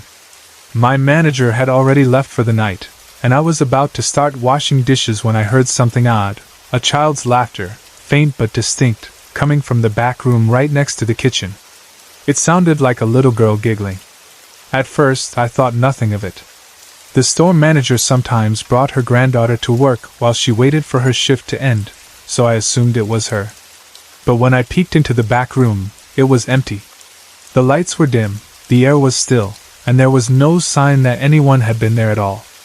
I shook it off, telling myself I must have imagined it, and tried to push it to the back of my mind. A few weeks later, I was talking to the assistant manager when he brought up something strange that had happened to him. He told me that one night, he and a friend were working the night shift. The store was quiet, and the two of them were goofing around, cracking jokes to pass the time. One of them said something particularly funny, and as their laughter faded, another laugh joined in. It wasn't either of them. This laugh was much deeper, a low chuckle that came from the back of the store. They froze. The assistant manager swore that the laughter had come from right behind them, but when he turned around, there was no one there. He checked the security footage just to be sure. Nothing. The cameras hadn't picked up anything unusual, but both of them had heard it loud and clear. I was skeptical. Maybe he was just trying to scare me, or maybe his mind was playing tricks on him. But a few more weeks passed, and then my boyfriend started working at the gas station. Without knowing anything about my experience, or the assistant manager's, he came up to me one day looking unsettled. "I heard something weird," he said. "I was stocking shelves, and I swear I heard an old woman chuckle behind me. And then she said, 'Mr. Paul?'" I raised an eyebrow. "Who's Mr. Paul?" "I don't know," he said, shaking his head. I turned around, and there was no one there. The weirdest part? At the time, one of his ears was blocked from an ear infection. He'd been struggling to hear me when I was standing right beside him, yet he heard this voice crystal clear, like it was being spoken directly into his good ear. At that point, I couldn't ignore it anymore. Something was going on in that gas station. I decided to find out for myself. The next day, I brought my pendulum to work. If you're unfamiliar, a pendulum is a divination tool often used to communicate with spirits by asking yes or no questions. I arrived 30 minutes early for my shift, found a secluded spot where no one would interrupt me, and grounded myself before beginning. "Is there a spirit here?" I asked. The pendulum swung to indicate yes. "Is it the same spirit that I and the others have been hearing?" Yes again. A chill ran down my spine, but I kept going. I asked a few more questions, but nothing particularly revealing came from it. Still, I felt uneasy. Like I had drawn attention to myself in a way that I wasn't sure I wanted. The next night, I was working alone when I heard voices coming from the office above the kitchen. It sounded like 2 or 3 people having a quiet conversation. I figured it must be one of the managers, but something about it felt off. No one was supposed to be up there that late. I climbed the stairs to check. As I got closer, the voices stopped. When I pushed open the office door, the room was empty. I stood there for a moment, listening. Nothing. Feeling unsettled, I went back down to the kitchen, only to hear murmuring again, this time coming from the front counter. It sounded like a hushed conversation, like customers whispering to each other while waiting in line. I hurried to the front, expecting to see a couple of people standing at the register. But when I got there, the only person around was the cashier, and she was leaning against the counter, scrolling through her phone. "Did you just have some customers?" I asked. She looked up at me, confused. "No one's been in for like 30 minutes. I didn't know what to say. I knew what I had heard. After that, I started noticing more little things, shadows moving in my peripheral vision, objects slightly out of place when I knew I hadn't touched them, a strange, heavy feeling in the air late at night.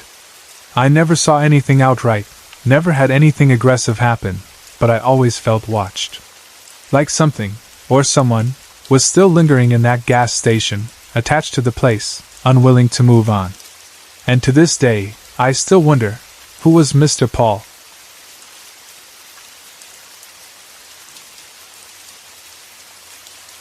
A few years ago, something happened to me that I still can't explain. It was just one isolated event, something that never happened before and hasn't happened since. But the way it made me feel, like every hair on my body was standing up, like something was watching me, still unsettles me to this day. I don't normally have nightmares. I don't suffer from night terrors or sleep paralysis. I've lived in my house for nearly 2 decades, and while I've had the occasional creepy feeling, there has never been anything blatantly paranormal or disturbing. The house itself was built in the 1980s, and to my knowledge, nothing tragic or horrible ever happened in it. It's just an ordinary home in an ordinary neighborhood. At least, that's what I thought. I don't remember exactly when this happened, just that it was during a warm season, probably spring or summer. What I do remember is waking up in the middle of the night with an overwhelming, gut-wrenching sense of fear. The kind of fear that paralyzes you. The kind that makes your heart pound so hard you can feel it in your throat. I wasn't groggy, wasn't disoriented like you sometimes are when you wake up in the middle of the night. I was alert. My mind was racing, trying to pinpoint the source of this fear. My eyes darted around the room, scanning the darkness for something, anything, that would justify the feeling clawing at my chest. But there was nothing. No shadowy figure. No open door or strange sound. My husband was still sleeping soundly beside me. My dog was curled up at my feet, completely undisturbed. Then I turned my gaze toward the hallway that leads to my closet and bathroom. And that's when the fear intensified. It was like something was standing there, just out of sight, watching me. I couldn't see anything, but I felt it. A presence. Something heavy. Something wrong. The air itself felt thick. And that's when I noticed something else. It was freezing in my room, Not the usual coolness from the air conditioning, not even the slight chill you sometimes feel at night. This was an unnatural kind of cold. The kind that creeps into your bones, the kind that shouldn't exist in the middle of spring or summer. We always keep our thermostat at 72 degrees, comfortable, never cold. But this was far colder than that. The kind of cold that makes you want to pull the blankets up to your chin and disappear beneath them. And then my dog moved. He didn't just stir in his sleep. He didn't just shift positions. He lifted his head, eyes locked on the hallway where my fear was rooted. And then, so slowly, so deliberately, it came. A deep, low, guttural growl. I have had this dog for years. I know the sounds he makes. I know the difference between his playful growls and his warning growls. And I have never in my life heard anything like this come out of him. It wasn't aggressive, but it wasn't fearful either. It was a warning. It was acknowledgement. He was seeing, or sensing, the very thing I was terrified of. And yet he stayed still. He didn't bark. He didn't get up. He just watched and growled. At that moment, I was frozen in place. I hadn't moved at all, hadn't gasped or shifted or made any noise to indicate that I was awake. I was just laying there, barely even breathing. And yet my dog knew. He saw it. He felt it. After what felt like an eternity, but was probably only a few seconds, he lowered his head back down. His eyes stayed open for a moment longer, still facing the hallway, and then, just like that, he went back to sleep. I lay there, too afraid to move, too afraid to even reach out and shake my husband awake. I did the only thing I could think of. I prayed. I'm not an overly religious person. I believe, but I don't pray constantly or seek out spiritual guidance for every little thing. But in that moment, nothing else seemed to matter. I squeezed my eyes shut, whispered the Lord's Prayer under my breath, and curled myself into the smallest ball I could. And as I lay there, whispering, I noticed something. The cold was fading. Slowly, the room felt normal again. The air didn't feel thick anymore. The weight pressing down on my chest lifted. And eventually, somehow, I fell asleep. When I woke up the next morning, sunlight was pouring through the windows, my husband was snoring beside me, and my dog was stretched out like nothing had happened. Everything was normal. Everything was fine. And yet I couldn't shake the feeling that something had been there. To this day, I have never had another experience like that in my house. I don't know what it was, why it happened, or why it left. I don't know if my dog chased it away with his growl, or if it simply decided to move on. But I do know this. I have never walked through that hallway in the dark since that night. I always turn on the light.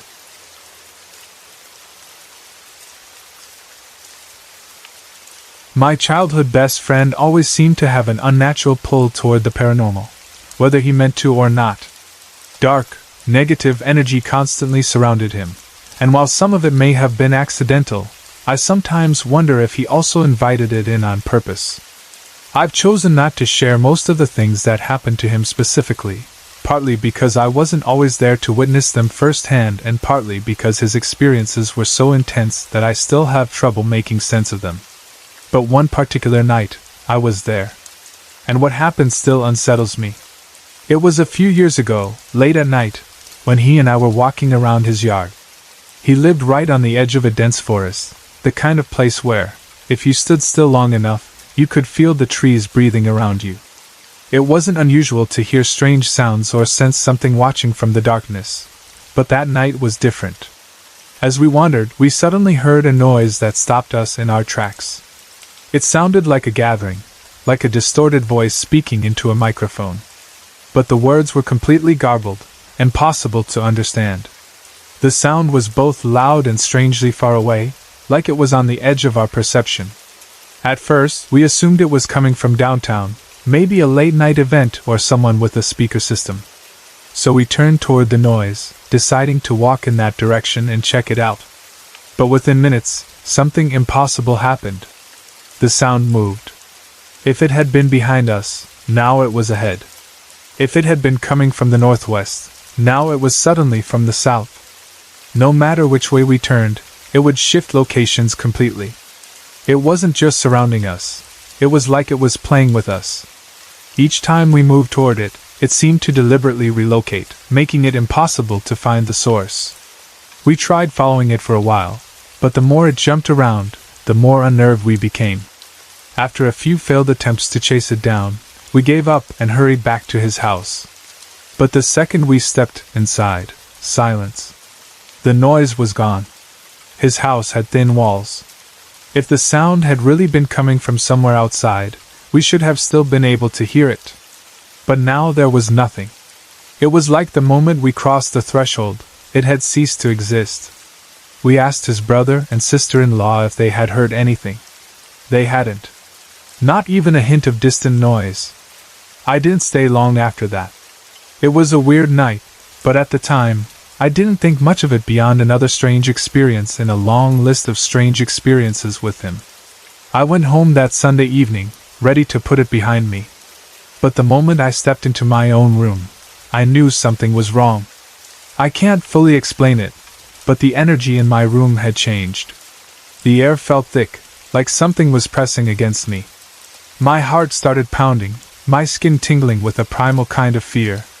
It wasn't just the feeling of being watched, it was worse. It was like something had followed me home. And it was waiting. The presence was strongest in the corner opposite me, lingering there like a shadow just out of sight. I couldn't see anything, but I felt it. This wasn't just me being creeped out. It wasn't paranoia. It was real. And it felt wrong. I tried to ignore it. I kept my eyes on my computer screen, pretending I wasn't affected, but my hands were shaking. I was too scared to move, too scared to turn my head and fully look at it. My breathing felt too loud, my pulse hammering in my ears. I sat there for what felt like forever, frozen with fear. Then something inside me snapped. I was done feeling afraid. I was done letting this thing linger in my space. I stood up, straightened my back, and spoke. "You need to leave. Immediately. Leave my room. Leave my home. Do not linger. Do not return." The words came out strong. I could barely believe I was the one saying them. I was normally quiet, reserved. But at that moment, there was no fear in my voice, only absolute authority. And then I felt it. It left. Not in an instant, but slowly. Like it was reluctant. Like it had been hoping for a different reaction. But within minutes, the oppressive energy in my room disappeared. The air felt normal again. The heaviness in my chest faded. It was gone. I never felt anything like that again. Looking back, I have no doubt that whatever had been tormenting my friend had latched onto me. Whether it was the same entity or something else that had attached itself during our walk, I don't know. But I do know that it followed me, hoping I would let it in. And I also know this. I will never let something like that into my space again.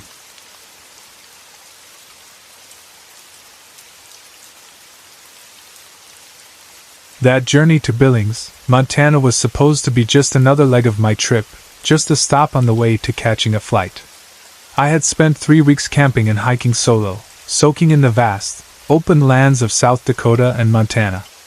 I hadn't planned on visiting the Battle of the Greasy Grass, also known as the Battle of Little Bighorn. But when I realized I was passing right by it, I couldn't ignore the pull. There was still over an hour before the gates closed, and I didn't need to be in Billings until the next evening. It felt like fate. I parked my rental car and walked into the visitor center.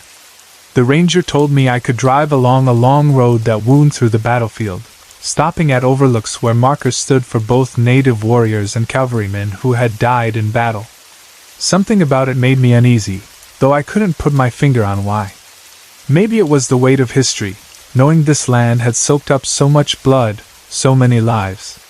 But I shook the feeling off. I had 45 minutes. I might as well see what I could. The first overlook was quiet when I arrived. I got out of the car, head down, focused on the ground as I stepped up onto the paved viewpoint. When I finally lifted my gaze, I was not looking at empty rolling hills. I was looking at a battle. It was as if time had folded in on itself, past and present colliding in a way that didn't make sense. There were native warriors on foot, cavalrymen on horseback and on foot, guns flashing, arrows slicing through the air. The sound was overwhelming, the thunder of hooves, the crack of gunfire, the shouts of men fighting for their lives. I staggered back, shaking my head violently, and in an instant it was gone. The overlook was empty again, just wind whispering through the grass. My heart hammered in my chest. Had I imagined that? Was it some trick of exhaustion, of too many nights camping alone under the stars? But it had felt real. Too real. Still, I forced myself to brush it off. Maybe it was just my imagination, influenced by the weight of this place. I focused on the grave markers, read the names, tried to ground myself in the present. Then I drove to the next overlook. And it happened again. A different battle this time. Different men. Different moments frozen in time. Again I saw them, heard them, so vividly, so completely that I felt like if I had reached out, I could have touched them. And again, just as suddenly as it had appeared, it vanished. At the third overlook, it happened yet again. By now, I knew this wasn't just my imagination. It wasn't a trick of the light, or the brain filling in the gaps of history. I was seeing something. Experiencing something. I had no explanation, only the certainty that I needed to return. That night, I camped nearby, restless with anticipation. When morning came, I was at the gates before they opened. I drove that road again, stopping at each of the 12 overlooks. And at every single one, I saw something new, different battles, different warriors, different fragments of time replaying themselves before my eyes. I felt like a witness to history in a way I had never experienced before. Still unsettled but fascinated, I decided to walk the nature trail behind the visitor center. I've always loved photographing wildlife, rattlesnakes, wildflowers, anything that captures the raw beauty of the land. So I focused on that as I walked, scanning the path for movement, for a coiled shape in the grass. Then, without warning, I couldn't move. It was as if I had walked into an invisible wall. My body refused to take another step forward. A thought slammed into my mind unbidden, as clear as if someone had spoken it aloud. There are dead people everywhere. I looked around, my pulse racing. But there were no grave markers, nothing to indicate that this area held anything different from the rest of the battlefield.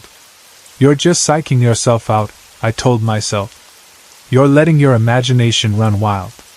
Determined not to give in to the creeping fear, I forced myself forward and finished the trail. At the end of the path stood a kiosk. I stopped to read it, and my breath caught in my throat. It explained that this very area had been the site of the deadliest fighting. So many men had died here, their bodies left behind because the terrain made excavation too difficult. The bones of the dead were still beneath my feet. A shiver ran through me. That invisible force, that overwhelming presence I had felt, it had been real. I never got the chance to return to Little Bighorn, but I still think about that experience often. I spoke to an elder about it once, about how I seem to experience things like this most often on native land. He told me that I am meant to share these experiences, that they serve as a bridge to understanding, a way to remind people that history isn't just something in books, but something that lingers, something that breathes. That moment, standing on the battlefield, showed me that the past doesn't always stay in the past. Some things echo through time, waiting for someone to hear.